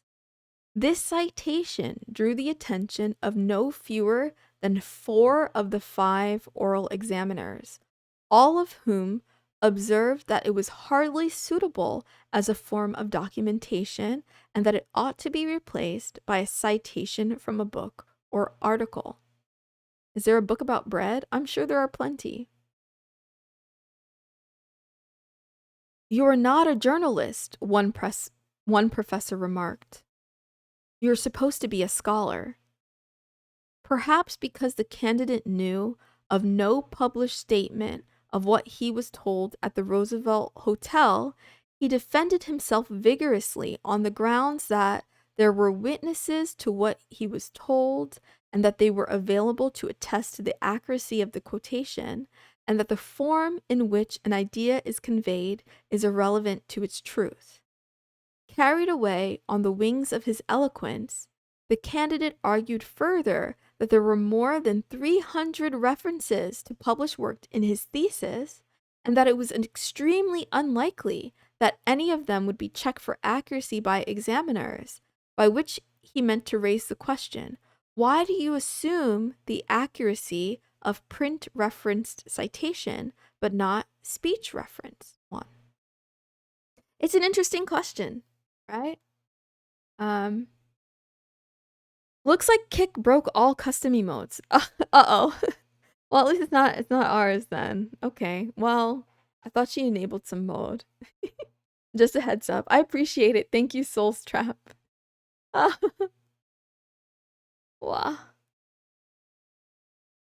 But yeah, I think this is a good point. He called out their hypocrisy, right? In a long thesis with hundreds of citations and cited sources, the one that they pointed out and questioned the accuracy and authority was the one that happened to be a quotation, you know, from something that he heard with a witness present, just for the sake of it being verbal and not written. Whereas, um, you know, people will say, cite your sources, cite your sources. And even if you provide a link to the source, a lot of times people don't read the source, they don't evaluate the source. And just because there is a source doesn't mean a source is reliable. But for some reason, we put, not we, I guess some people put extra faith and belief in printed sources specifically. Thank you, X-Men 703111. I see that you're still here. Yeah. Wow. And I shall continue. I'm here too. 1 hour and 25 minutes. Ah, okay, let's see if I can speed it up somehow. Wah. I'm never doing this again. Like, I thought about it again recently. I'm like, oh, maybe I could do. No, I'm not. I'm putting my foot down. I'm putting my paw down. This is the last time you'll ever see me. The only time you'll ever see me do a 24-hour stream. This is ridiculous. I don't know why anybody does this. Except for charity. If you're doing it for charity, fine. But, or I guess if you're into punishment, like if you like being punished, because it's torture. I enjoy being here with you all. Don't get it wrong. It's just that I feel constantly like I'm losing my voice and I don't know what to say. Miss, putting down a tiny paw. Yeah, I'm putting down my paw. I won't stand for it. I protest. Stream should be 30 minutes. I'm kidding. Okay, no longer than 3 hours. 3 hours is the max. If I ever do a long stream again, okay? Someone cut off my internet at hour 3, please. Okay, let's see. Ah. The answer he received took the following line: "You are mistaken in believing the form in which an idea is conveyed is irrelevant to its truth. In the academic world, the published word is invested with greater prestige and authenticity than the spoken word. What people say is assumed to be more casually uttered than what they write. The written word is assumed to have been reflected upon and revised by its author, reviewed by authorities and editors. It is easier to verify or refute, and it is invested with an impersonal and objective character, which is why, no doubt, you have referred to yourself in your thesis as the investigator and not by your name. That is to say, the written word, by its nature, addressed to the world, not to an individual. The written word endures, the spoken word disappears. And that is why writing is closer to truth than speaking. Moreover, we are sure you would prefer that this commission produce a written statement that you have passed your examination, should you do so, than for us to merely tell you that you have and leave it at that. Our written statement would represent the truth. Our oral agreement would only be a rumor. The candidate wisely said no more on the matter, except to indicate that he would make whatever changes the commission suggested, and that he profoundly wished that he should pass the oral. A written document would attest to that fact. He did pass, and in time the proper words were written. Hi, Stony Guy Gaming. I am doing good tonight, and yes, all love. Yeah. That's a good point though. So even though I thought his argument had merit, it's true that we probably think more deeply about the words that we write than the words that we speak. If something is written, especially if it's written formally or written to be printed, there's an assumption that editing took place, proofreading, or that it was like thoughtfully considered, and that somehow should be closer to truth, I guess, in some like abstract way. But it depends on what you consider truth, right? If you're talking about authenticity, the least censored version of yourself might be what you say, especially if you have no filter. I guess it depends on how heavy your filter is applied. uh, but yeah, I can kind of get it, right? What we heard through the grapevine is rumor, and what is written can be used as proof. Oh, you know, here's a good example of that. With Kicklit, one of the reasons that I signed up for Kicklit over bot tricks was because in their documentation, they mentioned that they want to be a bot just for Kick only, for Kick streamers only. And I mentioned that to a friend whenever it was that they introduced their premium features and stuff. We were just talking about Kicklit overall and its vision and its mission. And I mentioned that, yeah, Kicklit said, you know, they're never going to go to other platforms like Twitch or whatever. And this friend doubted me, but I was grateful for it, right? He called me out. He's like, okay, you little lying cat, quit your bullshit. Where did Kicklit say that? Right? But I had remembered reading it somewhere, not hearing it somewhere. So I just went back to the docs and then I took a screenshot and then I shared it with him. So yeah. Obviously, you can edit written word, especially terms and conditions and documents that are online. And you can Photoshop and edit in other ways too. But I think, yeah, I don't know. I don't know where I'm going with this. The truth is that in the world that we're in now, the post AI world, it's hard to believe that anything can be verifiably 100% true. I have no filter on the Fediverse. The truth is whatever I want. I like that. Yeah. I also like how the Fediverse, although there may be like pockets of censorship depending on what instance you're on, overall, because of the protocol, you can still be part of the conversation and part of the larger picture. You just have to find the instance that works for you. I like that idea much more than I mean, I just don't like censorship all that much, I'm not gonna lie. I don't like censorship. Now, if it's, yeah, I just don't like it. I don't know. I was gonna give a caveat and say, okay, but for things that are like illegal or very gruesome or whatever, I do think it's preferable that they not be posted and shared, but I don't know if I agree that censorship is a way to do that or, yeah, I mean, I guess it is. It's the only plausible way, to be honest. I don't believe in blanket censorship, but maybe things that are illegal, I guess, question mark. I don't know. Let me get back to you guys on this. I have to think about it more. Oh, okay. Let me continue reading so that the time passes faster.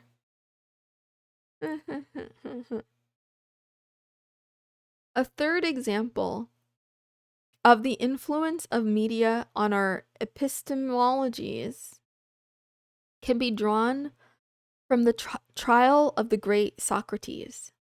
At the opening of at the opening of why can't I say Socrates? It's Socrates's, like there's an apostrophe after the S. Anyway, at the opening of that guy's defense, addressing a jury of 500, he apologized for not having a well-prepared speech. He tells his Athenian brothers that he will falter, begs that they do not interrupt him on that account, asks that they regard him as they would a stranger from another city, and promises that he will tell the truth without adornment or eloquence. Beginning this way was, of course, characteristic of Socrates, but it was not characteristic of the age in which he lived. Hi, Virulent Wave. How are you doing tonight? Hi. I'm reading something right now. Amusing Ourselves to Death by Neil Postman. It's a good book. Okay. For as Socrates knew full well, his Athenian brothers did not regard the principles of rhetoric and the expression of truth to be independent from each other. People like ourselves find great appeal in Socrates' plea because we're accustomed to thinking of rhetoric as an ornament of speech, most often pretentious, superficial, and unnecessary.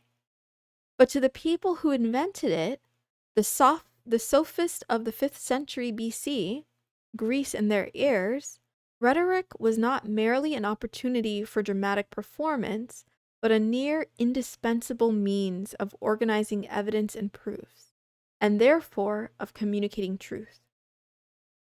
It was not only a key element in the education of Athenians, but far more important than philosophy, but a preeminent art form. To the Greeks, rhetoric was a form of spoken writing. Though it always implied oral performance, its power to reveal the truth resided in the written word's power to display arguments in orderly progression. Although Plato himself disputed this conception of truth, as we might guess from Socrates' plea, his contemporaries believed that rhetoric was the proper means through which right opinion was both discovered and articulated. To disdain rhetorical rules, to speak one's thought in a random manner, without proper emphasis or appropriate passion, was considered demeaning to the audience's intelligence and suggestive of falsehood. Thus, we can assume that many of the 280 jurors who cast a guilty ballot against Socrates did so because his manner was not consistent with truthful matter, as they understood the connection. The point I'm leading to by this and the previous examples is that the concept of truth is intimately linked to the biases of forms of expression. Truth does not, and never has, come unadorned. It must appear in its proper clothing, or it is not acknowledged, which is a way of saying that the truth has a kind of cultural prejudice. Thank you, Mr. Wyoming. I will try. Each culture conceives of it as being the most authentically expressed in certain symbolic forms that another culture may regard as trivial or irrelevant. Indeed, to the Greeks of Aristotle's time, and for 2,000 years afterward, scientific truth was best discovered and expressed by deducing the nature of things from a set of self-evident premises, which accounts for Aristotle's believing that women have fewer teeth than men, that babies are healthier if they are conceived when the wind is in the north. Aristotle was twice married, but so far as we know, it did not occur to him to ask either of his wives if he could count their teeth. As for his obstetric, I don't know how to say this word. Why? As for his gynecology opinions, we are safe in assuming he has no questionnaires and hid behind no curtains. Such acts would have seemed both vulgar and unnecessary, for that was not the way to ascertain the truth of things. The language of deductive logic provided a surer road. We must not be too hasty in mocking Aristotle's prejudices. We have enough of our own. As, for example, the equation we moderns make of truth and quantification. In this prejudice, we come astonishingly close to the mystical beliefs of Pythagoras and his followers, who attempted to submit all life to the sovereignty of numbers. Speaking of numbers, I'll give you guys one more chance. I don't think anyone is awake still, but can anyone tell me what's special about my sub goal numbers? Please. Anyone other than Jin. Wow. I can't believe I have no math nerds in my crowd. Wow.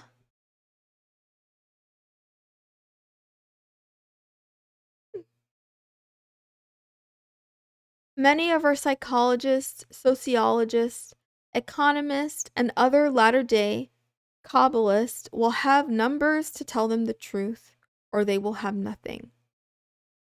I don't know, Naz. I have to check. I have to check later. Originally, I thought it was all prime numbers. Catboy, it is. Thank you. Thank you. It is. They are all prime numbers. Very good. Yay! That's why I chose them. Unless I missed one. Maybe I typoed one. But yeah. Yeah, I just didn't feel like saying it. I'm sorry for forcing it out of you. I wanted I just want recognition. Yeah. Thank you though. I appreciate you. Wow. Okay, let's go back to the streets. These are numbers that don't have factors. Fine. You're so cute. Yes, exactly. They're only divisible by 1 in themselves. Where is 2? Skipped. I missed 2. That's true. I skipped 2. Actually, the truth is I did specifically pick odd numbers only. So yeah, that's why even though 2 is prime, it got the boot. It got the boot because it's not odd. Meow. Wow.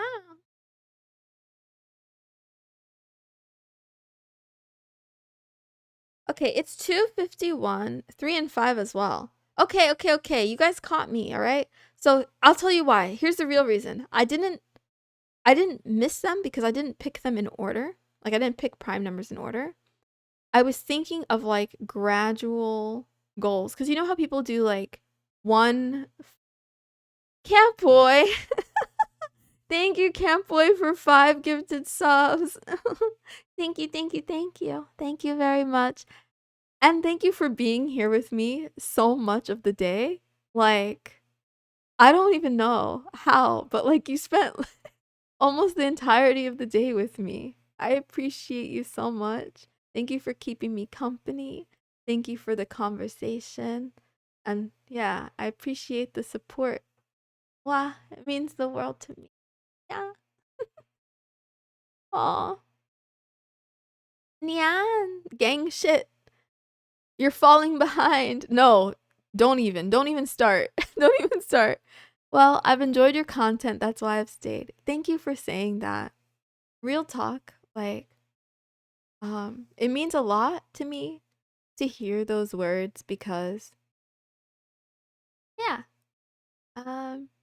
it's different, right? It's a little bit, it could be better. I'm not gonna lie. I'm still learning how to stream. I'm still learning how to speak in public in the privacy of my bedroom.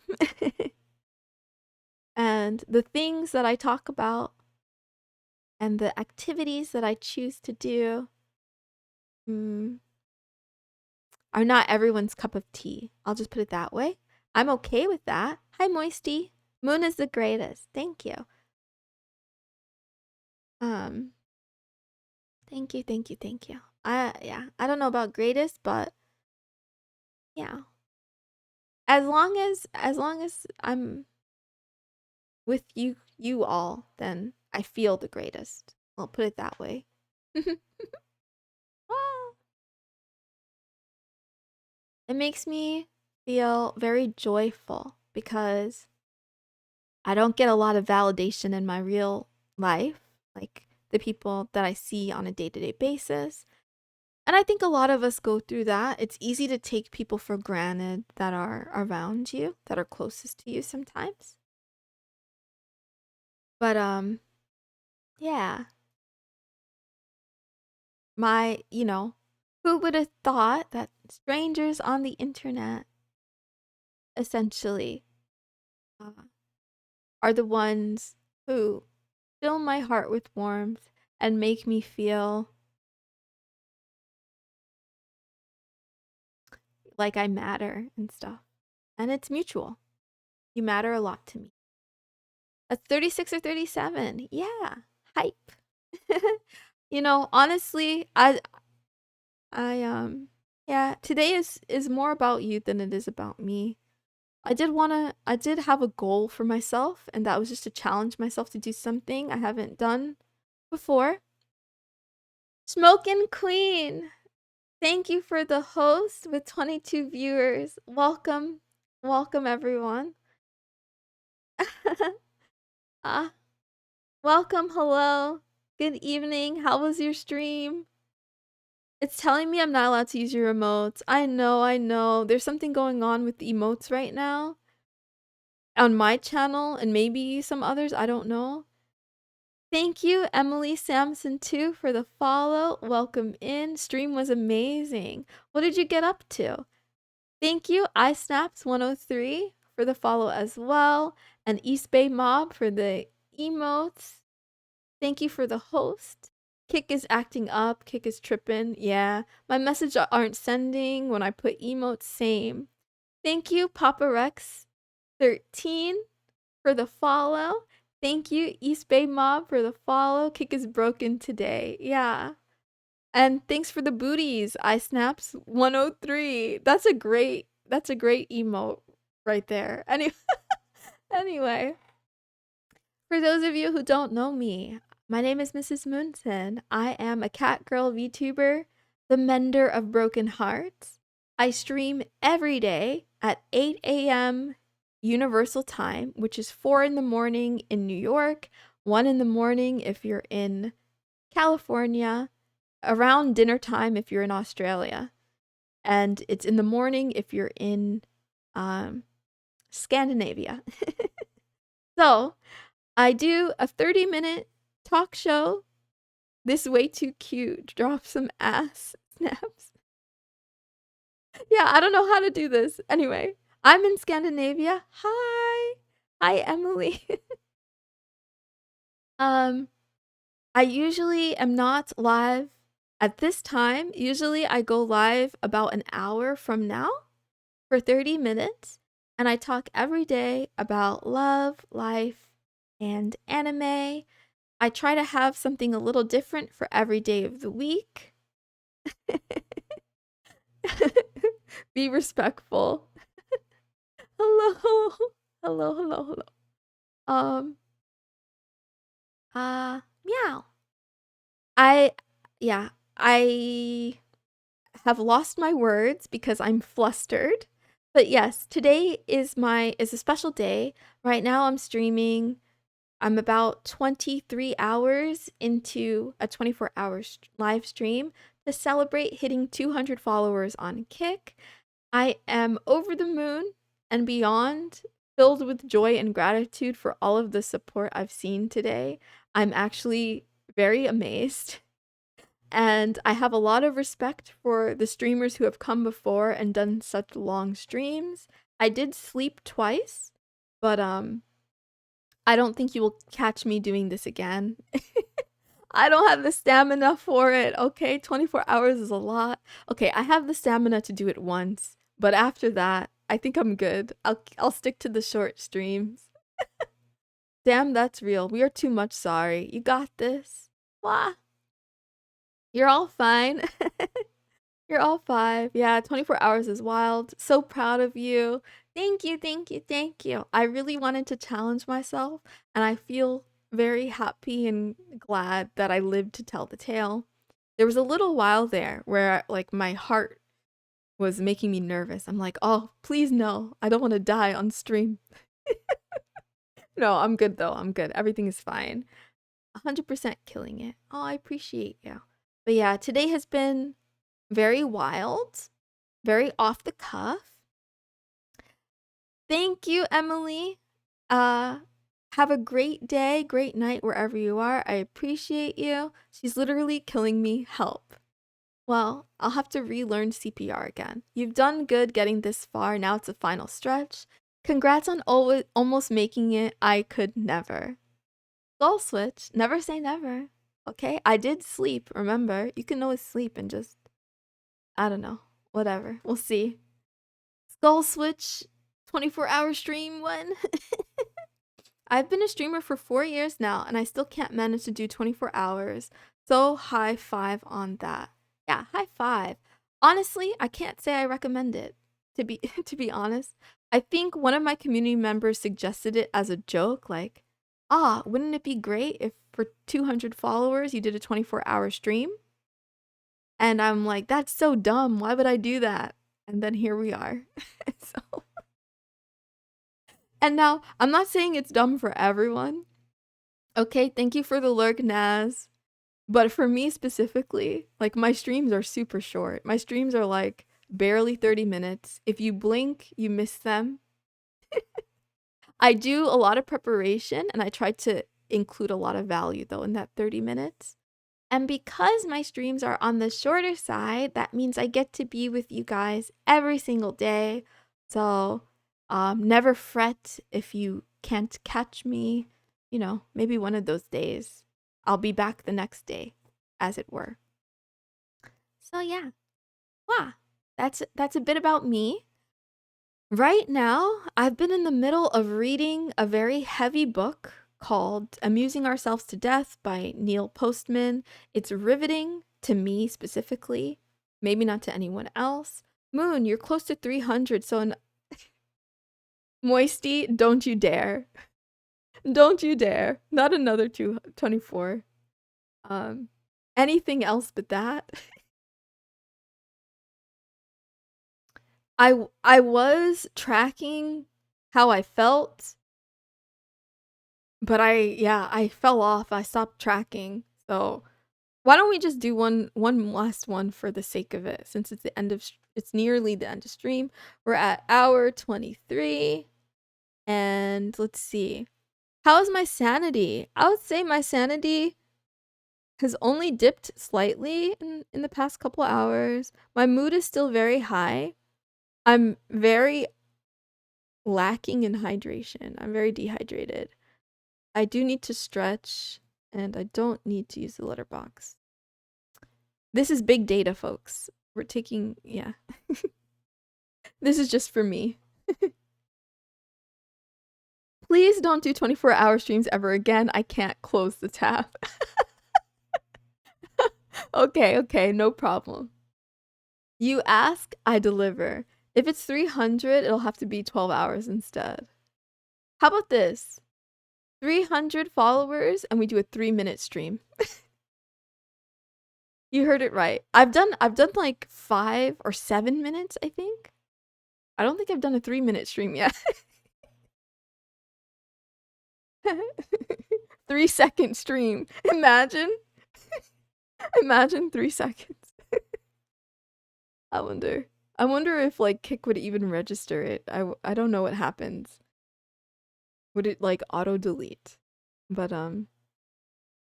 yeah, I feel pretty good. I feel pretty good, and I'm excited to never do this again. And I'm happy that I lived to tell the tale. I actually encourage you, if there's something in your life that you want to try but you're fearful, as long as it's not going to endanger you, go for it, okay? Chase your dreams, conquer your fears, overcome any obstacle in your way. If you think the road is blocked, find another route, you know? And I don't mean these as like empty platitudes. I mean them quite literally. I started streaming in April, and I did, much like I'm doing now, I did a daily stream for 14 days straight, and it was beautiful, and I loved it. I enjoyed it way more than I thought I would. I had a feeling that I would like it, but I didn't know just how happy it would make me. Thank you, Lo C, for the follow. Welcome. Before starting streaming in April, I had been thinking about streaming for years before that, right? I bought this model over 2 years ago with the idea that I would stream, and then I always had an excuse in my mind about why I couldn't start yet, why I wasn't ready. And so yeah, I got my start in April, and then my laptop started to die on me, right? So now my streams are just chatting because I'm currently running on a MacBook Pro from 2018. It was refurbished. It's using an Intel chip, not the cool new fancy M1, M2, M3 chips or anything like that. It's not intended for streaming. It's not intended for having so many things running at the same time. So it can only handle OBS and VTube Studio. If I try to even open a web browser, my stream starts to freeze and crash, right? So I was distraught. Okay, drive safely. See you later, camp boy. Have a safe trip. Don't get into an accident. Yeah. I say that because I don't know, there's like 2 people today that mentioned that they have been in an accident. So be safe on the road, okay? Roads are dangerous. Okay, Moisty, with that Ash Ketchum twerking. Yeah, I was quite distraught because I thought, my streaming career is over. I can't do anything. I can't play games. My stream is so laggy. My computer's gonna die. But I kept trying to come back. And I would try different things and I would work out, some of the issues in the background. I got a lot of help from people like It's Punko on the tech side. He would sit on Discord with me and go through all of my OBS settings and all of my he would be looking on forums for me to figure out with my specs what I could handle, what I couldn't handle. He really tried his best to help me too. And then yeah, the more I thought about it, I'm like, okay, so I can't play games on stream. That sucks, right? It sucks that I can't play games. But it's not the end of the world. I can do something else, right? There are people who need all of the tools in the world to be the most entertaining. And then there are others that can be entertaining, with a cardboard box. So I try to think of this as like an experiment in my cardboard box where, yes, I have some limitations, okay? I don't get to have fancy background music or cool video games. I don't even get to react to, I don't know, whatever's going on YouTube or whatever. But it's a fun, exciting challenge every day to prepare and research for stream and try to come up with new ideas that will be interesting, engaging, thought-provoking, that won't get me canceled right away.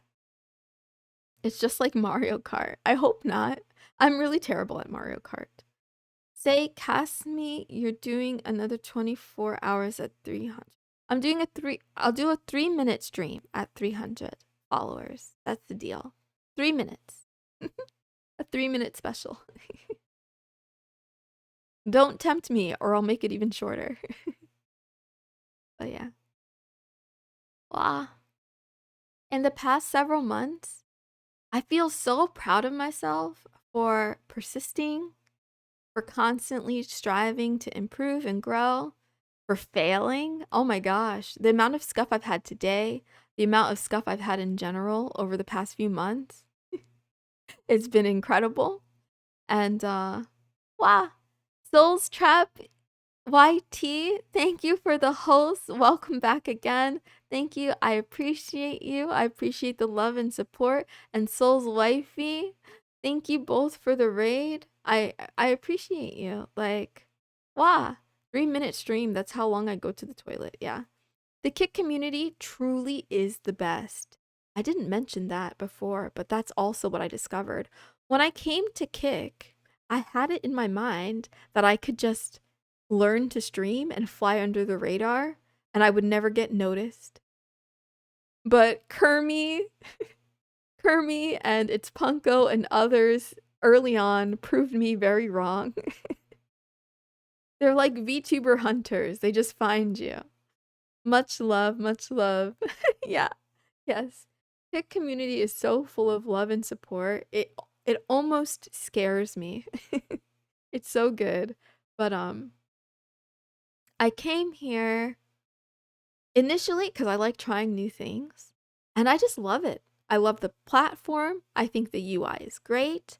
I think it works quite well. I love that there's no ads. I love that it's an Australian-based company. I love Father Eddie.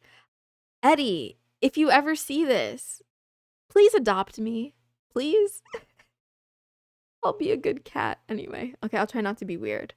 I can't not be weird though, because I am very strange. That's just who I am. But yeah. More like VTubers watcher, like bird watchers. It's true. It's true. It's like a hobby. I don't know what it is about it, but I love VTubers.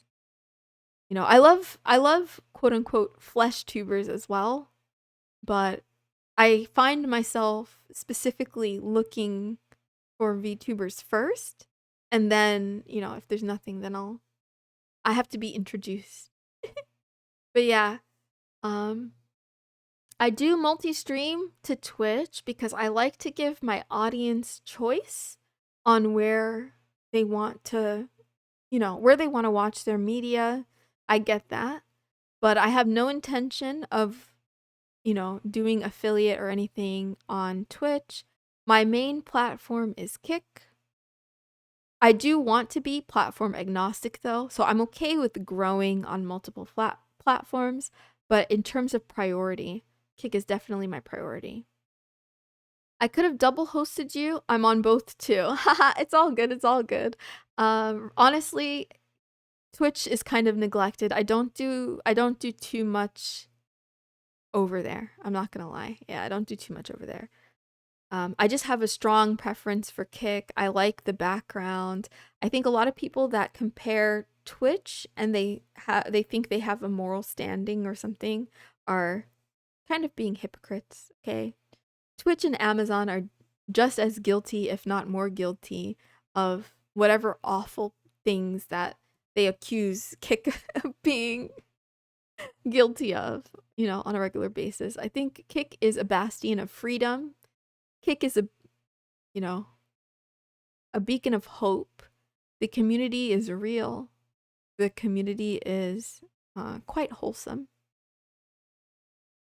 They can accept even a strange cat like me. Yeah. Oh, but yeah. Wow. I'm just filled with gratitude and excitement and hope for the future. This is just the beginning still. Can we post clips links in the chat? I don't know, can you? I don't know. My BF wants to do VTubing too. I definitely encourage it. VTubing is great. Wow. He's a boy cat. Yeah, cat boys. One second. My AirPod just died. I gotta double check that I didn't mess up my audio. Yeah, there's huge demand for cat boys. I'm not gonna I'm not gonna lie. Ask Punko. It's a good idea. More VTubers the merrier. I started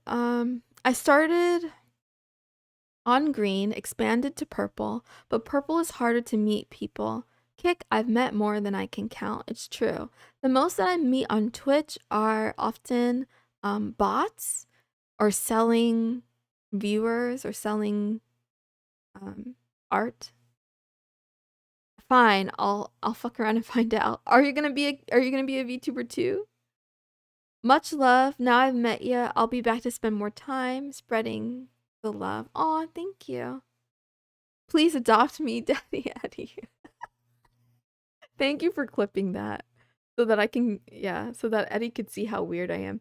Every time he streams, I always say the most unhinged stuff. in his chat and he never notices me. One of these days though, I'm gonna keep trying. Every week I'm gonna try. Oh. No, but for real. Night night, sweet dreams to Souls and Souls wifey. Yes. I have 46 more minutes of this stream, and then immediately after, I'll do a 30-minute stream for my Thursday stream. And then, yeah, it's back to normal. Thank you, thank you, thank you. Wow. I want to talk about Father Eddie some more.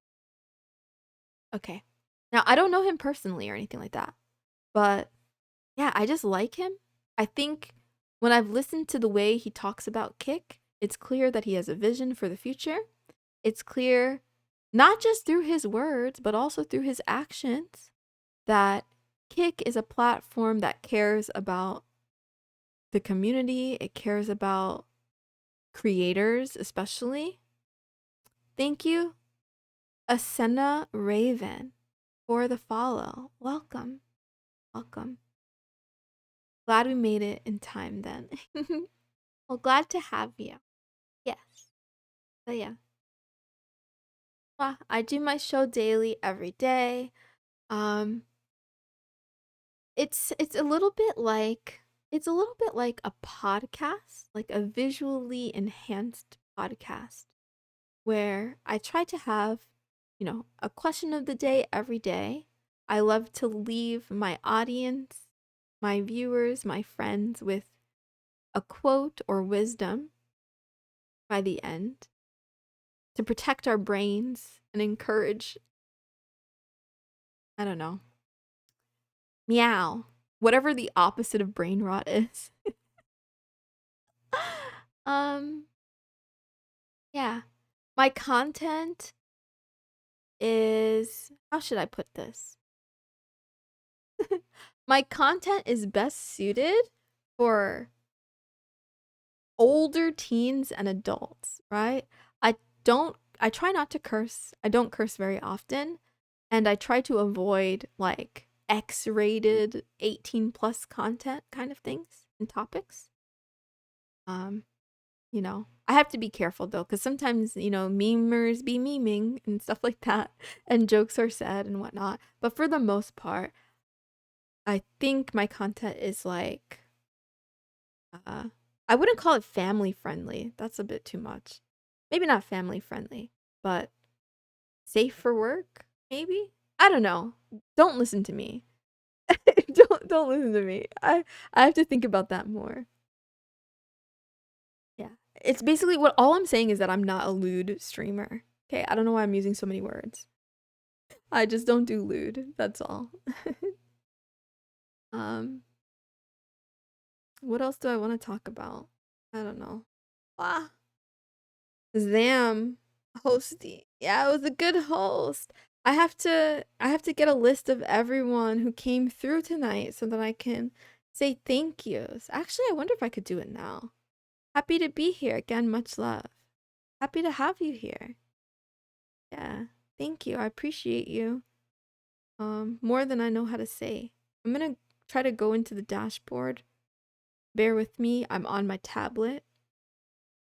And because I did want to end stream with thank yous. So that's what I think I'll do now. Let's see. I don't know how long it's gonna take me. That's why. All right. How can I do this? Let's close this one and this one. And this one.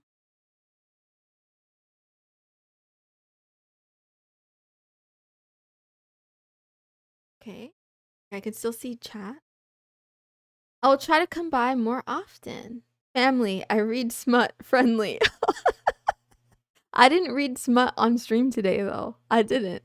I mean, I read smut in my own private time. Listen, listen. People have needs. I try my best to be the whole time. Moisty, there's never any pressure. You know that. You know that. I'm here every day. So if you didn't see me today, you just see me another day. I'll just go down the list, right? If we start from all the way, let's see how far. Okay, yeah, this goes back quite far. So we'll start from Oh wait, why does it do this? Okay. 1 day ago, we have Ninja follow the channel.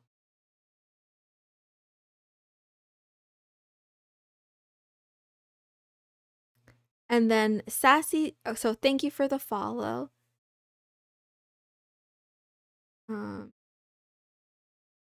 Sorry.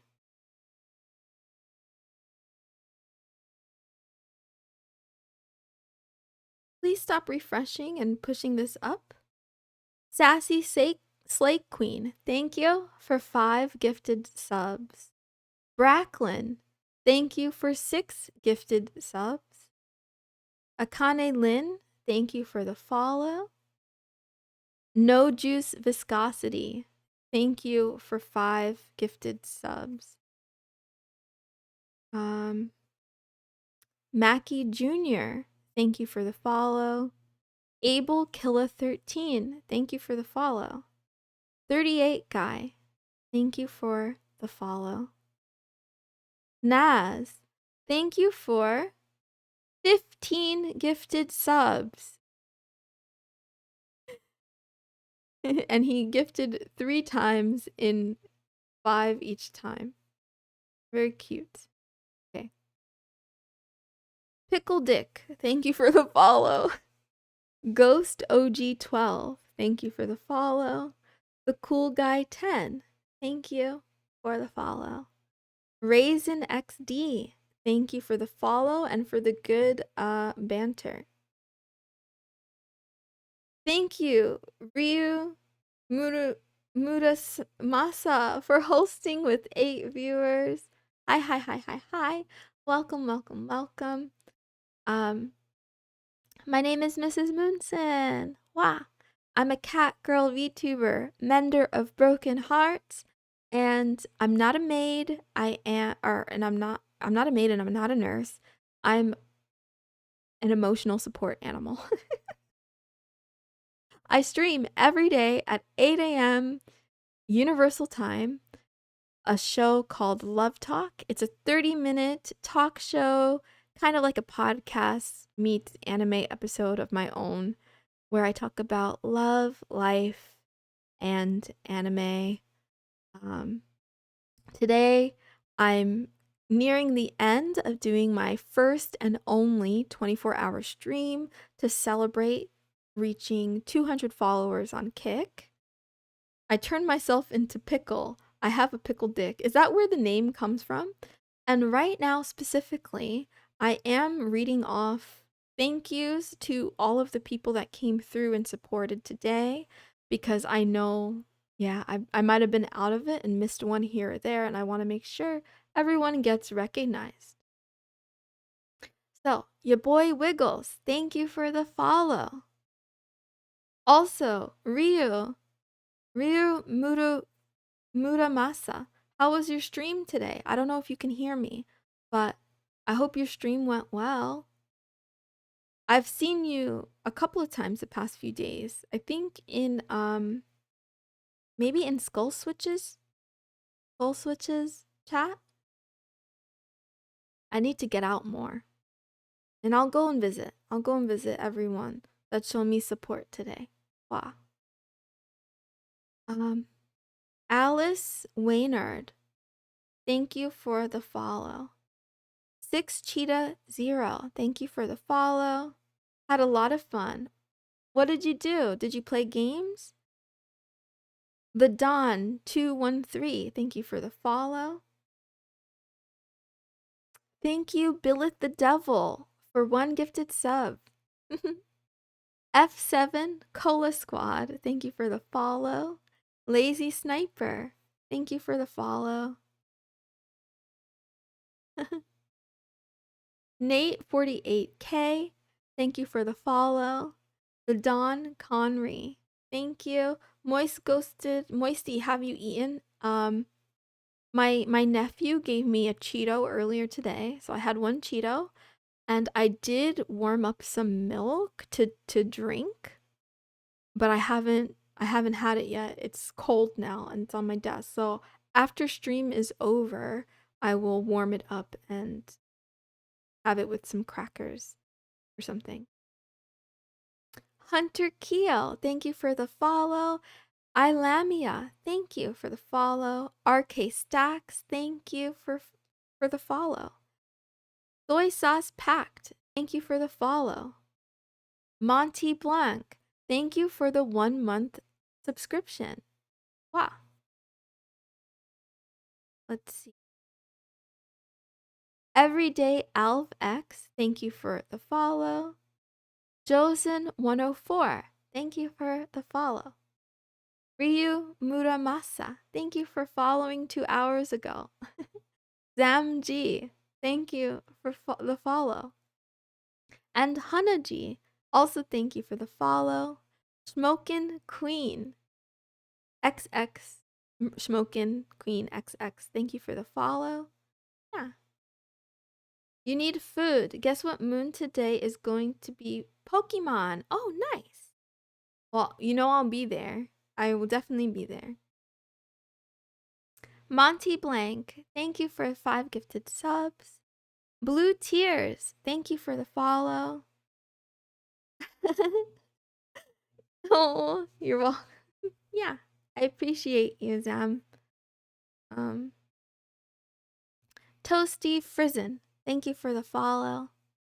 Fozzie Bear, thank you for the follow. Agnes Rise, thank you for the follow. Smoke in Peace, thank you for the follow. X Clocky, thank you for the follow. Aiden Von Wolf, thank you for the follow. I know it sounds like I'm reading a lot. I promise you I'm coming to the end soon. Ninja still here. Well, thank you for being with me all day, Ninja. Like, you're a trooper. I don't know. Thank you, Scarlet3, for the follow. Welcome. Hi. Oversweet Freak, thank you for the follow.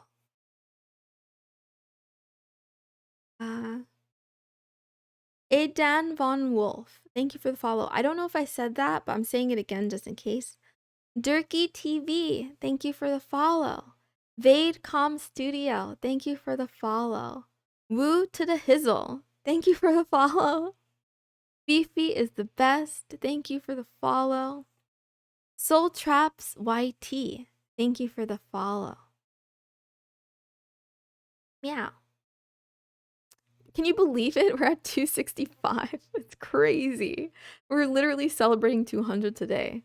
But I'm very grateful and happy. So thank you for the support. I really have to shout out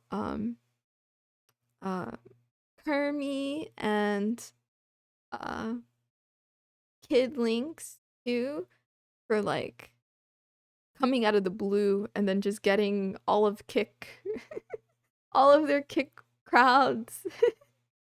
And everyone else. I'm getting to it. I need to figure out how to see all the hosts today too.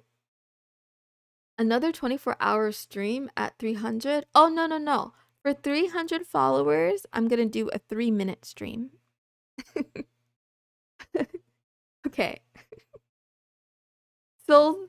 Oh, I said souls already, I think. X-Men 703111. Thank you for the follow.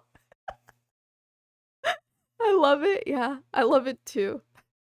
24 hours is brutal for me. I have low stamina. 300 follows twerk stream. Moisty, you just want to see me twerk?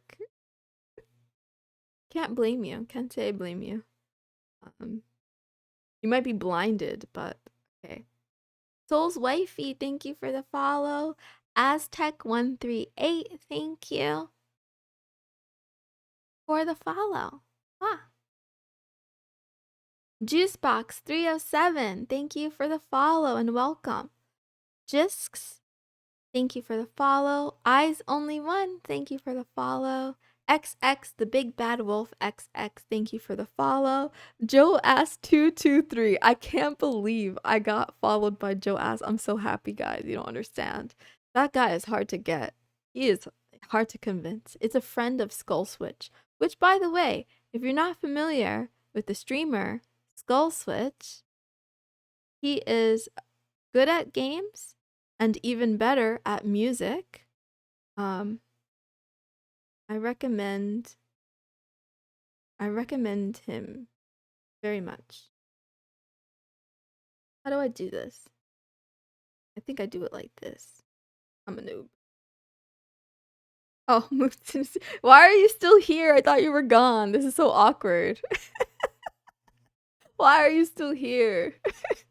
Moonson is too good to me. Well, you deserve it. He's really talented. I recommend Moon. Yeah. Okay.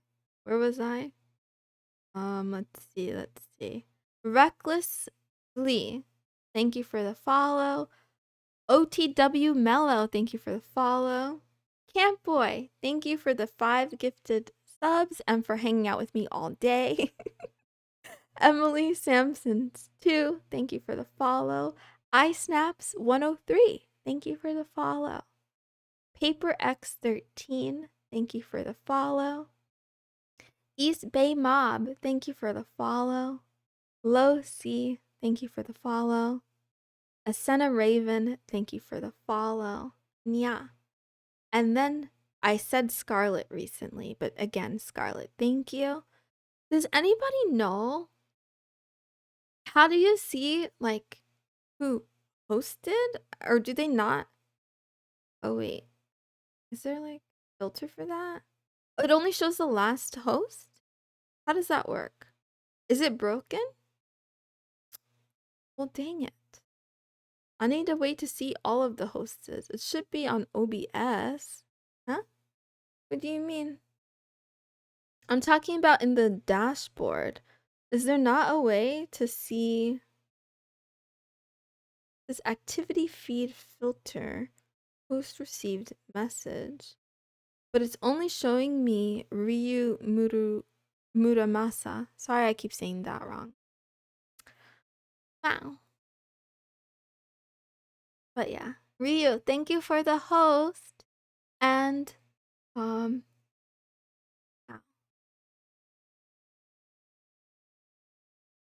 Thing is, I don't want to leave anyone out. I think I can remember.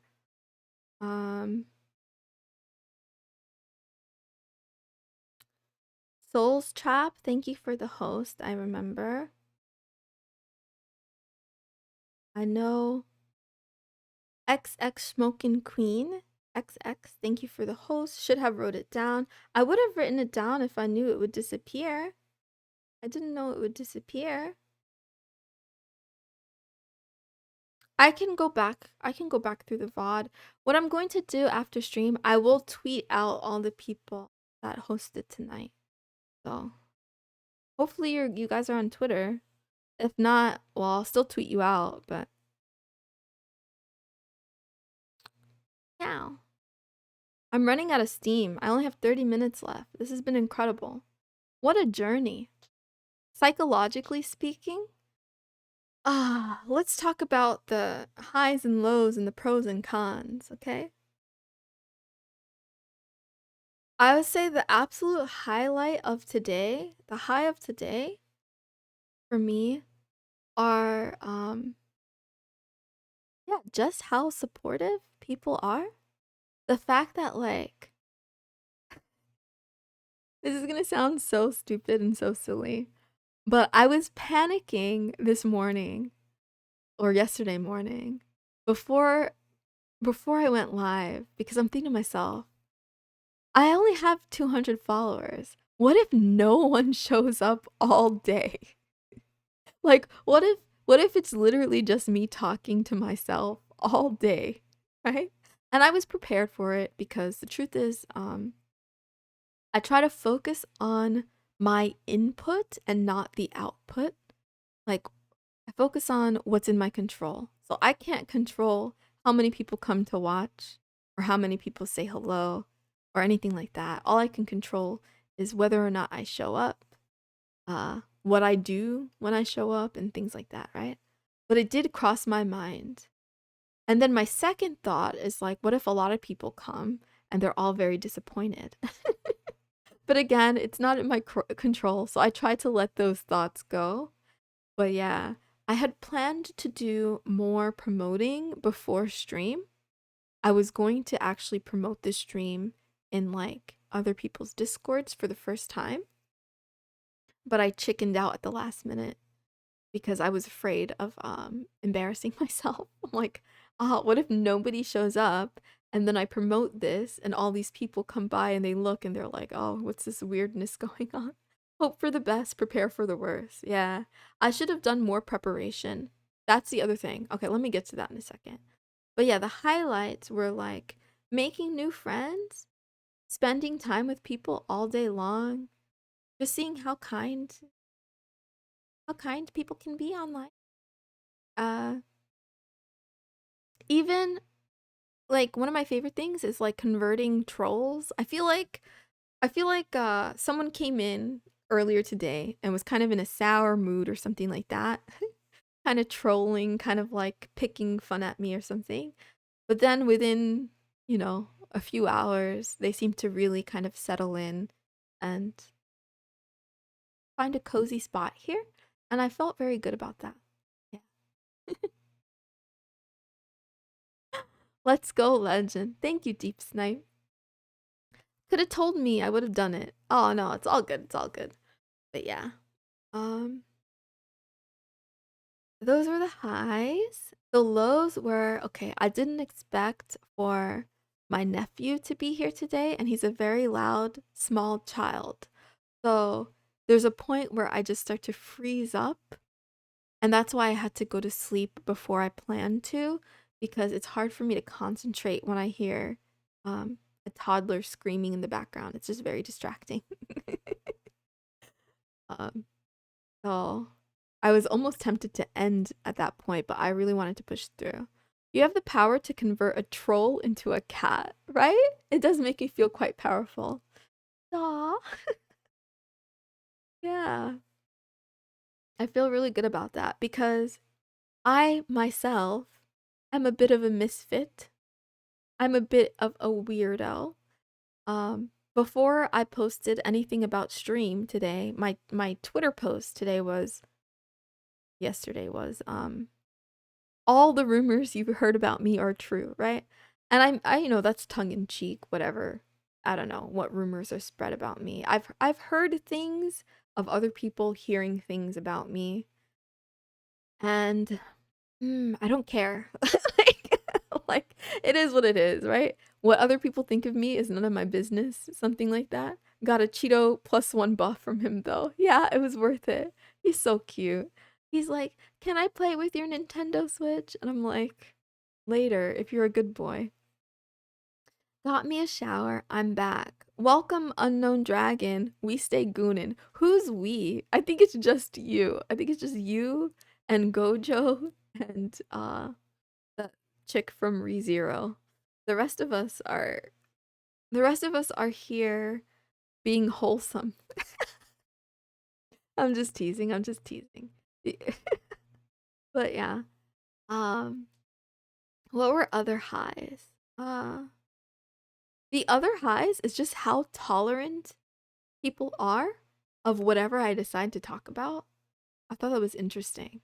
So like I've talked about autism and I've talked about being wary of big tech corporations.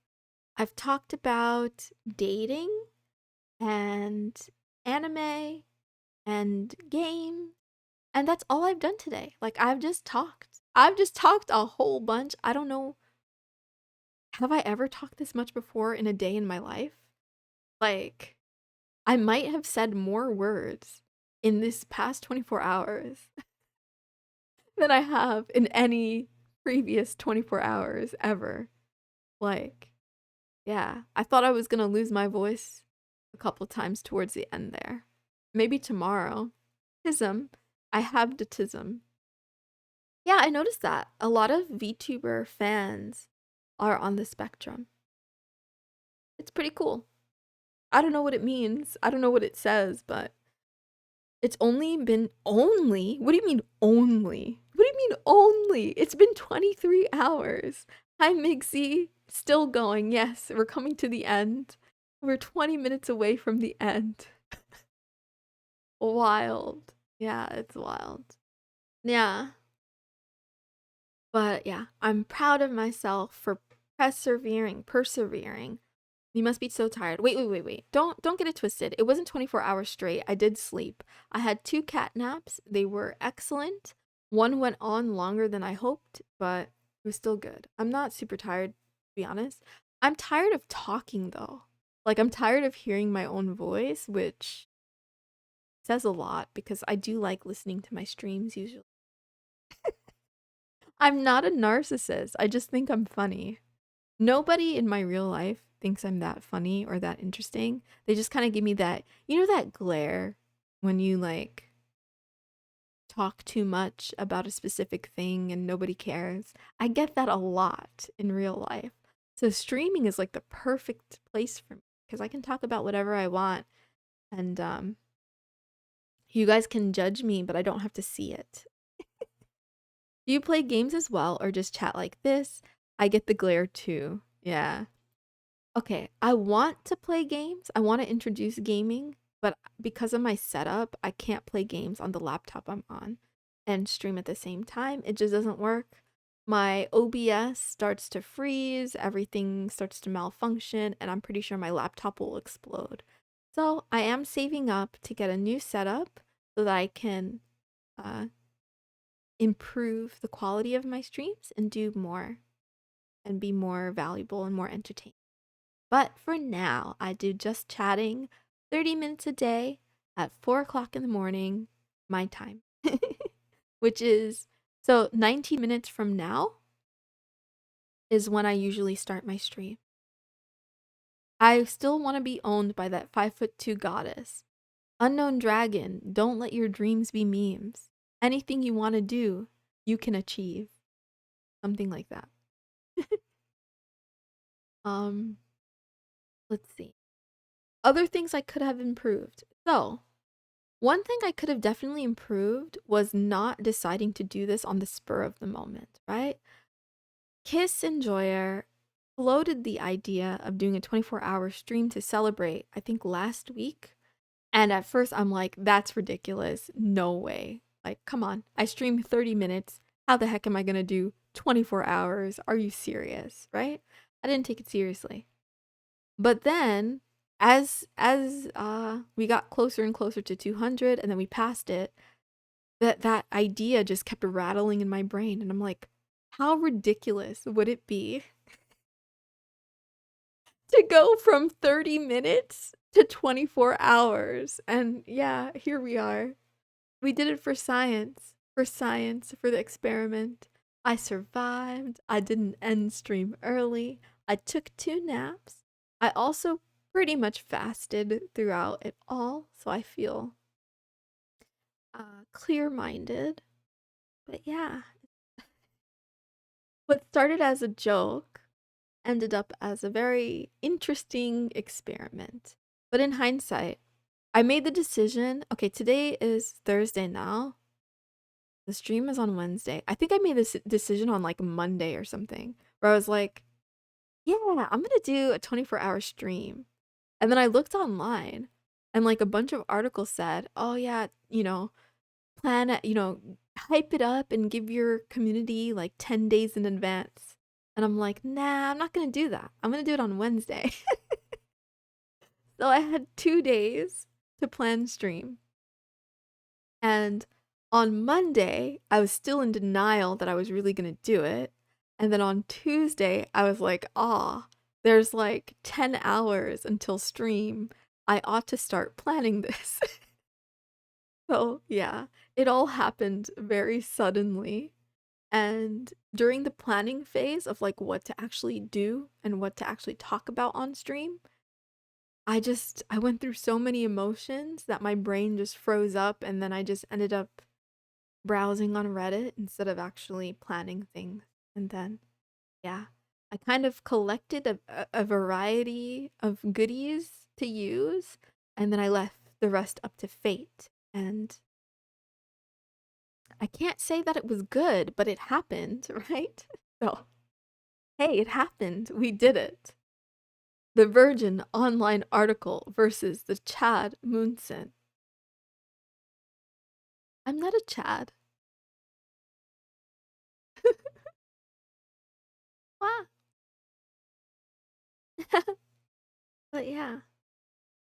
I got to read interesting books. I've been trying to read that one book, Amusing Ourselves to Death, for like the past couple of weeks. I just don't have a lot of free time. Or I don't make a lot of free time, I should say. I spend my time doing other things lately. But I'm glad we made some headway into that book. It's a very good book. We had some really fun conversations. I got to learn about new tools, talk about the Fediverse, about data privacy, and why social media is dangerous. And Chadette. Listen, if I was a Chadette, I wouldn't be getting rejected left and right. But okay, I'll take it. I'll take the compliment. And then, yeah, since this is the last 15 minutes, actually, I should count. Let's see. Um, wait, let's, um, there. What goals did we hit today? I'm sure there's a way to see. So, um, wow. How do I change this to like just the past 24 hours?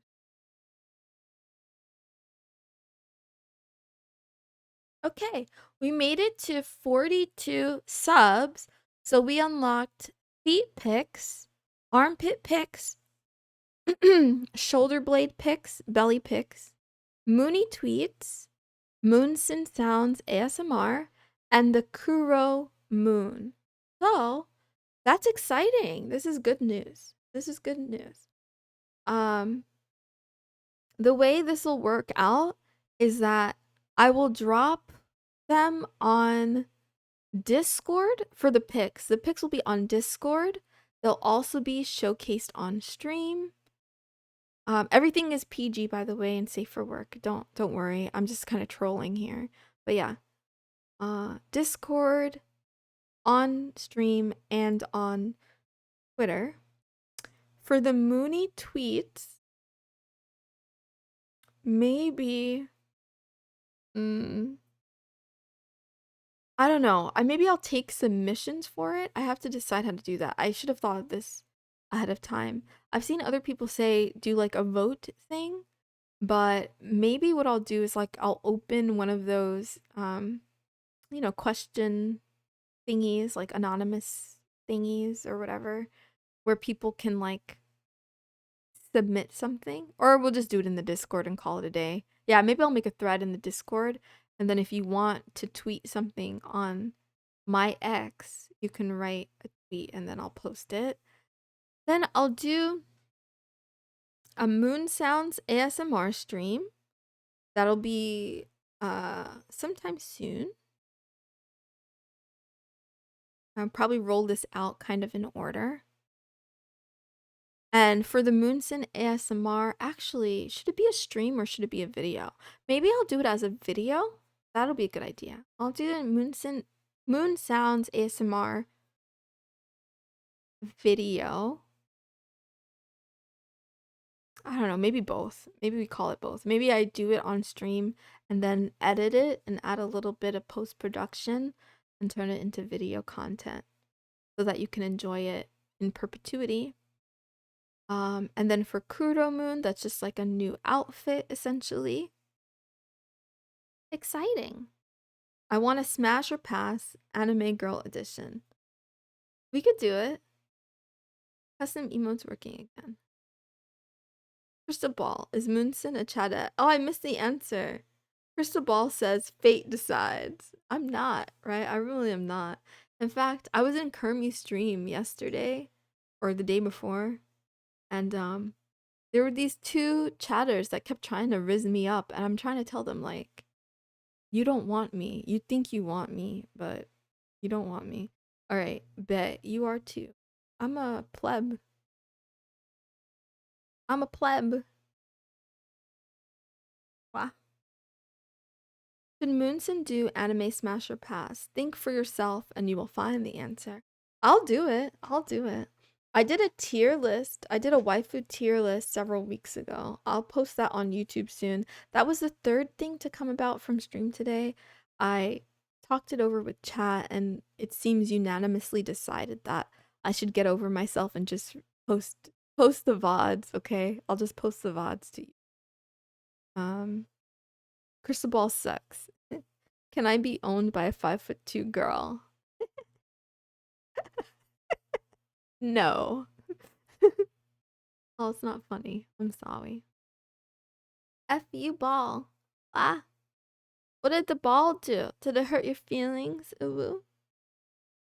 Okay, let's see something. How close are we?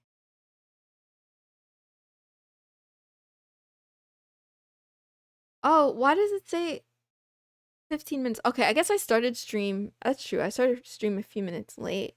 So I will continue after 4 o'clock. We have 15 minutes. Wow. Uh, oh, my back hurts. My neck hurts.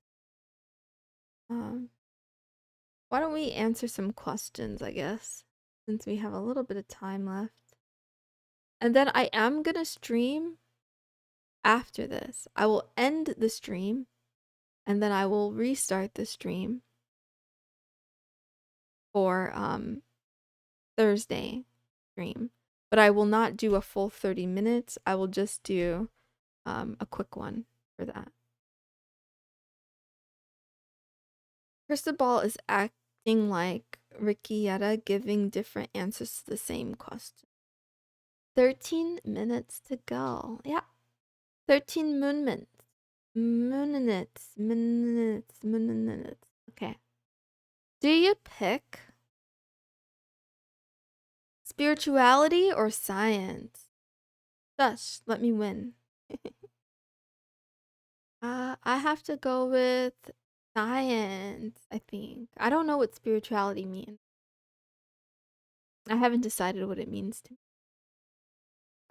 Would you pick inner peace or worldly influence? Would you rather have peace within yourself or be able to influence the world? If you could only choose one, I would pick worldly influence so that I could be a cult leader. I don't really want to be a cult leader in real life, I think. I don't think I do. That's too much responsibility. But hypothetically, if I could have it guaranteed, I guess. Passion or rationality? What do you prefer? What do you prefer? I have to think about that. I think I have a tendency towards passion myself. So in others, I prefer someone who's rational because if both of us are just crazy and like very emotional, how is that going to end? Right? One of us has to be thinking clearly. Although, on the other hand, being an INFJ, I'm like a fake extrovert, right? So, although I tend to be emotional by like as default, if I find myself in a group that is less than competent or group setting or something like that or with a partner, I do step up to the plate, right? So I can be rational when the situation requires. But yeah, I tend towards whatever. Please don't cancel me for saying that's girly or something. Wow. Actually cancel me if you want. Okay. Do you prefer individuality or belonging? I have to go with individuality, but Just because I'm an individual doesn't mean I don't want to belong somewhere. So I prefer being myself as much as I possibly can over like faking it to fit in. Oh, so cute. The flower. Ah, at least they're working again. Acceptance or improvement? I actually like both. There's a saying in dialectical behavioral therapy that you're doing the best you can and you can still improve. And that's a dialect. A dialect meaning two things, right? Two things that can be equally true at the same time. So, I want the courage to like accept reality and accept the situation and the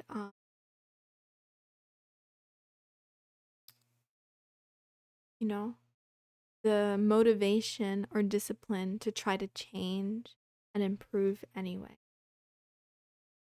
Belonging, I belong to a 5'2" thigh high girl. Are you? Are you? Are you? I gotta work tomorrow. Shake my aw. Well, have a good day at work. I'm sorry that you have to work tomorrow though. But try to have a good day anyway. Somewhere I belong. I wanna belong somewhere. Wah. Streaming makes me feel like I belong somewhere. It sounds so sad. Like they always warn you, oh, don't be parasocial. Parasocial is bad. Well, I have bad news. I'm extremely parasocial. Why? Soul switch. Why? I've been working past 4 days. Well, I hope the past 4 days have gone well and that you've worked hard. And I hope that you get a day off soon. Stay switchy. That's the idea.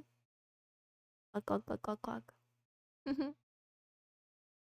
Yay, glad you made it to work safely, Camp Boy. I hope you have an awesome day. Ah, we're almost at the end. Thank you. Thank you, everyone. I already thanked everyone once. I still need to go back and thank everyone that posted, but I'll do that on Twitter. But thank you especially to the people who checked up on me like throughout the day and kept me company like all day. I don't know how you do it. I would get tired of me by now, like way before now, but yeah. It's been a pleasure. Skull Switch, they judging me. That's because you keep gooning in the chat. Oh man, I haven't seen you around in a bit because I want to be owned by a 5'2" anime girl in thigh highs. The streamer is parasocial to the viewers. What an Uno reverse. I know. Right? Usually the warning is like about viewers who are parasocial with their streamer. And then there's me. I don't want to be, but I just am. I go back to Twitch now. Okay, have fun on Twitch. Haha, sounds cool. What do you mean it sounds cool? Finally, he agrees. I said go for it. I said don't let your dreams be memes. If you want her, you know, just take her. Put her in the back of your truck or your van. I'm here talking about a white-haired girl from ReZero. Ah, let me do my research. Still here lurking in the darkness, love you. 6 minutes, great work. Thank you, defeated souls. I can't believe we almost made it. Wow. It's been interesting. You know? I'm glad to say I've done it, and I'm glad to say I'll never do it again. At 300 followers, we're doing a 3-minute stream. Not a 24-hour, not a 30-hour, 3 minutes. Hi, Yuri Mashe. How are you? You little cute. Is that a sheep? Is that an alpaca? What is it? It's a sheep, isn't it? Right? It must be a sheep. Very cute. It's the egg. I believe her name is Amelia Skull Switch. Dragon? Unknown dragon? It's a lamb. Okay. It's a lamb. Very cute. Ah, wah, wah. I'm at the final minutes of my 24-hour stream, and I can't believe it. I'm so proud of myself, and I'm so proud of chat, and I'm so proud of you, and I'm so proud of Kick, and I'm just very proud and very happy and excited. Like, I could hug you all right now, like one big group hug. You get it now, Skull Switch. Why are you trying to push Skull Switch onto this white-haired 5'2" thigh-high anime cutie, okay? Listen. Listen. Okay? I'm escaping the litter box today for real, for real. No, you're not. Get back in here. Maids, am I right? Because she's fucking cute. I know, I'm not saying she's not cute. I'm just saying, why do you have to send Skull Switch there? He has cute at home. Why did it send me twice? She's not a maid. What is she then? I'm not a maid. Well, I can be a maid. Anyway, she's in line to be the queen. So she's a princess. I'm trying to get Moist Ghosted to call me princess and to start spreading a rumor that that's my nickname. And I do have a secret dream of like being referred to as princess. I haven't got buy-in yet though. Hi Moisty, right? I'm still waiting. You did refer to me as princess once, but I don't think you've spread the rumor yet. I'm not talking about Rem or Ren. Oh shit. Oh shit. Oh shit. Oh shit. Ah. Wow. We worked hard today. Thank you, thank you, thank you. Meow, meow, meow. Thank you. Thank you. Okay. I don't want to end it until it's actually can't be a queen without a husband though. Nani?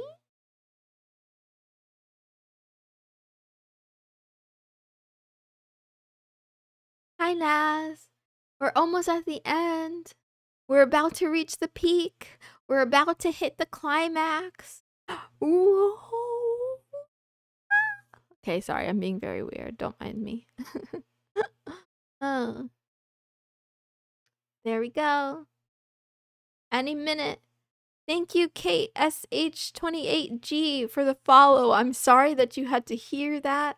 Blame it on the brain cells. I've been streaming too long. Something like that. Hola, ¿cómo estás?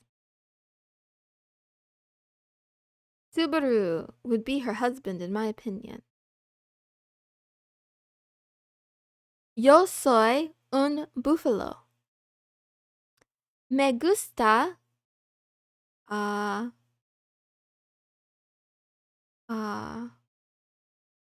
Me gusta. I forgot what I'm saying. I forgot what that means. Skull switch. Okay. Gamble points. Come on, you gotta. Why is my luck so shit, bud? You are your brain cells. Your brain cells are you. I am dad. Oh, do we need a twerk emote too? We need a drugs emote? Not emote. Oh my god, what are words? We need a drugs command, a twerk command, and a meow command. I'm doing my homework. Moon is a cute cat girl. Ooh. Moon is I don't know. I don't trust her as far as I can throw her. Moon is sus. Drugs. I'm writing this down. Drugs, meow, twerk. I'll add it. Has it been time yet? Has it been a day yet? I did it? You did it! Yay! Yay! Nah, I can't call Moon cute. I know. Unknown Dragon, you're not alone. You call me